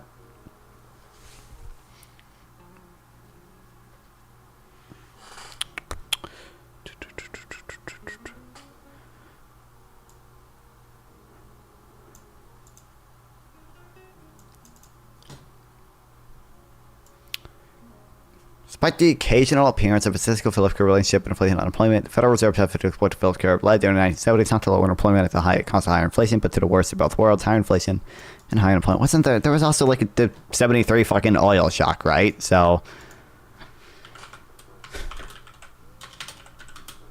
like, obviously an oil shock is probably going to cause some level of stagflation as well, right?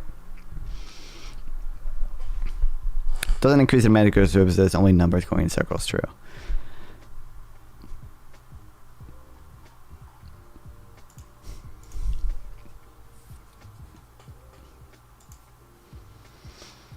Fed providing banks with money to buy bonds for SAD. How? Because it's a new bond, right?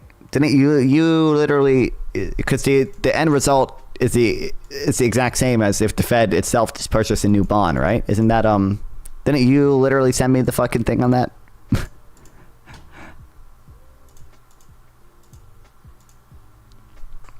I feel like you did. You did.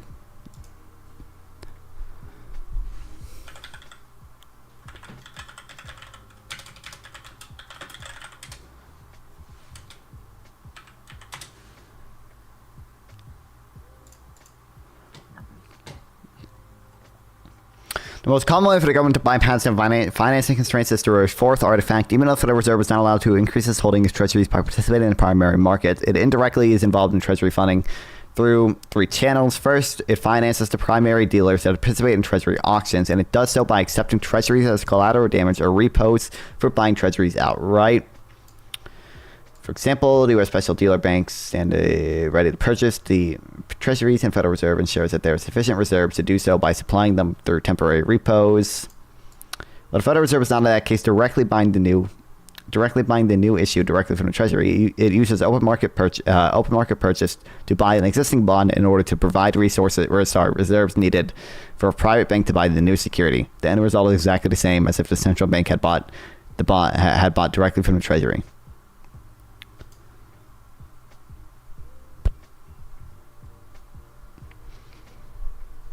You and me is correct. But also part of QE is just long-term interest rate manipulation, right? It's not even necessarily trying to increase aggregate demand. Part of it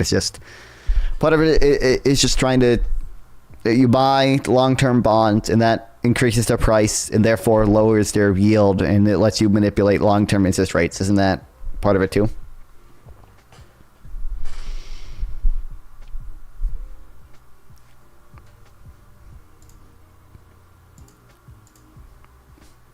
Fed makes sure that the market for treasuries always clears, but that's for government spending. The government, the government has to finance the spending by making the treasury market clear. The Fed does this.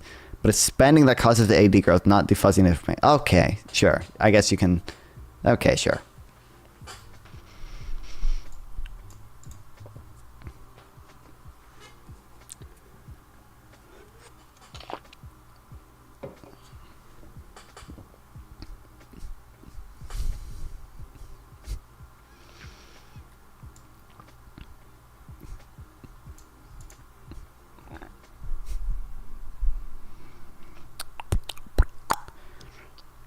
Stagflation, led by Paul Volcker, the chairman of the Federal Reserve, typically before the Senate committee in 1981. I don't think that we have a choice between the current circumstances, the old trade-off analysis of buying full employment with a little more inflation. We found that out. We found out it doesn't work.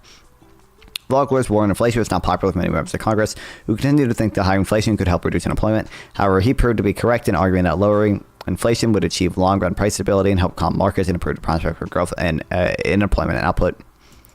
Milton Friedman and Edmund Phelps recognized that when inflation expectations are built into the Phillips curve and individuals are fully anticipate inflation, unemployment will settle at its natural level as determined by market forces. In the long run, Phillips curve will be vertical. That is, there will be no trade-off between inflation and unemployment.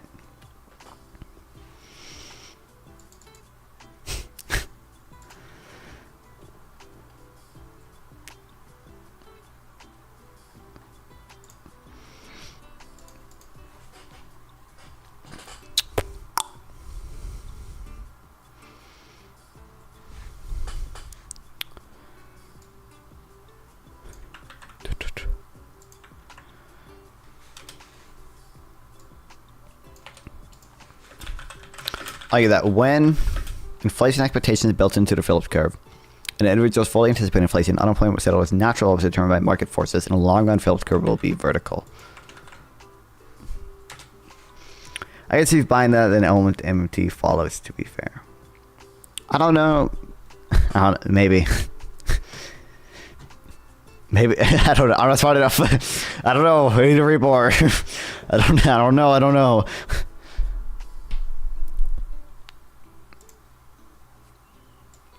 3 stages of the Phillips curve.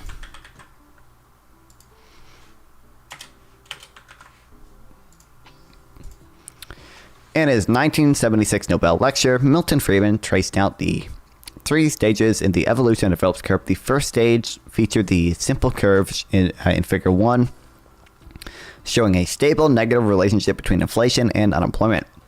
The second stage features Friedman's natural rate hypothesis, which he first described in 1967 in his 1967 presidential address to the American Economic Association.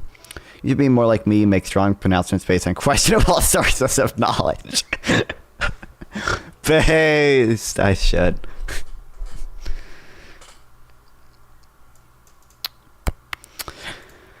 Okay, I don't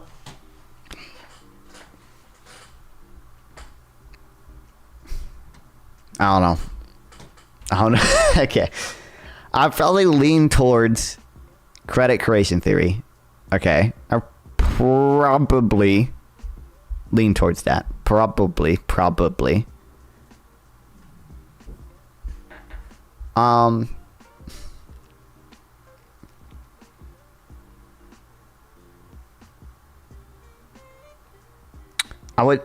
don't know if that necessarily implies that all monetary policy tools are in effect, like, for example, because again, like quantitative easing can be used to just manipulate long-term interest rates, right? So like the aggregate demand part of quantitative easing is not good.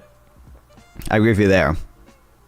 And also, but the long-term interest rate manipulation could be good. Or I guess you think that interest rates drive inflation, but QE is used to lower it, I guess. But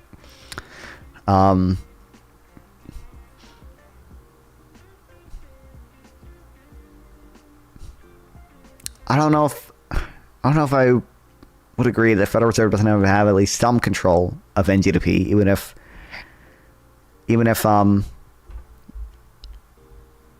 credit creation theory is true, right? Because there's still things that they could do to increase lending, at the very least, you know, like calm the animal spirits, which will hopefully by proxy increase lending, right?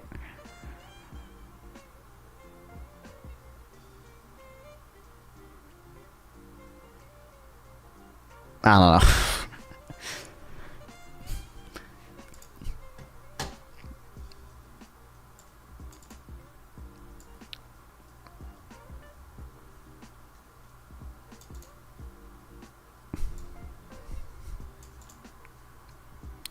Okay. First described as 1967 Presidential Address to the National Academy of Sciences. Oh, wait. We're doing natural rate shit. Kill me. I can't just keep providing liquidity to the financial system, then liquidity no longer becomes the constraining factor. Sure.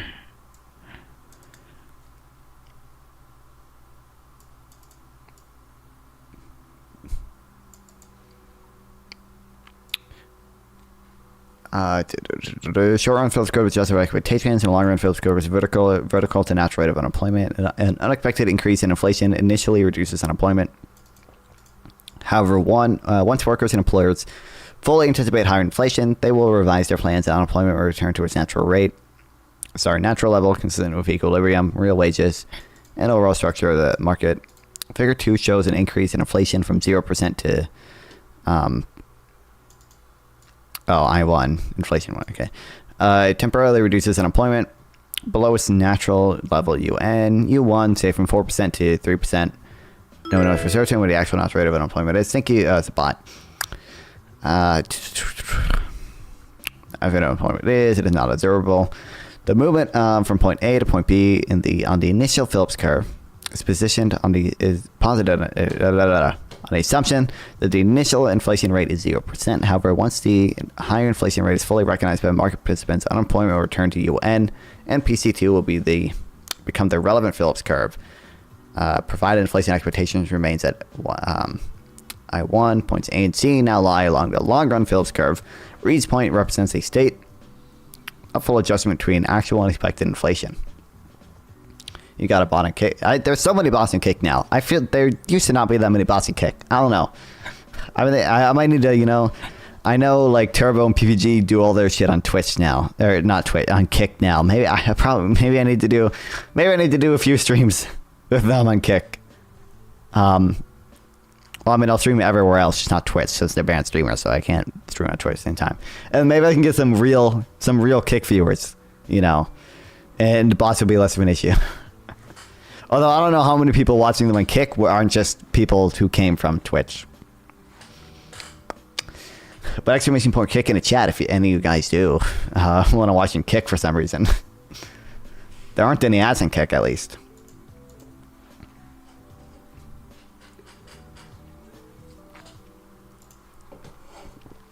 Okay, I understand all of that. That's the long-run Phillips curve is now vertical. Long-run Phillips curve is vertical. Inflation is nominal variable. Unemployment is a real variable. Rational behavior requires that any influence of nominal variables on real variables last only as long as markets learn and adjust.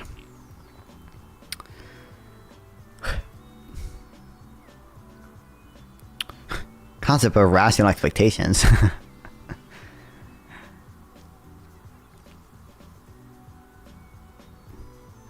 Those variables first goes on the hypothesis that high and variable inflation plants the seeds for future high unemployment by distorting relative price and regime uncertainty, thus producing a positively sloped long-run Phillips curve.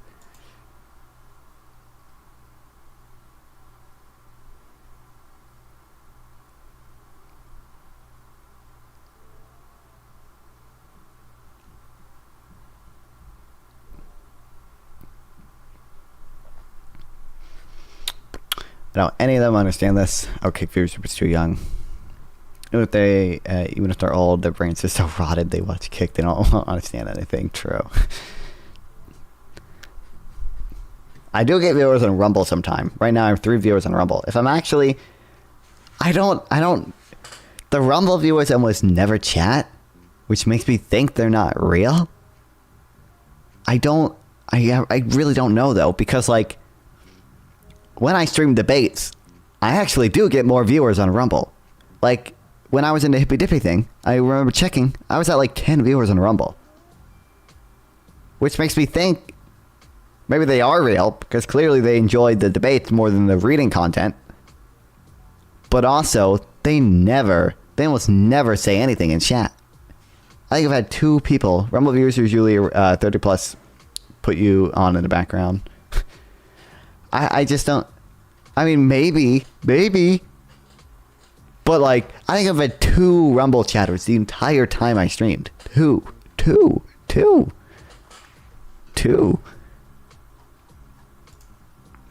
Bro, that's exactly equivalent to the number of live streamers. They're busy fixing trucks. Maybe, man. But I just go to my note, all of my comments are bots. So that makes me think all the live viewers are bots. But like maybe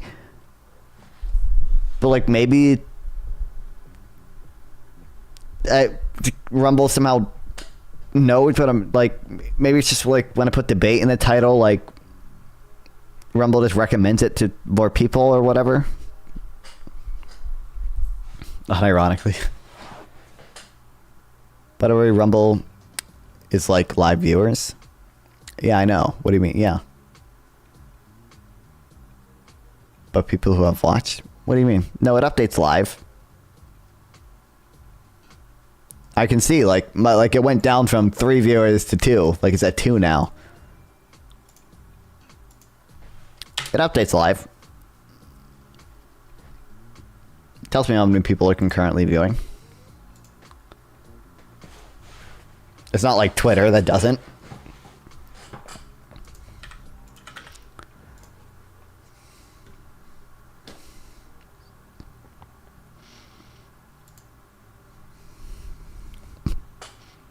Two views.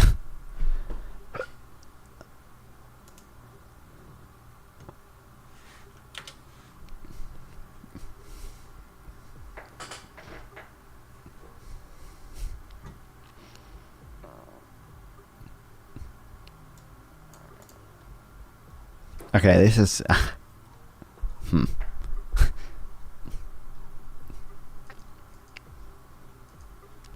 Broken theory, still guiding policy.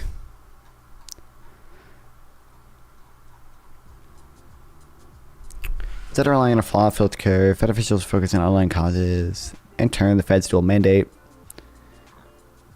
to maximum employment and price stability, which is flawed by assuming trade-off between inflation and unemployment. Should it set a single target, preferably GDP and a level growth path.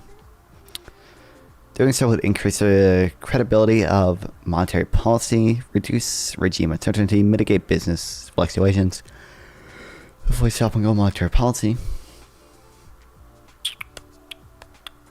See the N-word to them and see if they respond.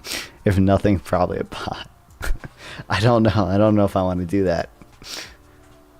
Like, the Rumble chat still shows up. Like,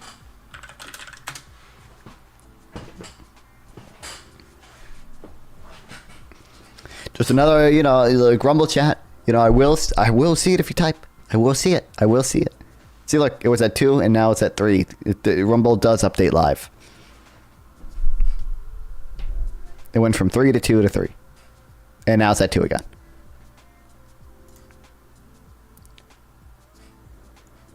Technical it was the ultimate weapon for a white person.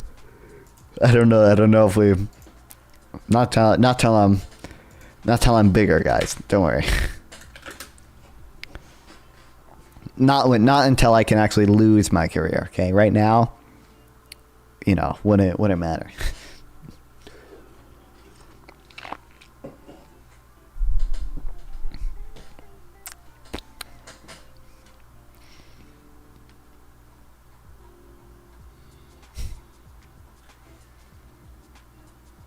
Okay, I don't want to read about rational expectations theory, so we're going to read about poverty.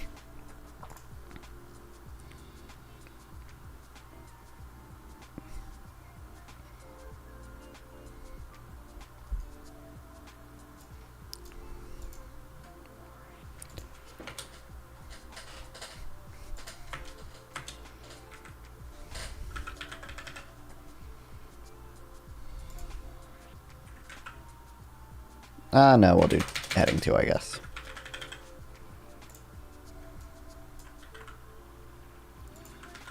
Don't overthink poverty in the United States. How welfare state programs work well, but they are relatively stingy.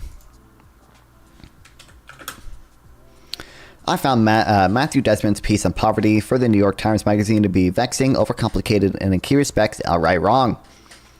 Most things in life require a degree of nuance, but the truth about comparative poverty in the U.S. is genuinely very simplistic. The absolute poverty rate in the United States is unusually high for a rich country because our welfare is stingy. If we had a generous or universal, if we had a generous universal or universal-ish cash assistance programs for parents and children, the poverty rate would be much lower. If our existing programs for the elderly, disabled, or unemployed were more generous, the poverty rate would be much lower. Describing a solution to the problem of poverty is actually very simple. What's hard is that generous universal programs cost a lot of money, which is politically challenging. Now for a little nuance. Okay, so...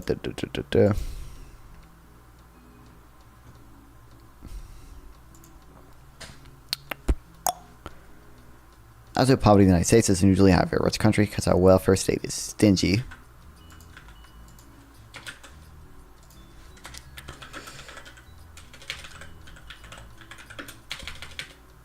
Solution to this would be more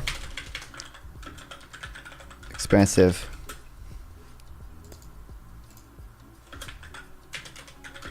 and universal cash assistance programs.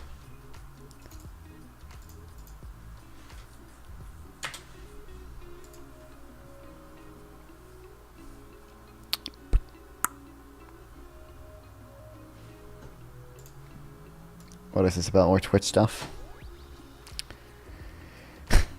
Who is not in the U.S. military. Good morning to everybody who is sitting at home and not on soil that doesn't belong to them, fighting a war for a country that doesn't care about them.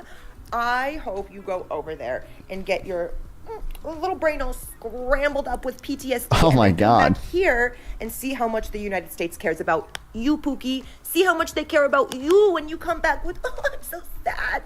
I piss my pants every time I see a falafel stand in Manhattan. Let's see how much the VA cares about you. Let's see what they tell you to do with your little broken brain from going over to fight a war that's not yours. They're going to tell you to try breathing exercises because the U.S. government does not give a fuck about you once you cannot die for them. Once you're done, once you're a shell, they don't care about you. Oh, wait, yeah, Wolf Choice banner? I mean, they didn't ban Frogan for saying the same thing, so they're probably not going to ban her. I don't know how often she streams on Twitch either. In my opinion, she cured their PTSD. Moving on. That's wrong, by the way. Yeah, I'm flipping what you said back onto you. No, trans pussy and real pussy does not feel the same. Not to devalue yourself as a woman. You are a woman. I'm not saying it doesn't. I'm not saying it feels the same. I'm just saying that. So you would know. Don't say I think so, you fucking idiot. Okay. They're two very distinct sexual experiences. Okay. You're wrong. You're wrong. Okay. Do you want to take control of the... No, keep going. No, I think I'd like you to have it, actually, for this evening.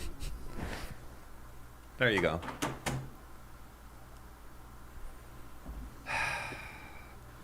You ever fucked a prostitute? Oh my God. Okay.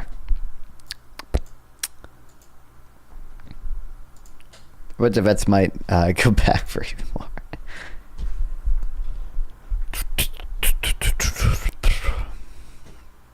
Okay. There is, however, of course,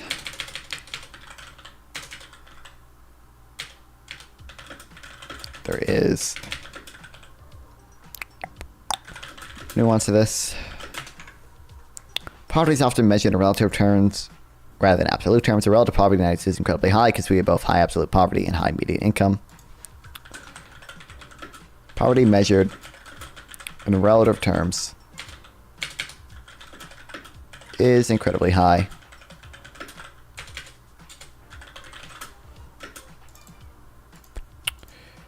Because the U.S. is, because we both high absolute poverty and high median income. Conservatives often want to say it doesn't count to solve poverty through the welfare state, and that a real solution to poverty would include everyone earning higher market wages. It's true that insisting on a market solution generates a very analytical, complicated problem, and no country has ever successfully addressed poverty this way. I doubt anyone ever will.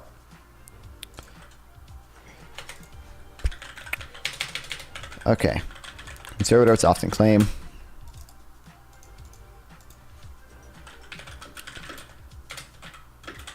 doesn't really count. But a chick was Mia Khalifa? Yeah.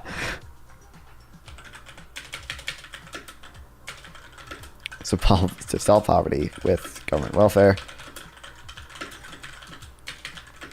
The real solution would be everyone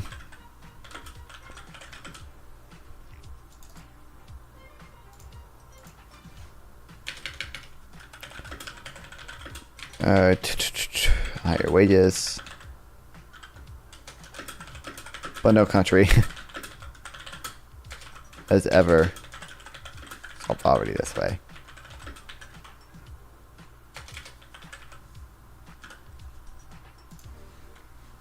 I'll just add the period. However, obviously hard to do. No country has ever solved poverty this way. Fundamentally, though, I sincerely do not think it's a very nuanced issue. Taxes are much higher across the board in Europe than the United States, allowing those countries to spend more on programs that put a floor on people's income. The typical American who is not poor will probably be very annoyed by a proposal to shift that system. The United States does, though, put a quasi floor in incomes for elderly people via Social Security. This is financed through payroll taxes that are both pretty high and somewhat regressive. Everyone could enjoy lower taxes if we eliminated FICA and Social Security, but the poverty rate for senior citizens would go up a lot. The typical American would hate this proposal too. If veteran readers of Slow Boring know anything about American politics, I hope it's that the status quo bias is a big deal, and I'm proposing large-scale controversial changes in almost everything is bad politics. But I really do think that basic analytical issues are much simpler than Desmond makes them out to be. The welfare state is highly efficient, effective at reducing poverty, and countries with lower poverty have more generous welfare states. The United States has relatively stingy welfare by OECD standards because we have relatively low taxes by OECD standards. There honestly just isn't that much more to it. Telling specific stories about how poor people live their lives is important work and could add a lot to our understanding of the human experience, but while individual human experiences are very complicated, the big picture in poverty really isn't. Lane Kenway wrote a great book over a decade ago, making these simple points forcefully. I think most people found this book a little dull, and will find Desmond's a little more interesting, which is unfortunate because I don't know how helpful it is for Desmond to overcomplicate the situation. And in the course of framing his inquiries, he's elevating a piece of dangerous misinformation about the existing American welfare state.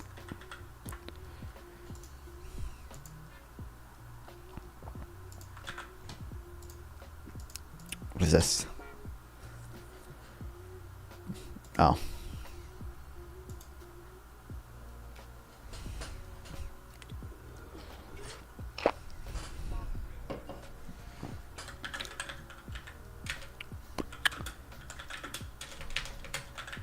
Probably just isn't all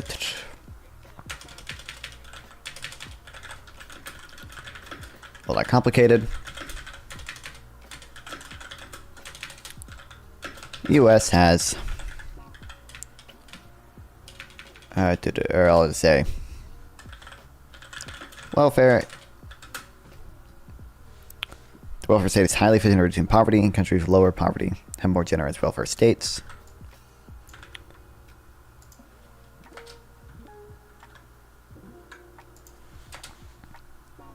Taxes are much higher across Europe than the United States, allowing the country to spend more money on welfare programs. Why do I have caps lock on?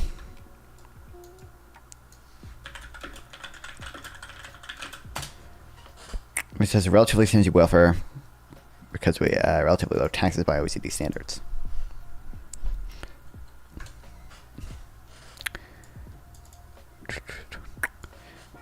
American anti-poverty programs do a lot to reduce poverty.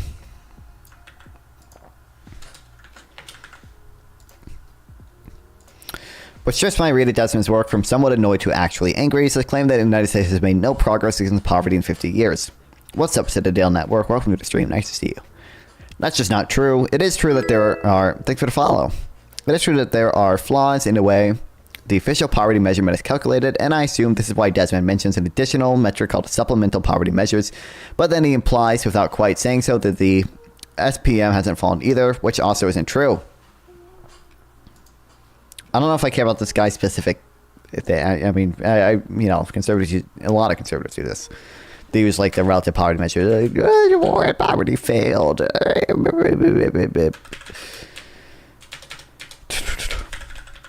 Conservatives often claim that the U.S. hasn't made any progress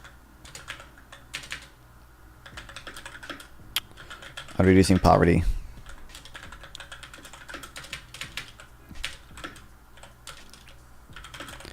in 50 years. Despite the growing welfare state.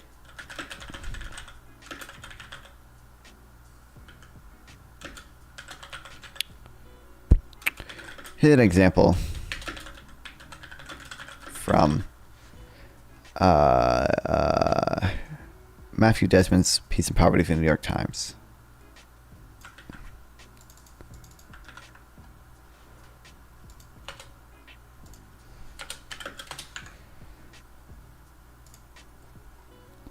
Past 50 years, scientists have mapped the entire human genome and eradicated smallpox here in the United States, and mortality following the rest of the average American has gained almost a decade of life.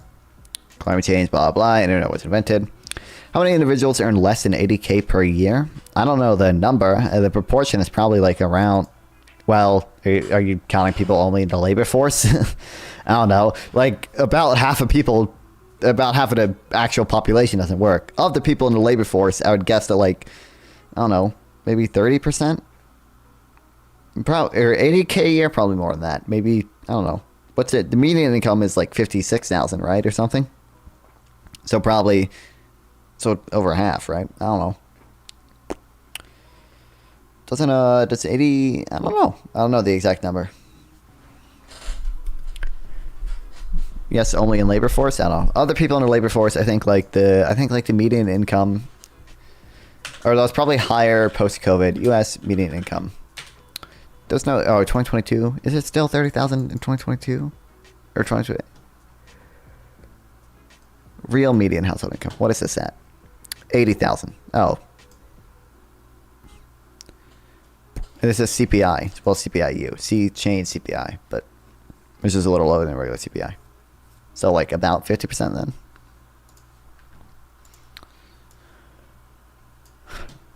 This page does not exist.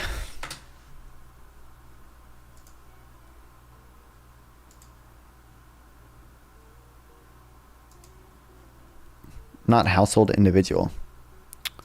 Oh, well, I don't know. Why? Why do you want to know it? Real median household income.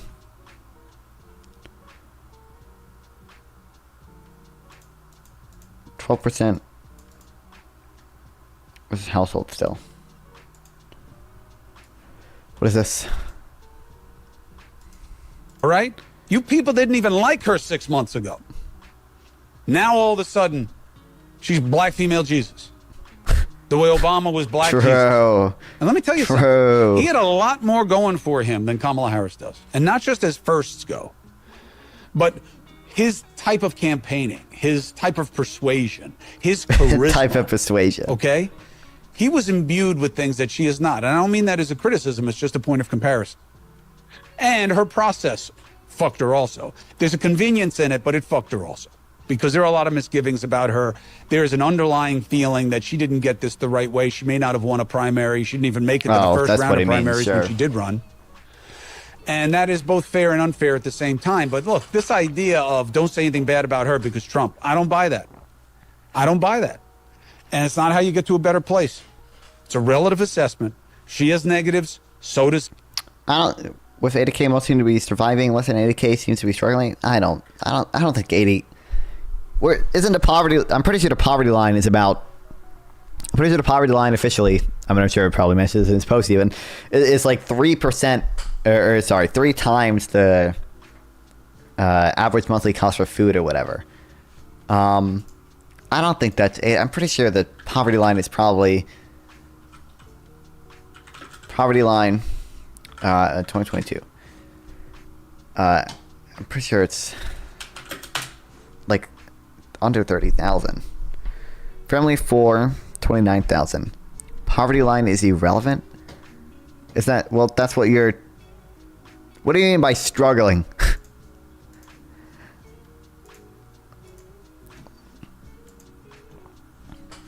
I'm pretty sure you can live a perfectly fine life in the US with under 80K a year. I'm not pretty sure. You can. Absolutely. 100%. Teachers aren't, like, teachers at my school, like, almost none of them earn over 60,000 a year. And some of them are double income, obviously, but, like, you don't need 80K to live. No. You need more than rent, you need more than food, rent, utilities. What? Okay.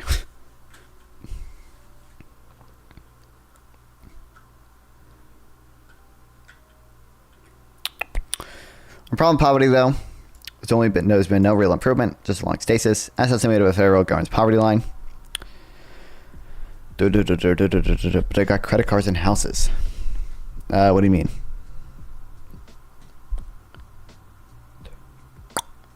US population was poor in 1970, 2 decades later, 13.5%, in 2010, 15.1%, and 2019, 10.5%. To graph the share of Americans living in poverty over half century amounts to drawing a line that resembles a gently rolling hills. Expenses. I mean, sure, didn't you? I mean, you included rent earlier. Like, and also a house is a. If you actually own a home, that is a monthly expense, but it's also an appreciating asset, right? This localist here doesn't like when I use the word asset, but renters don't pay house expenses. Well, yeah, but they also don't own the asset. They also aren't able to sell a house for $100,000 more than they bought it for, 5 years later. I mean, most people don't sell their house in 5 years, but when you start paying rent and utilities, your views are going to change. I can see your future. My views? No. God, you don't need 80K. You can live a decent life on 70K a year, guys. In the US.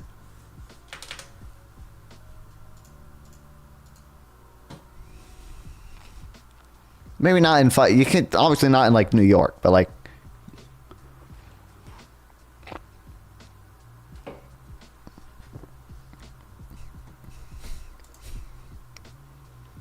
lines curve slightly up, slightly down, staying steady through the Democratic or Republican administration, rising recessions, falling in boom years. But it comes with a lack of progress. It cannot be chalked up to how the poor are being counted. Different measures split up the same embarrassing result. When the government began reporting supplemental poverty in 2011, designed to overcome many of the flaws in the official poverty measure, including not accounting for regional differences in the cost of living, the United States officially gained 3 million more poor people, possible reductions in poverty from counting aid like food stamps and tax benefits were more than offset by recognizing how long can people be burdened by rising housing and healthcare cost. And add costs for gas, education, medical bills. Okay. I was living fine on just 20K, had to dodge the weekly drive. No, I'm not kidding. Understandable. Personal care products, you can do that on 70K a year. You cannot tell me you cannot do that on 70K a year. I know people who earn 60K a year. They can afford all that and also own homes. Okay.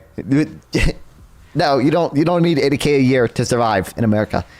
Unless you're like supporting, like if you're supporting like your parents and children, then like maybe, but as just one person, you don't need 80K a year to live. No, you can, 70K is fine, 60K is fine, even 50, you probably it depends where you live. You're probably making a 50K in plenty of places, okay? To not be stressed out, that's a dumb... What? Okay. What are you always stressed out? I'm like... I'm pretty sure you stop seeing reductions in like average stress or whatever at like 200K or something. So, sure, but by that logic, you would need... Happiness increase... I think it was 200K. 75K? Hold on. In 2010, happiness increases income up to $75,000 per year, after which there's no further increase. Okay? So, even less than your 80K number. This is 95K. This is 200,000. This is probably the one I remember, the 200,000. And clearly, okay, you don't need $200,000 to not be stressed out, okay? I'm not, like, obviously not having enough money can contribute to stress, okay? But, like, stress is, like... If you're making 70K a year and you're like super insanely stressed out about it, that's probably not a money issue. That's probably a I don't want to say mindset issue because like mental health disorders. It's probably either like a mental health thing or a mindset issue. Like you don't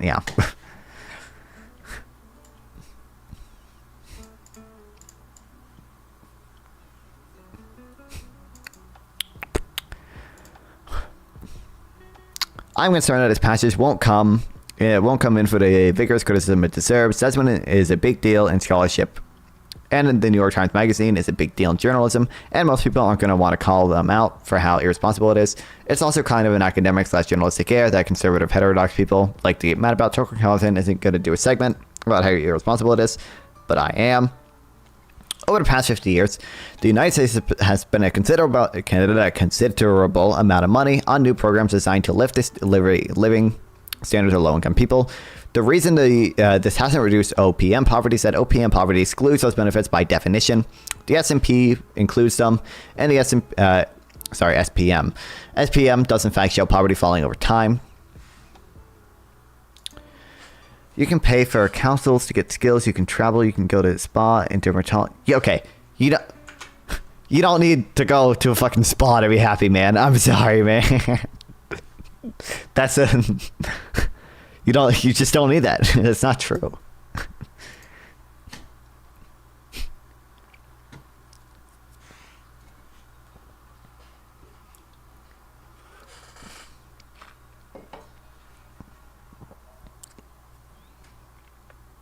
Yes, you do with all the crap from work. No. No. You can, okay. Obviously, if you're genuinely experiencing mental health issues, then like you need whatever professional help. Okay, that's fine. Sure. Okay, and people can't afford a therapist. That's an issue. Okay, that should be free. I mean, I'm in support of universal healthcare. Okay, I think that should be free. You can pay. Do you think you need a personal trainer, massage therapist to be happy? No, but like if you have a mostly ordinary life and you're insanely stressed out by it, it's either a mental health issue or it's a mindset issue. Okay, one case you go to a therapist, in another case you read Sam Harris and start meditating. Okay, like it's not an income issue. No. Yes. Did you say you need a personal trainer to be happy? Is that what you're saying yes to?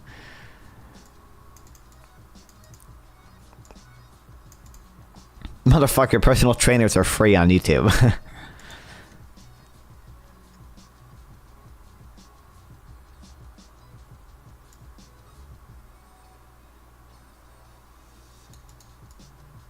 That math doesn't even work. Do you think everyone should have a personal trainer? There aren't enough people. Every one person has to have one person. I mean, like, how many 30% of the economy would be personal trainers.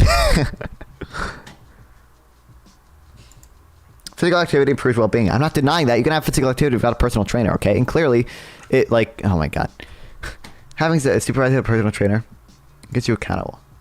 You don't need a personal trainer to be happy. I'm sorry. If you think you need a personal trainer to be happy, that's a mindset issue. 1,000,000%. We're gonna make you happier, Pierce, or I don't know what those are. Those are nonsense words.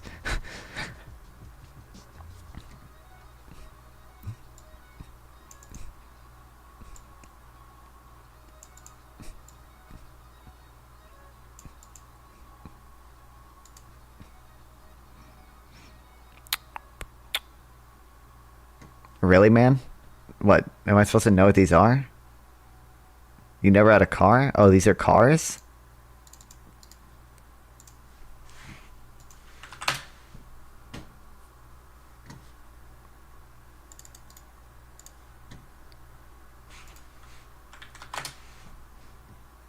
Oh, Toyota Prius. Okay. I know what that is, kind of. You want to be dugout house and Fords to be having. You guys are dumb, okay? You don't need a fucking whatever the shit was, Lamborghini to be happy. Hate to break it to you. If you think you need a Lamborghini to be happy, that's a mindset issue. Sorry. Hate to break it to you. You don't.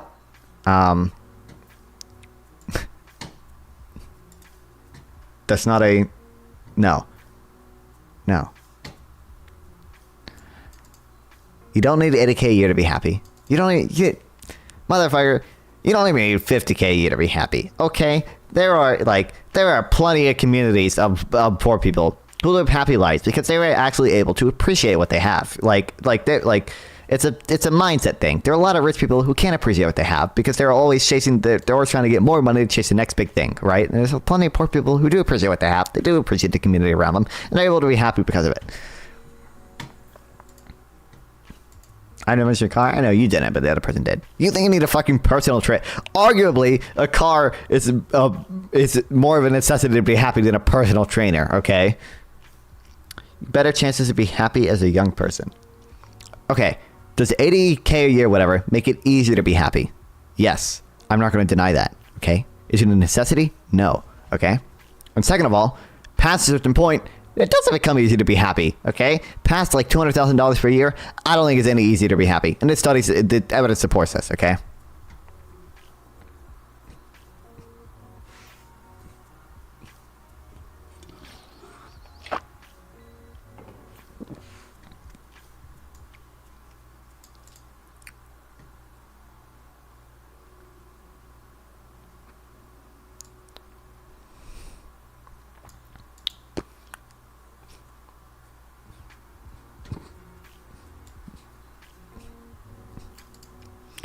Okay. This isn't really true.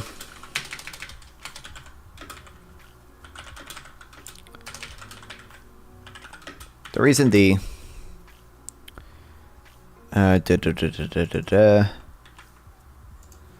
young people travel, go to events, festivals, take classes, go to restaurants. Okay. What? Do you think you need to do that to be... You're so dumb. Okay. Sorry. No. You have a bad mindset, okay? That's the truth here. Of course that would help. Wait, I'm not denying...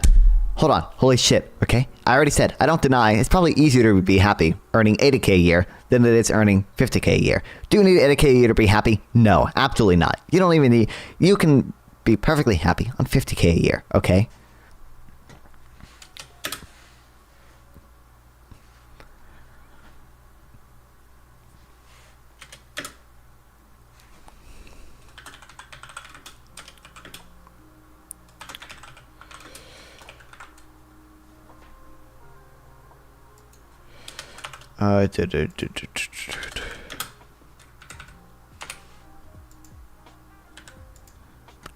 No debate here, you arrogant Debbie Downer. Hold on. You said that you need a personal trader and 80K a year to be happy, okay? That's just not true at all.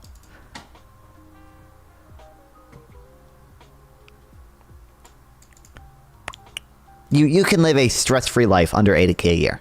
That is a position I hold as well. Okay. I was trying to say, like, stress-free as in not overwhelming. I don't mean, like, literally no stress. Obviously, like, literally any person, even fucking the richest person in the world, can have some level of stress just from, you know, whatever the fuck. But...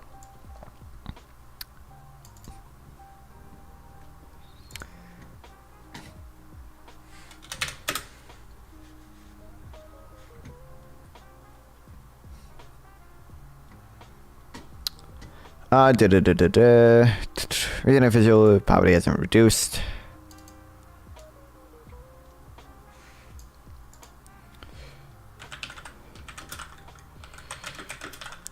Because it excludes State benefits.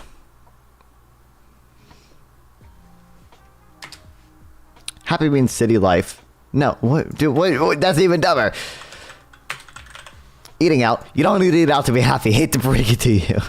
Personal trainer, dermatologist. That's it. Do you actually think that? Dude, this is just so easily disproven by the fact that you can ask people making 50K a year, are you happy? I know people making 50K a year, okay? Because they're fucking teachers. And I can ask them. And they tell me, oh yeah, like, you know, you can make 50K a year and be perfectly happy. You don't need a personal trainer. You don't need... You're dumb. No, you have a bad mindset, okay? You're not going to get happy. If you think that you need... You're not going to be happy if you think that you need a personal trainer to be happy. Because you'll always be... You are the rich person. Always trying to get the next big best thing. People in Fen are happy. Look at you. What about me? I don't make 80K a year, just to be clear. You know that, right? You are optimistic? Yeah, mindset thing. Mindset.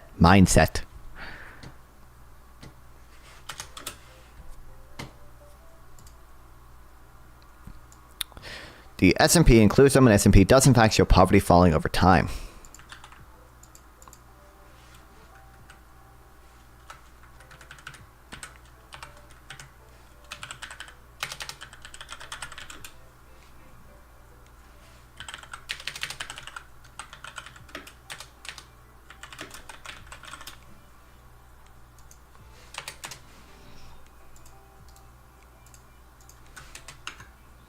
I still like the Mexico tacos. They made me extremely happy. Based. Desmond Eliza was saying S&P poverty indicates higher rates in OEM poverty, but that's neither here nor there. Time series S&P. Sorry, I keep saying S&P because that's fucking Minecraft. SPM shows a Great Society drop, then a Clinton drop, then an Obama drop, then the welfare state expands. SPM poverty goes down. Material needs don't get fulfilled with optimism. A personal trainer is not a material need, okay? Basically, I don't even know. There are probably under 10 million people in America who actually don't have their material needs fulfilled, okay? Because we do have welfare programs that even if you don't make a lot of money, you are enrolled in these fucking programs like we're reading about right now, actually. But, like, here's a question. Are there any... I don't know if there actually are any, like... non-medical or like otherwise extreme cases of starvation in America. I don't know if anyone literally starves to death in America just because they don't have money. I would assume like maybe there are like some diseases people have that make them unable, people think getting a PhD material need make them unable to like absorb nutrition properly, and technically they die starvation. But I don't think anyone full on dies of starvation just because they don't have enough money, or unless they're like living off the grid or something. You can have that money and invest. If you are not spending on personal trainer, travel, eating out, travel dermatologist, feel long more secures a goal. What?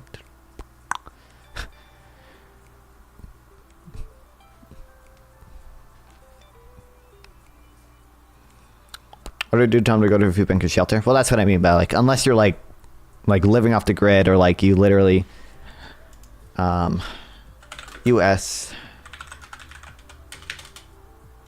starvation deaths. I don't know. Malnutrition deaths, 20,000 people, but are these like all? My guess would be these are like fucking old people who like. Older people, more than half of malnutrition deaths are among people 85 and older.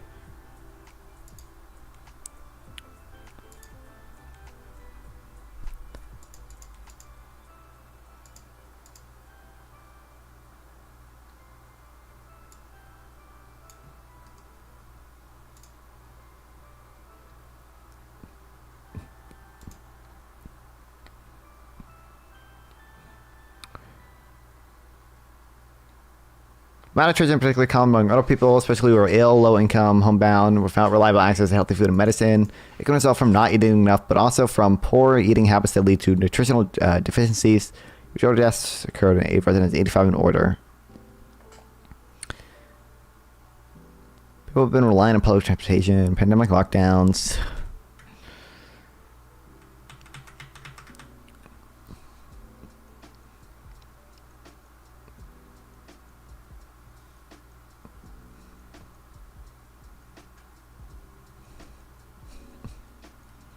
Usually not poverty, but stupidity comes from the start. More factors beyond pandemic lockdown, but it's more than half for like 85-year-old people. Like, are there any? And again, I guess it's complications. You know, it's not like they're literally. Number of deaths from malnutrition is a secondary cause of death. Oh wait, malnutrition was a contributing cause in 5,600 deaths. It's like it's like contributing cause. It's like complications from shit. It's like a malnutrition secondary cause rose by 43%. Might be a bit of diabetes, but at the same time, you have malnourished or malnourishment adds to your problems. Like, this is what I would guess they would be.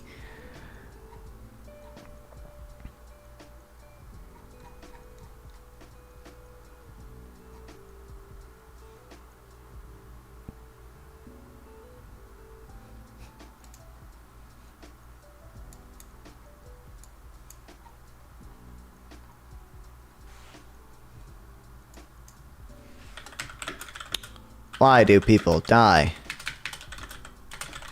of malnutrition in U.S.?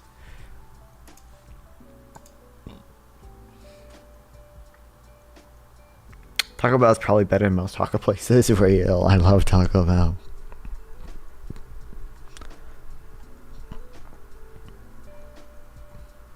Okay, I don't know.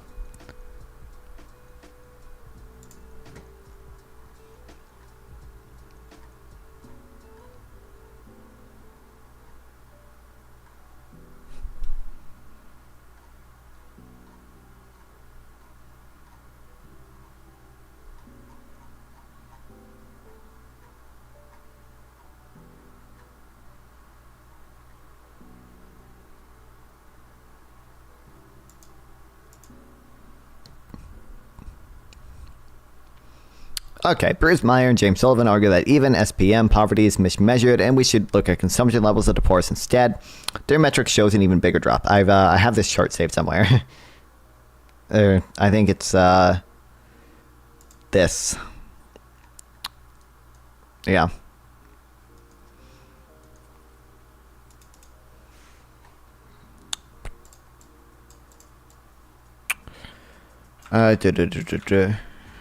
It's mismeasured. And instead, use consumption levels at the poorest. This shows an even bigger drop.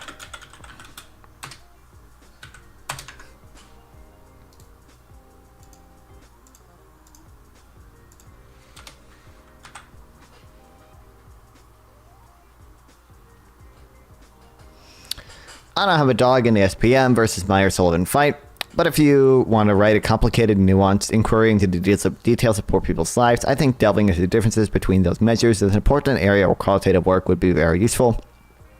You could talk about survey data versus administrative data, household costs, and administrative burdens. People might find it a little tedious, though, because broadly speaking, SPM and consumption-based measures of poverty tell a similar story. Poverty has fallen over time, thanks in large part to expansions to welfare of the welfare state. The idea that welfare state has totally failed and is a lie I'm used to hearing from Paul Ryan. Not something that I would hear from Desmond.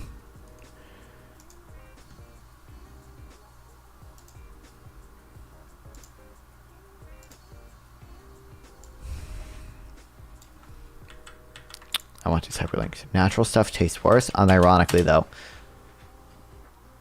Well, why didn't we make shit unnatural in the first place? Like, obviously, it's better if it's not natural. Like, it started as natural, and we took it and made it not natural because it's better. Why the fuck would I want the original thing when we already took it and improved it? What the fuck?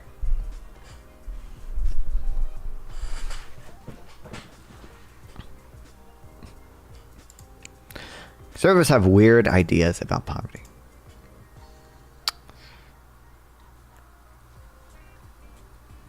Two Pinocchios.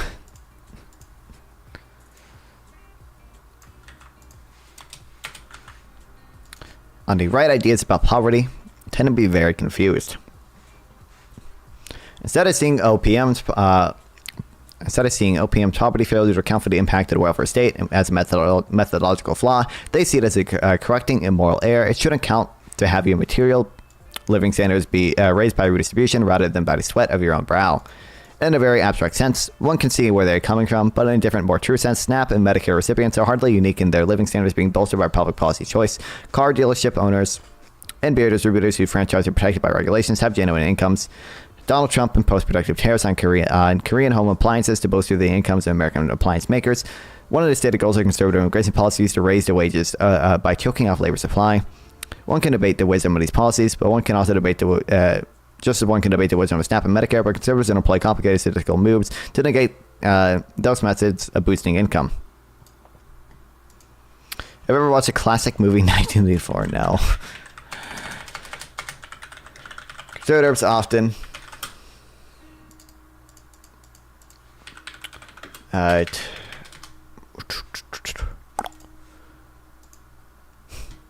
often see opium's poverty failure to account the impact of welfare state. As correcting for a moral error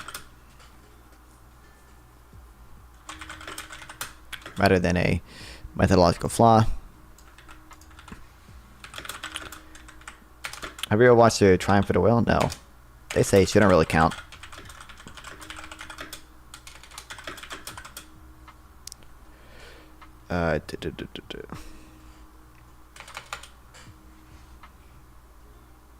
To have your material living standards raised by redistribution rather by the sweat of your own brow.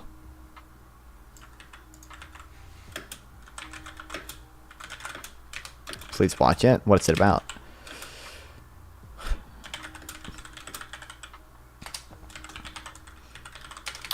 However,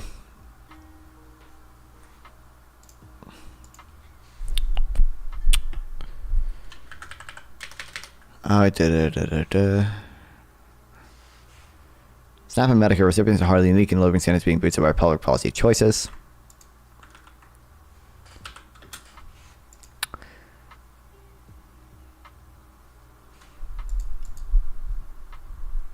Car dealership owners and beer distributors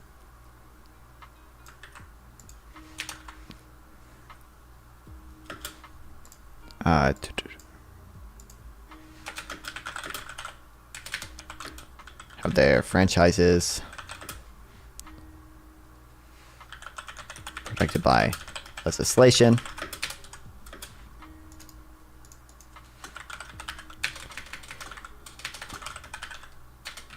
Trump's tariffs on Korean appliances. Korean appliances bolstered the income of American appliance makers.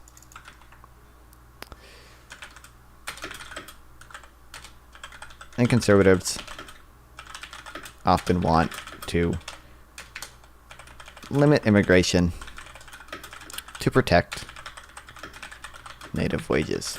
A lot of modern techniques and tropes come from it. I'm filmmaking. God, I like film stuff. I shouldn't say I like film stuff. Like I'm interested in, I like cameras, I like computer. Like obviously I'm a fucking streamer, dude. Okay, I got my nice fancy Shure SM7B. I don't have a fancy camera, I'm just using my phone. But I know, okay, listen, I know I enjoyed the class where it taught me about some camera stuff. Search lip filler cost North Carolina. Do you want me to get do I need a lip filler? I don't think I want that. I don't need lip filler to be happy, believe it or not. Perfectly happy without lip filler. I hated that class. It was I hated it. It was just miserable for me. I wonder if I still had the movie I made in it. They made you I mean, the minute I can make a dumb movie, he's gonna hate. You're a freshman in college. I am now. Of course, your upper lip needs it. I'm not getting it. I hate to break it to you. Don't need to be happy. Don't need to be happy, actually. I'm not getting it.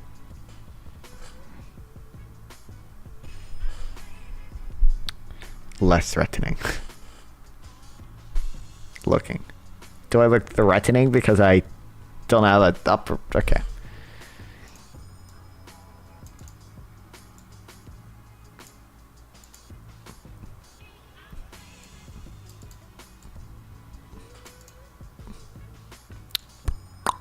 By now, most elderly people, both Republican and the GOP, has generally been very protective of the current retiree Social Security, Medicare benefits, program subsides count unless Republicans decide they don't like the program. You look reptilian. Okay, dude. I think you have some...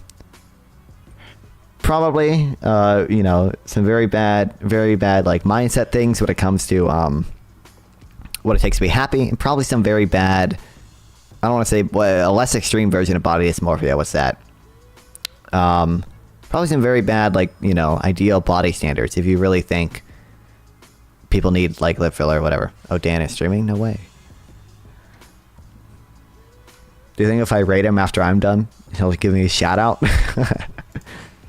How many viewers does he have? 10,000? Do you think he'll notice? Do you think he'll notice the 4-viewer raid if it happens? Only 4K right now. I'm sure it'll go up. Welcome to the neighborhood. Definitely getting you.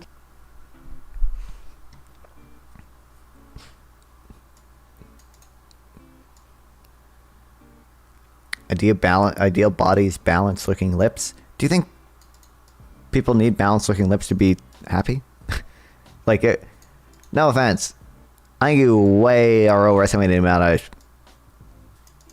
amount of focus people pay attention to lips. Like it's just not that big of a deal.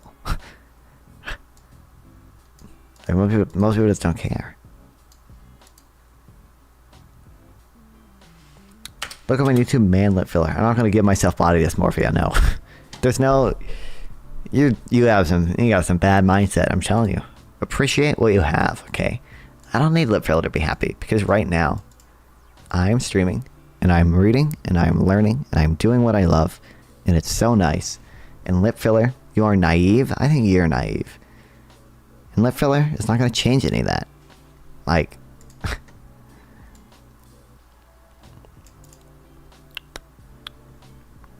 TwitchTerrace.com. We got a new site. We got a new grip site. Let's go. Let's go. Oh, man. Job chances will improve a balanced look. Fight.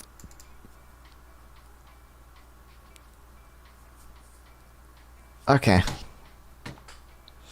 I like to see a study on that.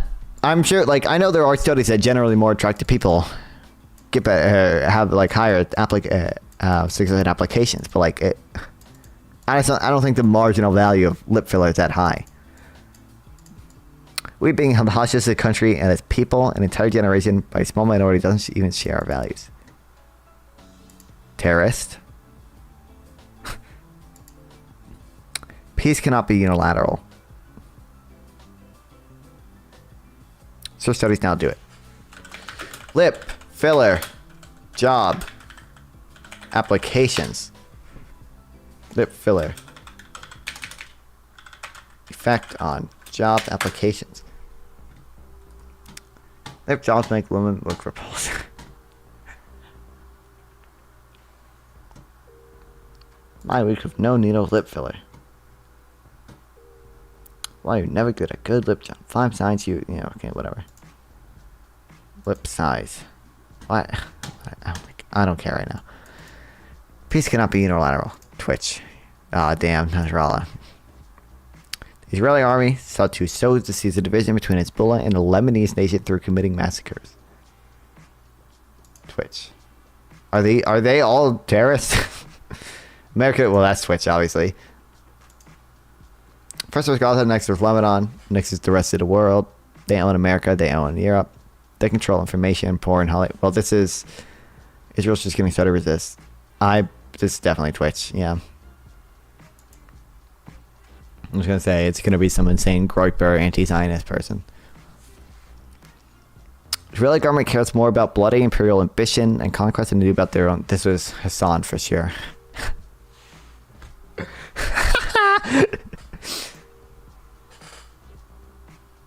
We are honest because of our long background, and we are the only group that actually resisting against Israelis and apartheid. I mean, well, this is terrorists, right? Just because.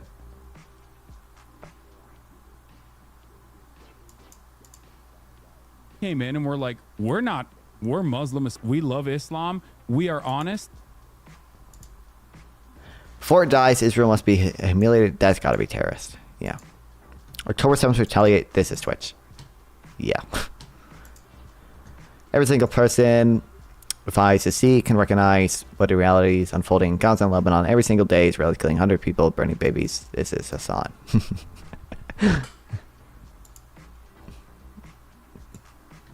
We're being held hostage as every country. As people, an entire generation by small minorities and share our values. Well, this was terrorist, right? Yeah. America deserved 9/11. I can't just about facts. Oh yeah, this was that one girl reacting to Hassan, right? Part of America deserved 9/11. I can't disavow facts, man. Israel is currently experiencing what it does to other countries. Ooh. I feel like Hassan would say that. Every time. Apparently I'm such a good dumbass Hassan meter. Millions of children are out in open air lacking basic elements of living, including drinking water, resulting in their bodies shaking and their subsequently deaths. That's probably Hassan too, man. That's Osama bin Laden. So long as there is imperialism in the world, a permanent peace is impossible. That's probably Hassan. That's Nasrallah. We are against the American system, not against the people. I feel like that's bin Laden. Yeah. Ship. We bond a ship. Probably. Oh, damn. Being held hostage, it's a country and its people and its entire generation by small minorities and share. Didn't I already do this? Did I already? The Palestinian Holocaust happening. Of course, it's Twitch. Hold on, I'm not getting the filler, okay? I don't care. I don't need to be happy. I don't care. What?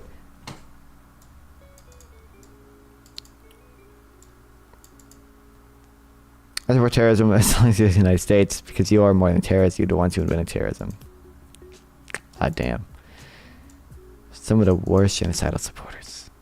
It's probably Noam Chomsky, dude. Oh, of course. Bloodthirsty. Well, that's Twitch for sure. Many start aiding Palestinians, and he stopped Israel's ethnic cleansing. You were literally going against the United States. Probably Hassan. I don't know, it's Capri Sun Poppy. If you start to aid the Palestinians and you stopped Israel's ethnic cleansing, you are literally going against the United States. Did I just get taken down? No way. My brother got taken down last night talking about Palestine too. Oh, wow. Dude, it's so fucking frustrating. On TikTok, man. Dude, you get taken down on TikTok for saying anything. It's not like you're being censored for Palestinian shit. It's people arguing Israel Palestine shit on TikTok all the time. But you just can't say Hamas, and you can't. I mean, you can say Israel, but you can't say genocide. You can't say anything. For once, it's not political. Only the beginning, apparently. What do you mean only the beginning? Why did We're going to cut this track into a 128-year-old wax cylinder record using a 1905 Edison phonograph. The sound travels down the horn to the... Hold on. You don't need... Almost no, unless you actually have a birth defect, you don't need cosmetic surgery to be happy. No, absolutely not. No. Recording head, the cutting sapphire, cuts the sound into the wax. The entire mechanism is mechanical. There's gears and grease and oil, and here's our finished record. We're going to blow off the scrap wax. Let's play it back. Look at those grooves.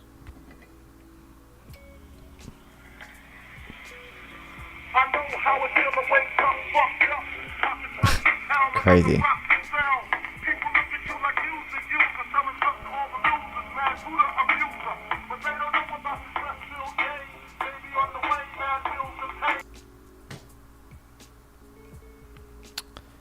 cosmetic surgery. Yeah, I know. You don't need to be happy. No, nobody needs, unless you actually have like a, like, you know, like a, you know, pretty, like a birth defect that like you get bullied for constantly. Like if you actually have fucking, you know, a big as like tumor on your face or something, that I can, yeah, sure. That surgery is probably necessary for you to live an ordinary life.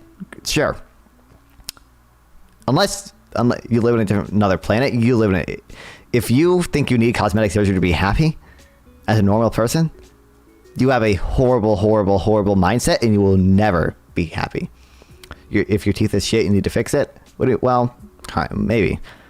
What do you mean by shit? I mean, like, if they're actually, like fucking rotting, then sure. But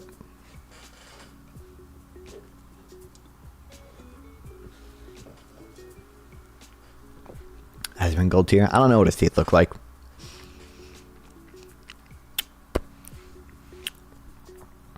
Republicans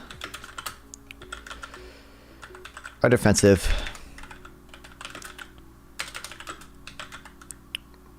I've seen years. A huge part of people want to improve. Yes. What? A huge part of people want to improve their looks because they do really, because they see edited photos on Instagram and they're like, I don't get more likes than the people on Instagram. I must have a big nose. That's a mindset issue. That's not a looks issue. That's a mindset issue. Okay. If you are a normal person, as in you weren't born with any like genetic defects or whatever, if you think you need cosmetic surgery to be happy, that is 1,000,000% a mindset issue and not anything else. Okay, that is true, 100%.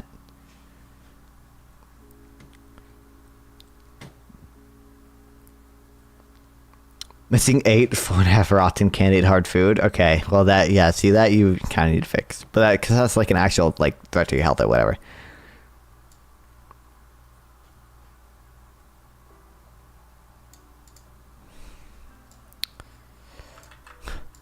Medicare benefits.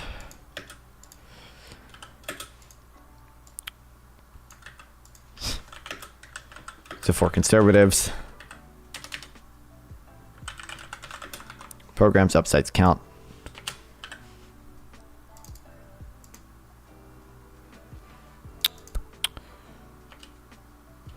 Unless they decide they don't like the program. Fixing teeth and grief. Well, just like improving your health at all is going to, at some degree, fix happiness. You don't need money to be happy. I do agree, but you definitely need a competent government to be running a place. Well, I would probably, well, kind of. Not going to be screwed. Like, obviously, most people in North Korea, I mean, I'm sure there's like some absurdly, I'm sure Kim Jong-un probably happier than the average American, or at least has the potential to be happier than the average, stop your privilege and dismiss real life experience that affect many people. The majority, what percent of Americans even get cosmetic surgery? No. Privilege and dismiss real life experience that affects so many people because they want to look good and stay young looking. So I debunk and shame you, economy and fearless. True. No. 100%. Do you live in Korea? How many people in Korea? I've read. Actually, you know what? Creating a society where if everyone feels that they need cosmetic surgery to be happy, that's probably a worse society. Actually, because I'm pretty sure you're gonna increase like the average. You're gonna increase the average attractiveness of people. And then there's going to be a certain subset of people who can't afford cosmetic surgery. And then now they're going to be even worse than the average. No. It's a mindset thing. No. I'd imagine most would get Botox. Hold on. You don't need Botox to be happy. No. But I'm pretty sure the percent of Koreans that get plastic surgery. I think a lot of Koreans actually get plastic surgery. 1 in 5. Even that's even a majority. Do you think 75% of people in Korea are unhappy? And this is going to be way lower for me. It's going to be like 10 or under for Americans, I would imagine. 24. Oh, 24. Damn. Like, there's no shot. Undergone a cosmetic treatment? Does that include just regular facials? Or does that include... I want like, actually, like, under the knife surgery is what I want. Because I'm fairly certain it's more common in Korea than it is in the US. Veneers or cosmetic treatment. It filtered to make face look young. What? Sure. PDO threads another procedure. Laser resurfacing. Laser hair removal. How much money do you think? No wonder why you think people need to educate you to be happy, because you fucking you think you need laser hair removal to be happy. Kill me. Okay. All this expensive, I know. These are like sub 1K too.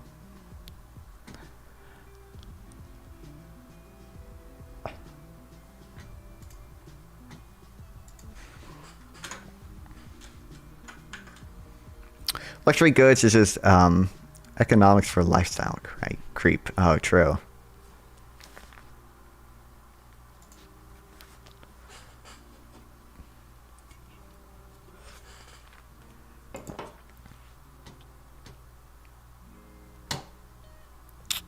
Okay.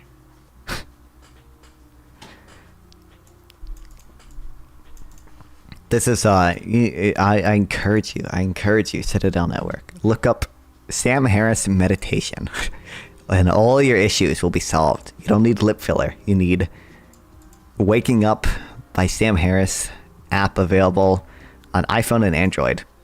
This is why relative poverty measure makes sense. True. Which means the US has actually lost the war on poverty by so much.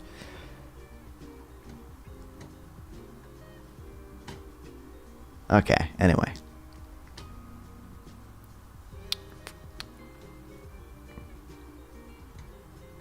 You must pay without insurance, and I shame you. I'm being shamed, oh no. You're dismissive because you don't feel like putting yourself in another person's shoes, closed-minded. Okay. I mean, I'm pretty sure. Not like the majority of Americans would probably rate themselves as pretty happy. The majority of Americans. Are you researching welfare and reading anything other than Matt Brunet cringe? I'm reading, well, different Matt, right? This is Matthew Iglesias or whatever. Yeah. I don't know.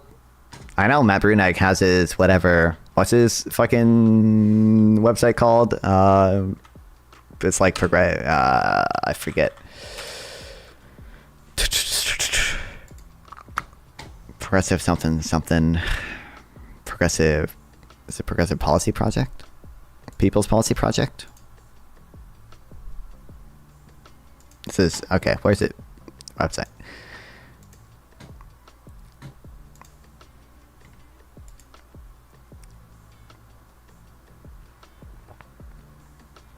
Legit cut the higher education budget by 20%. Double it into primary education. Probably brought by 50%. Do you really think it would be that? I don't know.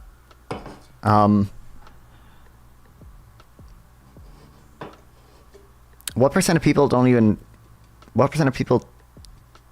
go to primary school, or like go to severely underfunded primary schools? I don't know, maybe. You don't relate to majority of the young who want to improve looks and feel good. That's a mindset issue. That's not a look. The issue there isn't they don't look good. The issue there is that Instagram has fucked their mindset. Like 60%? Really? Hold on, can you link something on that? 60% of students underfunded school.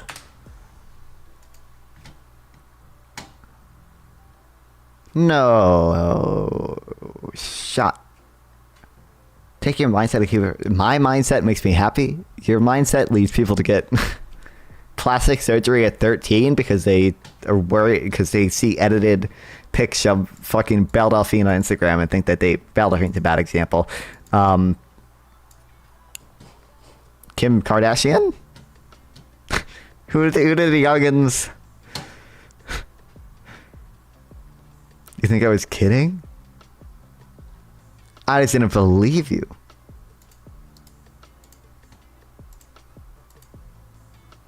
Dude, why is it so? Black students twice as likely as white students attend schools and districts with subpar government funding.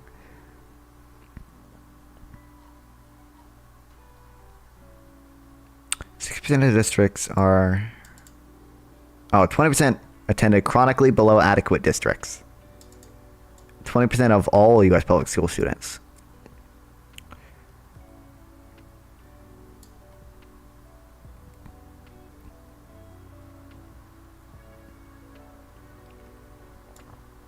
% of districts are just in 10 Sunbelt states. I don't know. Honestly, we should probably just, like... I think I'd probably be in favor of just a universal child allowance. Just give every parent like $500 a month. We could probably fund that, right? 6% of U.S. students were in chronically underfunded school districts. 39 states. No. Oh my god. Well, this is Ohio, but I didn't realize it was that bad. We need to address problems. Many need We need to address problems many need help with, and mindset changing is not the best practical solution for a lot of people. They need to do practical stuff to improve now, not wait for mindset change. Nothing extreme in getting... I mean, I'm not against people doing it if they want to do it. I'm just saying you don't need that to be happy. I would never restrict their ability to do it, but forgive student debt. Well, a lot of forgive student debt stuff is like, well, yes, a bunch of millennials being burdened by having to, finance their student debt. And I feel like they were, I don't know, I feel like I think student debt forgiveness came at a bad time because millennials, to some extent, if it would have been better if we did it closer after the 2008 recession, where millennials were still suffering more from that. But like it came at a already inflationary period when millennials, in some respects, had already started to recover from graduating into a recession or whatever. I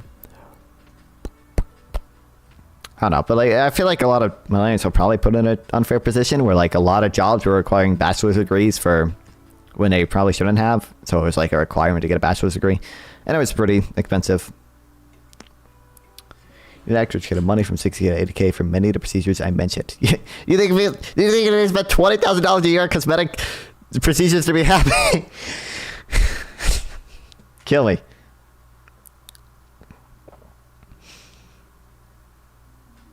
So I debunk you. 60K is enough.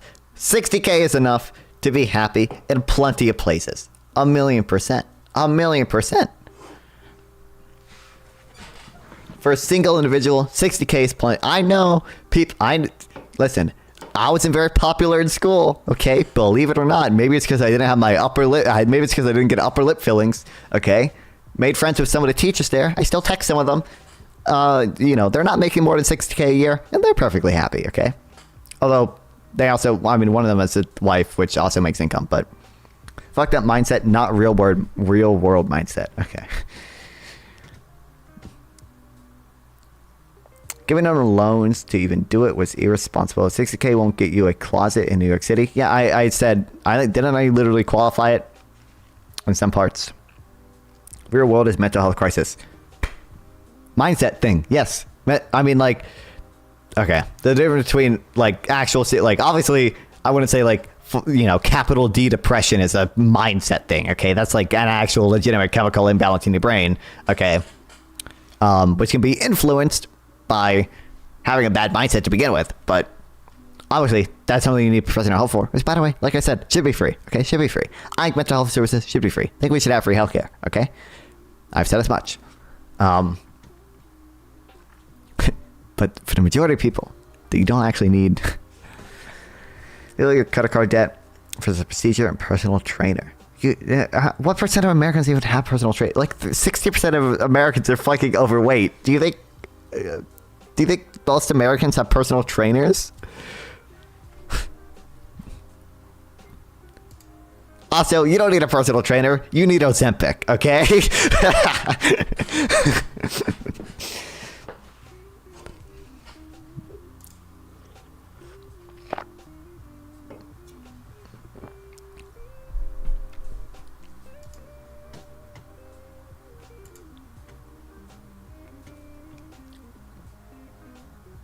Why do liberal cities don't want to suffer from the worst shortages of affordable housing? I don't know. I think they just have really bad building restrictions that some red states don't.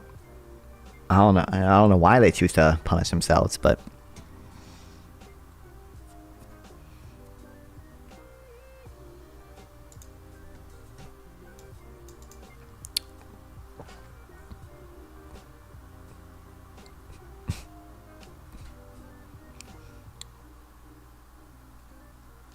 okay.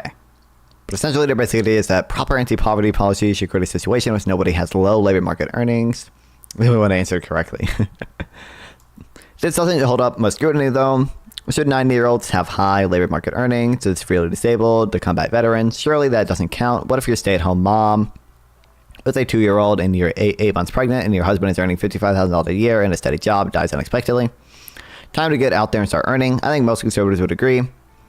There's a range of sympathetic cases where they have no problem with the idea of a handout. What we're really talking about at the end of the day is whether a civic program works, but conservatives lack sympathy for the large class of people. Baseline is what I pointed to. Most want improvement to get help and do stuff like those procedures. No, you don't need these procedures to be happy. You don't. Like, it's a mindset thing. If you actually think you need that, that's a mindset thing. Personal trainer is help for most that would benefit from it. Wait, I don't. Oh my god.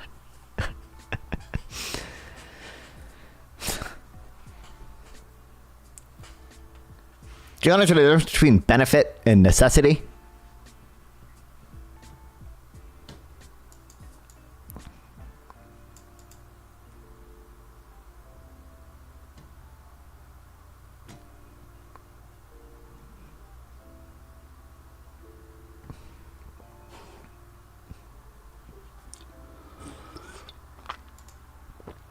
Most obese would what? Benefit? Yes, it's not a necessity though. You don't need a personal trainer to be happy. You don't, just like you don't need any cosmetic treatments to be happy. Again, for normal people, unless you're like, yeah, I would say I already ran through all the exceptions, but so many of us U.S. citizens are obese. True. You know what? It's actually dropping though. You know why? Again, you don't need a personal trainer. You need Ozempic. Like, a lot of obese Americans have the means to hire a personal trainer. There are plenty of obese Americans who make more than $80K a year, okay? They're just lazy, like most people. That's why they need Ozempic. Obesity is this huge crisis, you dismissive boy. Wait, do you think I deny that? Obviously, obesity is a big crisis. What? I'm just saying being obese and happy are not mutually incompatible. You can be a happy obese person. We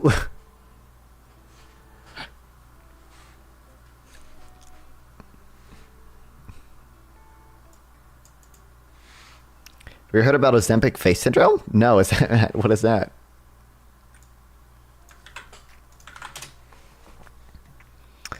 A term coined by Frank to describe how the faces of patients who lose it all weight quickly, or at last medicated move from sagging and look even older. Oh, that makes sense, I guess. Self-confidence effects will go with a... Do you think there's a necessity to be happy? Motherfucker, self-confidence. Okay? Can go up with Sam Harris's meditation app. I don't know about talk about the double shit literally sounds like the bullshit. Okay.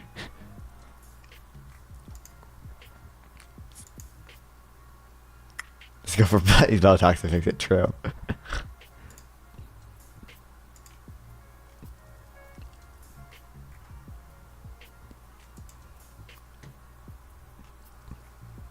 You need to focus on baseline, not bare minimum.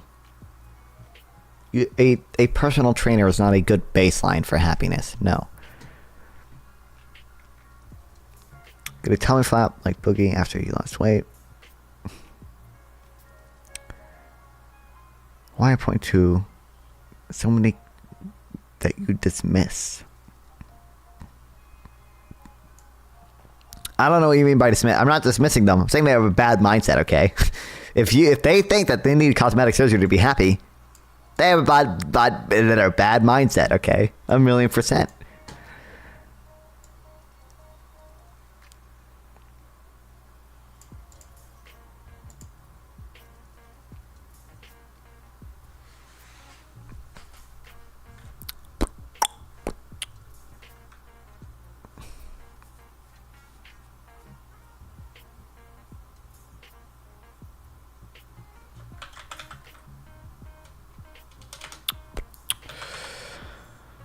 Essentially, most conservatives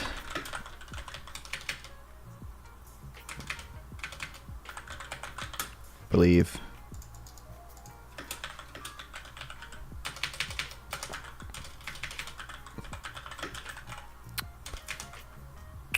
proper anti-poverty policy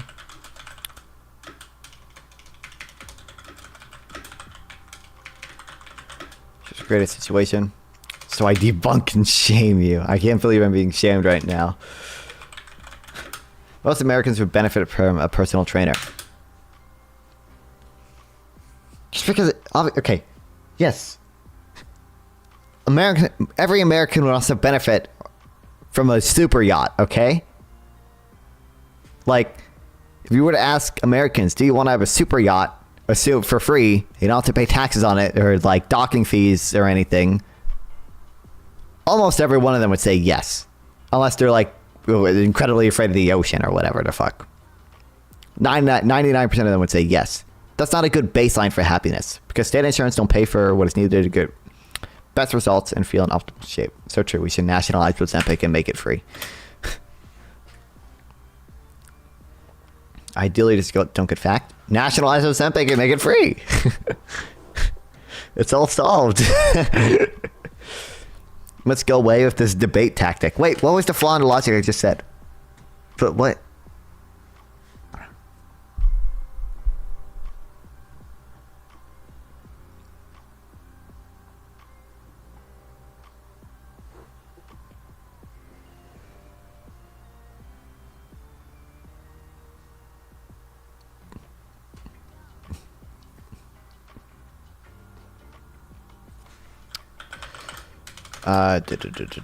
Where are people? You mentioned yacht desire, debate tactic.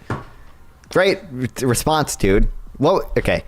Yes or no? Yes or no? Would most Americans say that they would benefit from a super yacht that was provided completely for free, had no negatives associated with it, no taxes paid on it? Yes or no? Answer that. Yes or no?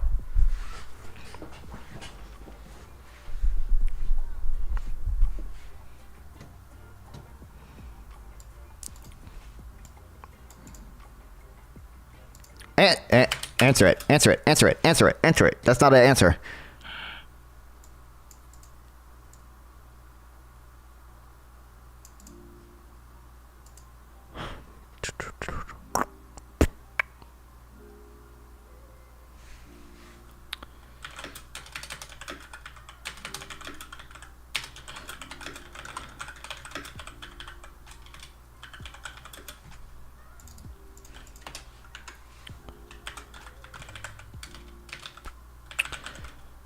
Obviously, that'll leave people out though.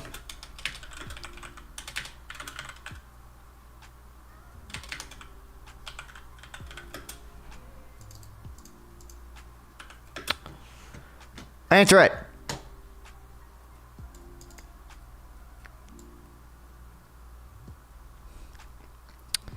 So it's such a count. What if you stay at home mom unexpectedly dies?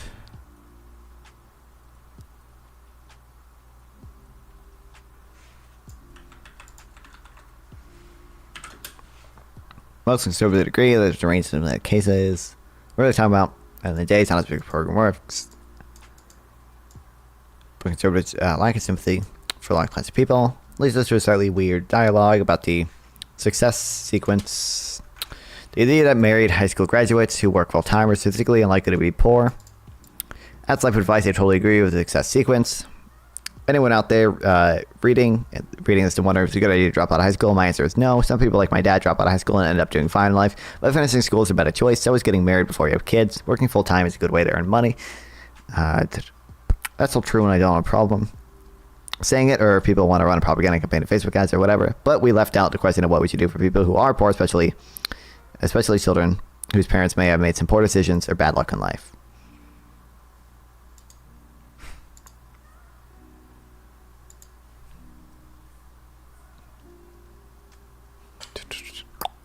Expensive welfare state is expensive. Wild.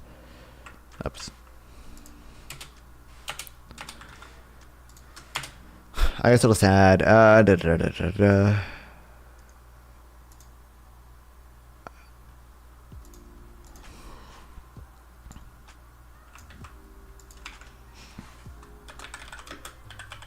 Any point to the success sequence.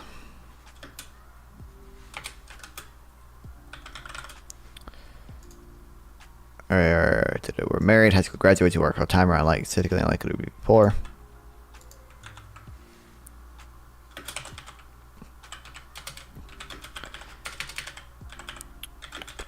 That's good general life advice. Answer the question. That's good general life advice.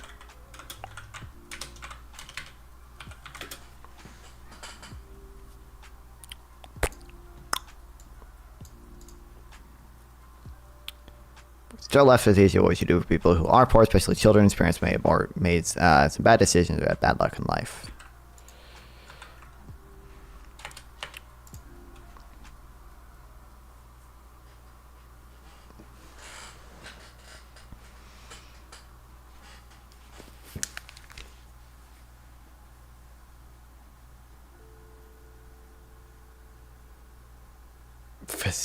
Facetious. He added a, oh there, buddy.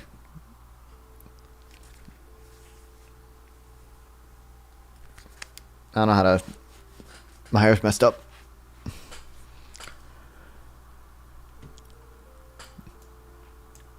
I think the best answer is just, as all kids in America are entitled to K-12 schooling, whether or not we think their parents have made great life choices, all kids should be entitled to some basic material living standards.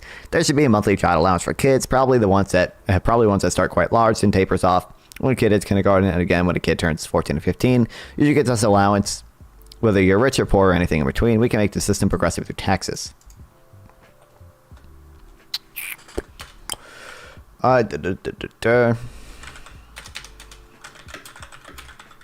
Best answer would be a universal child allowance.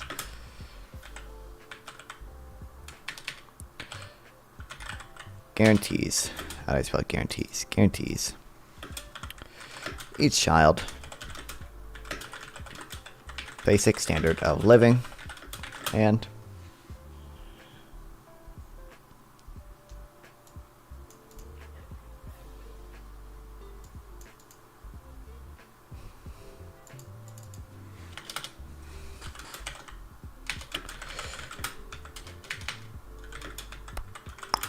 start large and taper out as your child gets older.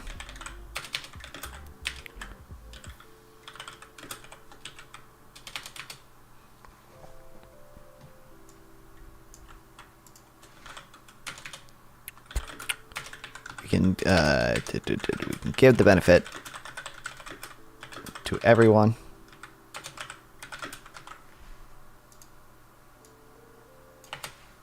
And makes the system progressive through taxes.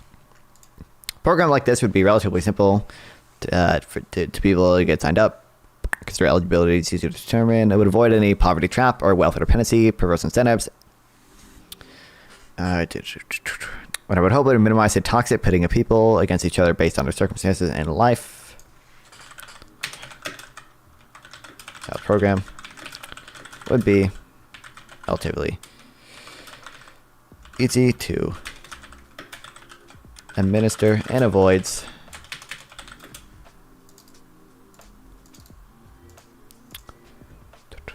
any poverty trap or welfare dependency, perverse incentives.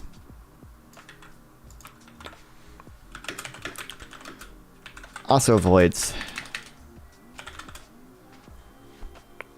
the toxic pitting of people against each other based on their circumstances in life. Kids have needs, policies to account for that, and Social Security massively reduces elderly poverty for being an anti-poverty program.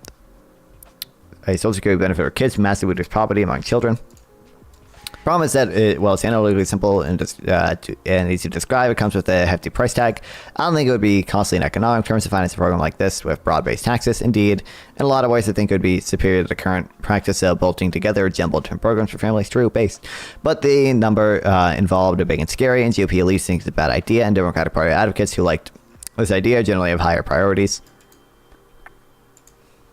So policy entrepreneurs are left trying to improve kids' life, improve life for low-income people, but they mix and mean sets of programs that are either in-kind, SNAP, or work-linked EITC, and really sweating the details trying to maximize the benefits of scarce dollars. That work is very complicated and technical because all programs have their own legislative histories and design parameters, and some of them interact with each other. But to say that the State of American Anti-Poverty Program is complicated and very different from saying that the persistence of poverty itself is complicated. Poverty persists because straightforward, highly effective solutions are politically untenable in the short term, leaving people in the trenches to deal with a very complex situation. Part of the role of those of us in the article writing community should be to clarify this, not layer new levels of complexity onto this. However, this would come with a big price tag. This makes it politically unworkable in the short term, even if it may not be hard to finance.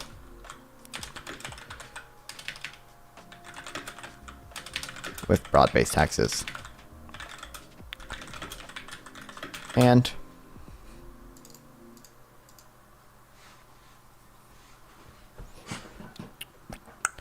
broad-based taxes and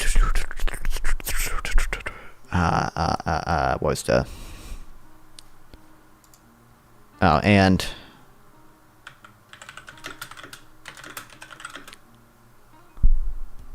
it'd be more effective.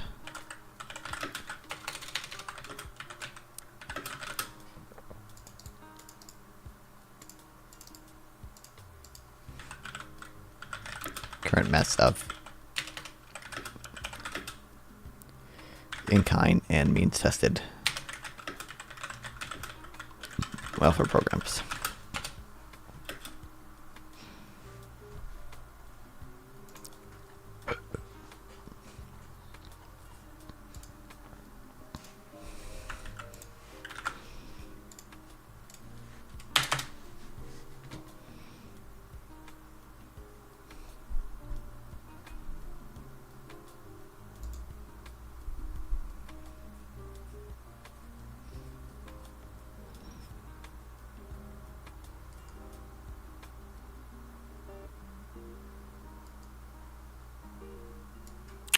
Why doesn't it like the earned income tax credit? I love the earned income tax credit.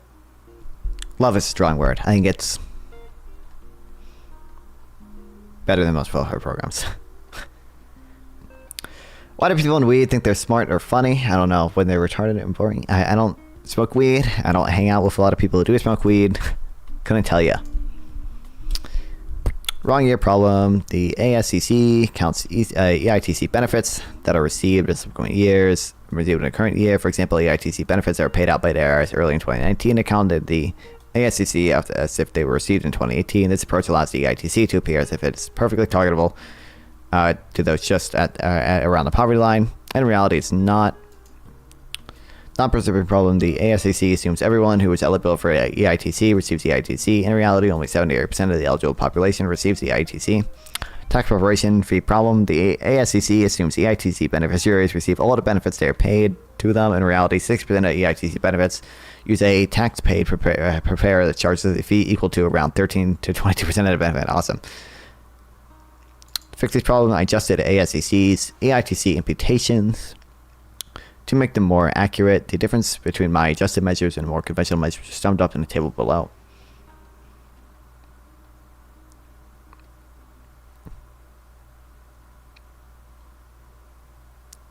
My sort of costs are way understated. I didn't know that. Does smoke weed is the easy way to become an NPC. I don't really plan it, but I mean, he's comparing it to like, obviously I'm gonna agree, like yes, we should do more effective universal programs. Obviously I agree with that, but